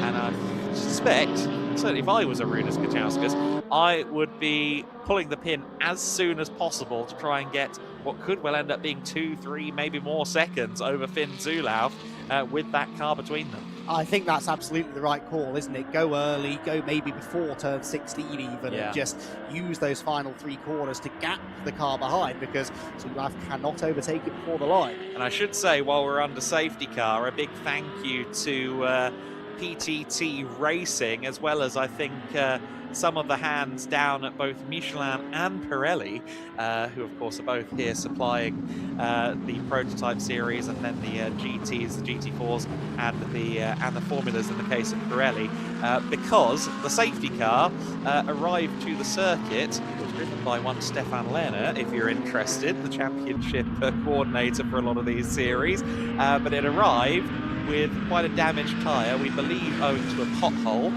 and so the combined forces of PTT, Michelin and Pirelli working together to make sure that the safety car had all 4 wheels on its wagon without any present threat of a tyre lamination on the safety car, which would be a new thing in motorsport, but not necessarily something we wanted to see. But thank you in all seriousness to everyone who pitched in to make that happen. I understand that the Michelin guys specifically ordered a tyre to a local shop so we could get it on the car ready for today's racing action. Go on. No. I was just going to say that's proper teamwork, and it's very much what this paddock is about, isn't it? It is a very friendly paddock, and especially when it comes to something that's for the benefit of the championship on the whole, people generally are quite happy to get involved, aren't they? So good story. Maybe a lesson to be learned about choice of safety car driver on future journeys.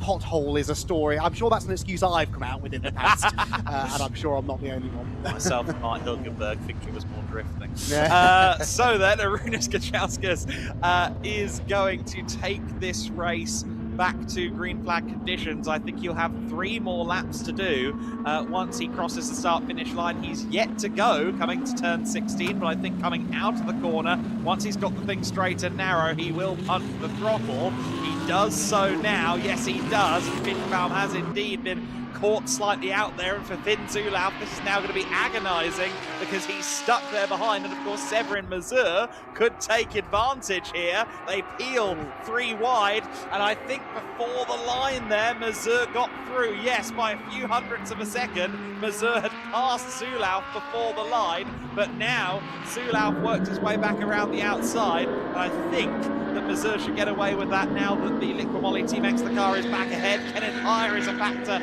in this as well. Petar Matic having to avoid Finnbaum there. That was a bit hand-in-mouth for the 2 Autosport Racing teammates, and somewhere in amongst all of it as well should be a charging Simon Orange and Severin Mazur charging past the apex there. Of course, he meant to in the wet conditions, but perhaps in a bit of a less Larry fashion than that. Yeah, just snatched the rear brakes ever so slightly, didn't he? Simon Orange is up to 6th place, by the way. Got ahead of the Cup 1 Ferrari of Ronaldo Giacomo, so there is Simon Orange. And of course, just to reiterate, did not gain him any more points, but that was significant. It gets him 1 step closer to Kenneth Heyer. It looks like he's now trying to buy in to the 2nd place battle. Zulauf and Mazur delaying each other, and Kenneth Heyer has had a bit of a second wind here. He is right on the tail of the second of those Lamborghinis, and Severin Mazur perhaps fighting a bit of a handling imbalance on this restart. Would there be a chance yet for Kenneth to get into a podium place in the GT3 class? Well, we'll find out over the coming minutes. They've all just spaced out a little bit more equidistantly through the middle part of the lap. Kenneth Heyer looking a lot more threatening in this part of the race than he was before the safety car. Yeah, absolutely right. Kenneth, maybe the conditions starting to come to him as the track slowly starts to, well, not dry, but at least get drier out there on the circuit. But it's gone just about as Kachauskas would have wanted coming into that safety car restart. Took full advantage of the buffer between himself and Finn Zulauf. Oh, and look at that under braking there. The car slamming into the ground as Finn Zulaf hit the brakes, and he went very wide, as did Severin Mazur, and it's contact between Mazur and Kenneth Heyer, and Severin now on that dirt. He's going to have a hard time finding any traction, and he needs to not beach that car digging up the dirt. He's going to have to be very gentile indeed, or just let the gravity work his way backwards maybe, but he's really struggling to get that car going. I think maybe just trying to slot it into reverse and very gently move it back might be the solution now the field has gotten past him, but let's keep our fingers crossed that he can do so. Penultimate lap of the race, Simon Orange is just behind Petar Matic at the moment. Of course, he's now 4th in class, Heyer is 3rd in class. That would extend the points to 8 between Heyer and Orange. Orange wants it to go the other way, but he's going to be hard to press to do so from here. Indeed so, but as I said, damage limitation at least. He's not lost a huge amount. That is good news. Severin Mazur did do as you said he should and sort of let the car roll back. But earth around here is sort of very clay kind of consistency, and well, he's leaving a lot of that all over the racing, or the traditional racing line anyway, at the final corner.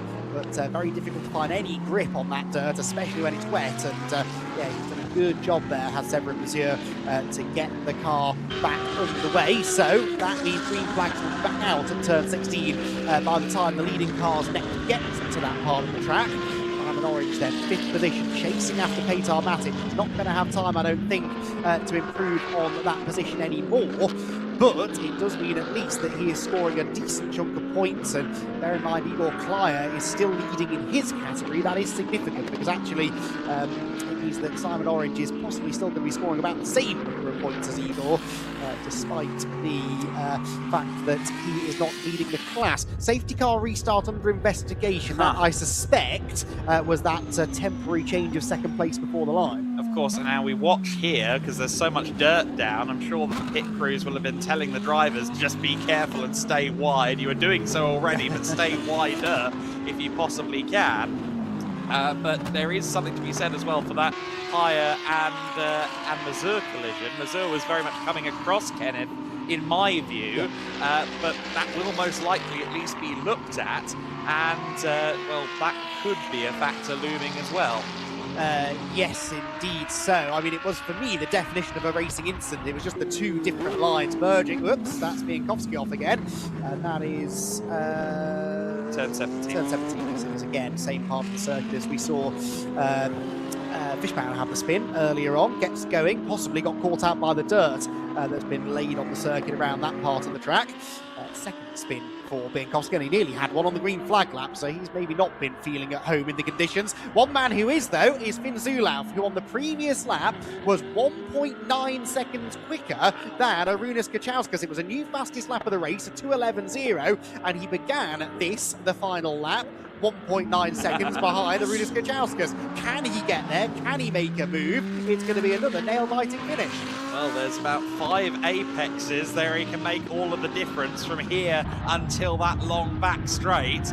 And it's a big ask. It's a seismic ask, quite frankly, for Finn Zulaf. I do wonder if Kačauskas was just being extra careful through turn 16 because of that dirt that was laid down, but Zulaf is certainly a little bit closer than 1.9 seconds now as they come through this section. It was half a second gain in the first sector split alone. They'll come out to the final corner for the final time. Arūnas Kačauskas in strong position here for the race victory. He should have it signed, sealed and delivered from there, but we saw Biankowski, of course, have a spin a little bit earlier on, well, the previous lap, because what we think was the dirt at the very least. So both parties would be advised to be a little bit careful here as they come towards the final corners for the final time in this race. GT Racing, who've claimed podiums already this year at their previous GT Win Series appearance in Portimao, are just moments away from claiming their 3rd win of the 2026 campaign in any competition. Round the final corner comes Arūnas Kačauskas. It's a win for GT Racing, the Lithuanian driver and team taking the German car to victory. Finn Zulaf with the charging Bologna Bull takes 2nd position ahead of Kenneth Heyer, who slightly extends that points advantage over Simon Orange. by the end of the race, but good damage limitation by Simon Orange to get the points for 4th position. Severin Mazur has had a moment on the final lap as well. Now, did he fall? Was he pushed? Was it an accident? Was it an incident? I'm not quite sure, but the 79 car in a spin there right at the end. In fact, that was further around the circuit, as a matter of fact. I think that was down at turn 5 and 6, so he was quite a way behind. Of course, it took him a long time to get the car back onto the tarmac. You see, he was almost a lap down, as a matter of fact. But Severin Mazur with a tricky conclusion to this race. He will be disappointed, but they'll come back rallying, of course. Perhaps not literally rallying, the dirt coming out of or coming into Sunday's racing. Have received confirmation from the camera crew down there at turns 5 and 6 that it was a self-inflicted spin. Meanwhile, there has been an investigation announced for overtaking before the line at the safety car restart for Severin Mazur, but given he'll be classified second last, but the last of the cars on the lead lap, that won't be of terribly much significance to the order, even if he does receive a penalty. Arūnas Gudžiauskas, a race winner then in the GT Winter Series. He did some great driving as a bronze competitor up against some of those silver-rated drivers at Portimao, even gold-rated drivers in a couple of cases at Portimao. But he's developed into a very, very handy driver. And of course, came 3rd overall at the 24 Hours of Barcelona in a GT Racing Audi last year. So has plenty of seat time at this point in the Audi, having done the full European Prevent It campaign in one of these cars. But interesting to see him plying his trade in these sprint races now as well. Taking to it very promisingly. 3 manufacturers in the top 3, 4 manufacturers in the top 4 among the GT3 cars. That, as Andy alluded to, very clayish mud that was dragged onto the circuit. Certainly quite the hazard, and I think quite fortunate really that the conditions weren't at a point where the apex was in active use for the drivers.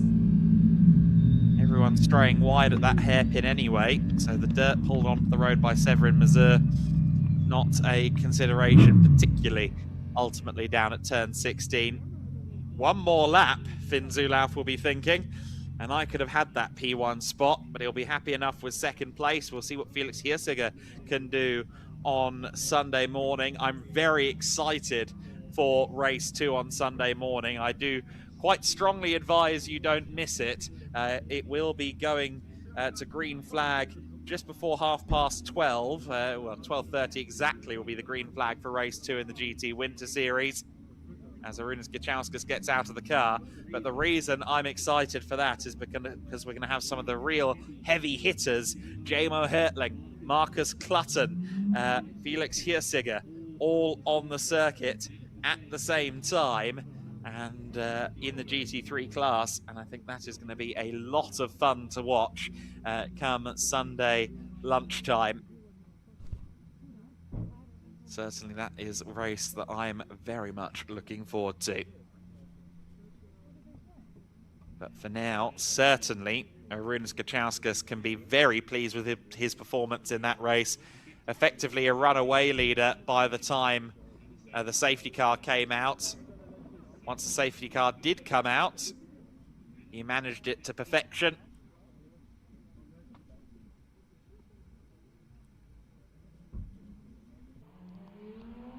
And even though Finn Zulauf was charging towards the end of the race, Finn didn't quite have the time he needed to make an indent on the battle for the race lead, or really create, I should say, a battle for the race lead.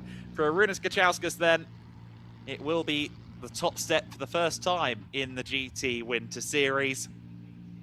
Not unfamiliar with winning in that car. He got a class win at the 12 Hours of Misano in the GT3 AM class last year in Creventic competition. But in terms of solo driving in a GT3, that might well be one of his first ever overall victories. And yeah, he will be thrilled with that, I'm quite sure. And the GT Racing team getting ready for the trip back up, I think, briefly to base in Lithuania before they move up to the summer season. And we'll now hear from our latest winner in the winter season. Arūnas Gaižauskas is with Izzy. I do indeed have him alongside me. Arūnas, congratulations, a first win in the GT Winter Series. Pretty good way to start the weekend. Yeah, it's really nice. It's not the first in Portimao. We got second, no? The third place. So that's the P1, that's the first time. Yeah, it's a nice time. Very changing conditions, so that's really challenging, like to pick up the proper tires and the pressure in the tires. That's vital, really, like. And it looked pretty comfortable before the safety car. At the end there, being chased down a little bit by the Lamborghini. Exactly, he just pushed nerves in a bit at the higher limit. So I could just thank for him not to wait me and do nothing. So I needed to push. I made some mistakes as well, but I seen like his lights on the back. So, but it was fun. And what can you expect for tomorrow now? I mean, we got some quick drivers on that grid lining up tomorrow. So what can you do? Our team manager has got a special app for the weather forecast, and we've been checking the weather every 20 minutes. But basically, really hard to predict. So cannot expect nothing. You can expect everything, basically, yes. Absolutely. Congratulations. Enjoy this. Arūnas, the first win for him in the GT Winter Series. Yeah, great performance from Arūnas Gaižauskas, and it does indeed look like a bit of a roulette table of weather for Sunday here at MotorLand Aragón. But what a way to conclude Saturday with the GT Winter Series. Another great race to wrap up our broadcast of racing. Let's take a look at the highlights from that one, and it was pole sitter Guy Albag leading into the first corner. He would lead the early stages, but it became clear quite quickly that he didn't have that much grip, or at least that much of a comfortable car underneath him. Finn Zulauf was quite happy to immediately go on the offensive. He was trying to get past Kenneth Heyer. Simon Orange was trying to get past Przemysław Bienkowski. Tell you what, on second viewing, I'm not sure that was all Simon's fault. Certainly, it was a little bit of a fold in there from Przemysław. Either way, both parties continued on in the race. Meanwhile, the number 19 car moving by the number 11, Kenneth Heyer losing out to Finn Zulauf as Simon Orange was climbing back through the field. And it was then Lamborghini warfare as the number 79 car, Severin Mazur, having a scrap with Finn Zulauf. Side by side going into the braking zone, the turn 16 braking zone, all important, and having already lost the lead to Arūnas Gaižauskas, Guy Albag fell to second, and shortly thereafter was demoted from the podium places entirely, only briefly though. He and Severin Mazur would scrap on for a couple of more corners here, but unfortunately it wasn't to end in the best of circumstances. A collision as Albag strayed back onto the circuit, and it was his car that got the worst of it. Suspension damage, full course yellow to recover the car would then become a safety car, which Gaižauskas used very well indeed with some lap traffic between himself and the rest of the field. He made himself a nice big gap to play with and continued on his way in the race lead. Finn Zulauf would navigate his way to second position. Meanwhile, Kenneth Heyer and Severin Mazur collided.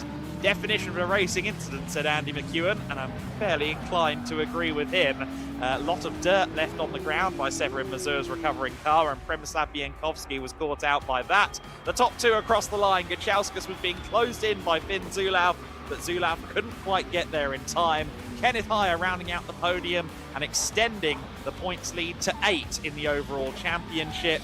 Still very close between himself and Simon Orange, but slight advantage to Kenneth Heyer and to Jamo Hertling in the championship. We saw Severin Mazur off track right at the end, but for Arūnas Gaižauskas, a first win in the GT Winter Series for he and GT Racing. Excellent race then in the GT Winter Series. The 71 car at the top of the tree. Finn Zulauf with one lap more could have done it, but that was Not quite enough time. Kenneth Heyer in third place, Simon Orange in fourth, Petar Matic in fifth place, winning the Cup 4 class where he's the only entry, and Ronaldo Giacomo in sixth position, rounding out the, winning the Cup 1 class where he is also the only entrant today. Przemysław Biankowski in seventh, Igor Klaya in eighth, Casey King in ninth position, and Severin Mazur rounding out the top 10. Almost lapped down, of course, after that moment, down at turn 16. Michael Fischbaum in 11th place. Guy Albag, hopefully back out there tomorrow in the Antonelli Mercedes. Certainly not the way we'd want to see his weekend end with that damage. So then, the GT Winter Series teams will be converging now underneath the podium to cheer on their drivers for the last presentation of the day, which of course will be brought to us by Andy McEwen and the GEDLICH Racing team, who worked very hard to coordinate that. We've got quite a small team here at GEDLICH Racing. Everything is maximum effort from everybody, and indeed trying to harangue a group of racing drivers, especially with so many podiums in these multi-class races, it's no small effort. So a lot of work that goes into it. The photographers, the videographers, they all get involved in making sure we can get it done in as timely of a fashion as possible as well. A true team effort, and great to see such a great start to the weekend here at MotorLand Aragón. Of course, the weather has been a bit of an ongoing curse this season. A lot of rain down here in Portugal and Spain. The Iberian Peninsula seeing some of the most significant rainfall that it's seen in a good couple of decades, we understand.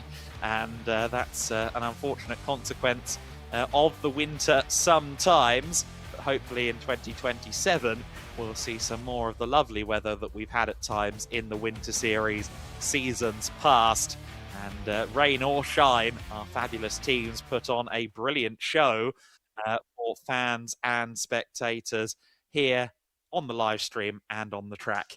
Andy puts on a good show as well. He's got one more to do. Let's go to it now. Thank you very much, Adam. Yes, the GT Winter Series then putting on a show at the end of the day, and we are now ready to get our drivers onto the podium, starting with our GTX class winner, Michael Fischbaum. Congratulations, top step of the podium for the Autosport racing driver who survived that little spin in the middle of the race and managed to come home and get a trophy, which is handed over by the wonderful Patrick from Pirelli, and he is very happy with that, is Michael.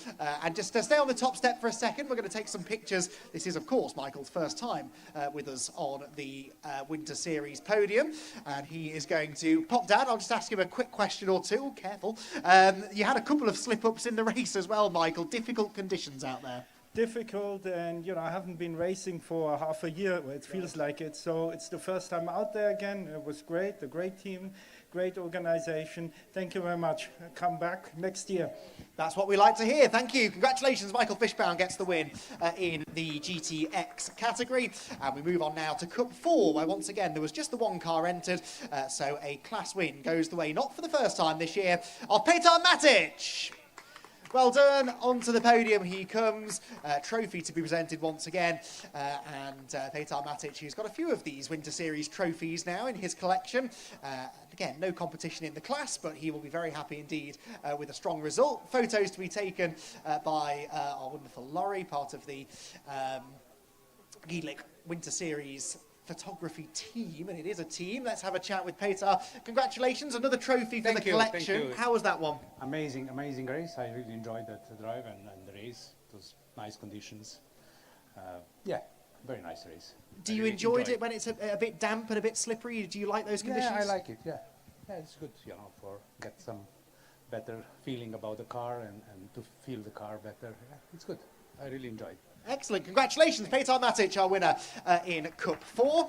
And the Autosport Racing team celebrate another class win. Cup 2 up next, an important one in the context of the championship, of course. It is second position in Cup 2 for Casey King. Well done. The American heads to the second step of the podium to be joined on the top step by one of our championship contenders, and another class win will really help him in his quest for the championship. It's a win in Cup 2 for PTT Racing Teams, Igor Klaya. As I said, he is staying in that championship conversation, and yes, not as many points on offer for winning in Cup 2 as there is in GT3 perhaps, but he is winning with some real consistency in that class. And Igor Klei once again picking up some good points here at MotorLand Aragón, and another race winners trophy as well. Going to be interesting to see whether he can keep that going. A hat-trick of wins this weekend would really help him in his championship quest. He's just debriefing with KC on the podium and discussing what happened in their respective races. Igor Klei, of course, finding himself mixing it with some of the recovering GT3 drivers as well. At one point, shakes the hand of KC King. Igor, if we can have a quick chat, congratulations. An important win there. You need all of the points you can get, and that went to plan. Yeah, it was amazing. I mean, the track was the most slippery right now, so it was a lot of funny things on the track, but I enjoyed it a lot, and I'm happy to be here, so I love it. And the Porsche, I believe, is not the easiest car to drive when it's really greasy like that. No, not at all. So it's a bit challenging, but the car was prepared amazingly. So thanks to the team, and I really enjoy it, and looking forward for tomorrow. Well done. Igor Klei, the winner in Cup 2, and he will now vacate the podium to be replaced on the podium by our Cup 1 winner. Again, just the one car entered into Cup 1 this weekend. Our Cup 1 race victory then goes to Giacomo Rinaldo. Onto the podium goes Giacomo, the Rosso Corsa Ferrari driver, and again has the trophy to be presented, and shakes the hand of Patrick from Pirelli and smiles atop the podium. The Ferrari 296 Challenge cars, only the one out this weekend, which is always a shame. They're a great addition to the grid, but a solid midfield finish nonetheless. And again, we'll have a chat with Giacomo. Do you want to jump down, Giacomo? Only one car in your class, so difficult maybe to gauge exactly how well that race went. Were you happy with your performance? Yeah, definitely. This is my first ever race in a car, so that was very fun, good experience. Not the best conditions, but it's always good to practice in the rain. It's very fun. You will probably learn more in these conditions, I guess, but that is a real challenge. So inexperienced, how were the conditions for you? Challenging, but you know, the team was always there supporting, and it's not too difficult, so it was a good fun again. Excellent. Congratulations then. Giacomo Rinaldo gets the win in Cup 1 and first ever car race. We've had a few people on that beginning their racing journey with GEDLICH Racing over the course of the last couple of months. Right, one more podium then, the GT3 category, and we have 3 drivers to welcome on to the MotorLand Aragón podium, starting with our championship leader. It's a 3rd place finish for Kenneth Heyer. Well done, Kenneth. Onto the podium. SR Motorsport, very vocal down in the pit lane below. 2nd place. What an impressive debut this was for Finn Zulauf. And with one more lap, perhaps he could have been the race winner, but it's a solid debut in the championship for Finn. The win, though, goes to GT Racing. They led from start to finish in the end. It's race victory for Arūnas Kačauskas, who was very keen to get onto the top step of the podium. Handshakes with Finn and Kenneth, and trophies once again will be handed out. Arūnas Kačauskas with a dominant performance there. The safety car threatened to give him a little bit of work to be done in the closing stages, but he was able in the end to hold on and get himself the race win. Joins Kenneth and Finn on the top step of the podium. And we've already heard, of course, from our race winner, so I might actually try and have a quick chat with Kenneth, if that's okay. Do you want to jump down, Kenneth? Tricky race, that, wasn't it? Especially at this point in the championship. The championship standings are very tight. I know you keep an eye on that, don't you? But in those conditions, you're not only relying on yourself to not make a mistake, but everyone around you. Yeah, it was a good start, and then I feel directly very comfortable. The car was wonderful. The front was so good. Every steering into the corners was priceless, so I enjoyed it. I had made a lot of pressure in the beginning, but then we had some incidents, everybody, so a lot of fighting, and the Audi was gone already. Yeah. So the restart then was a bit tricky, because then there was one overlapped car in between, so we had to wait until the start line to overtake him. But yeah, at the end, P3 is super, good points, making some good points on the championship, so car was good, team made a super job, everything good. Everything good, that's what we like to hear. Congratulations, Kenneth, then 3rd place in GT3. The win, though, to GT Racing and Arūnas Kačauskas. And that concludes our racing here for part 1 of our MotorLand Aragón weekend. Izzy Browning downstairs to give us her final thoughts.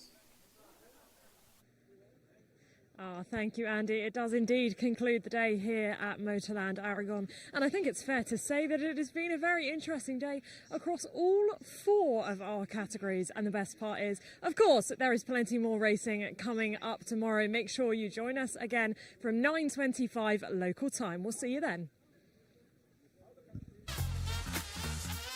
We are racing in the Formula Winter Series for the 2nd weekend. 3 seconds it does get a mighty run outside of the final corner.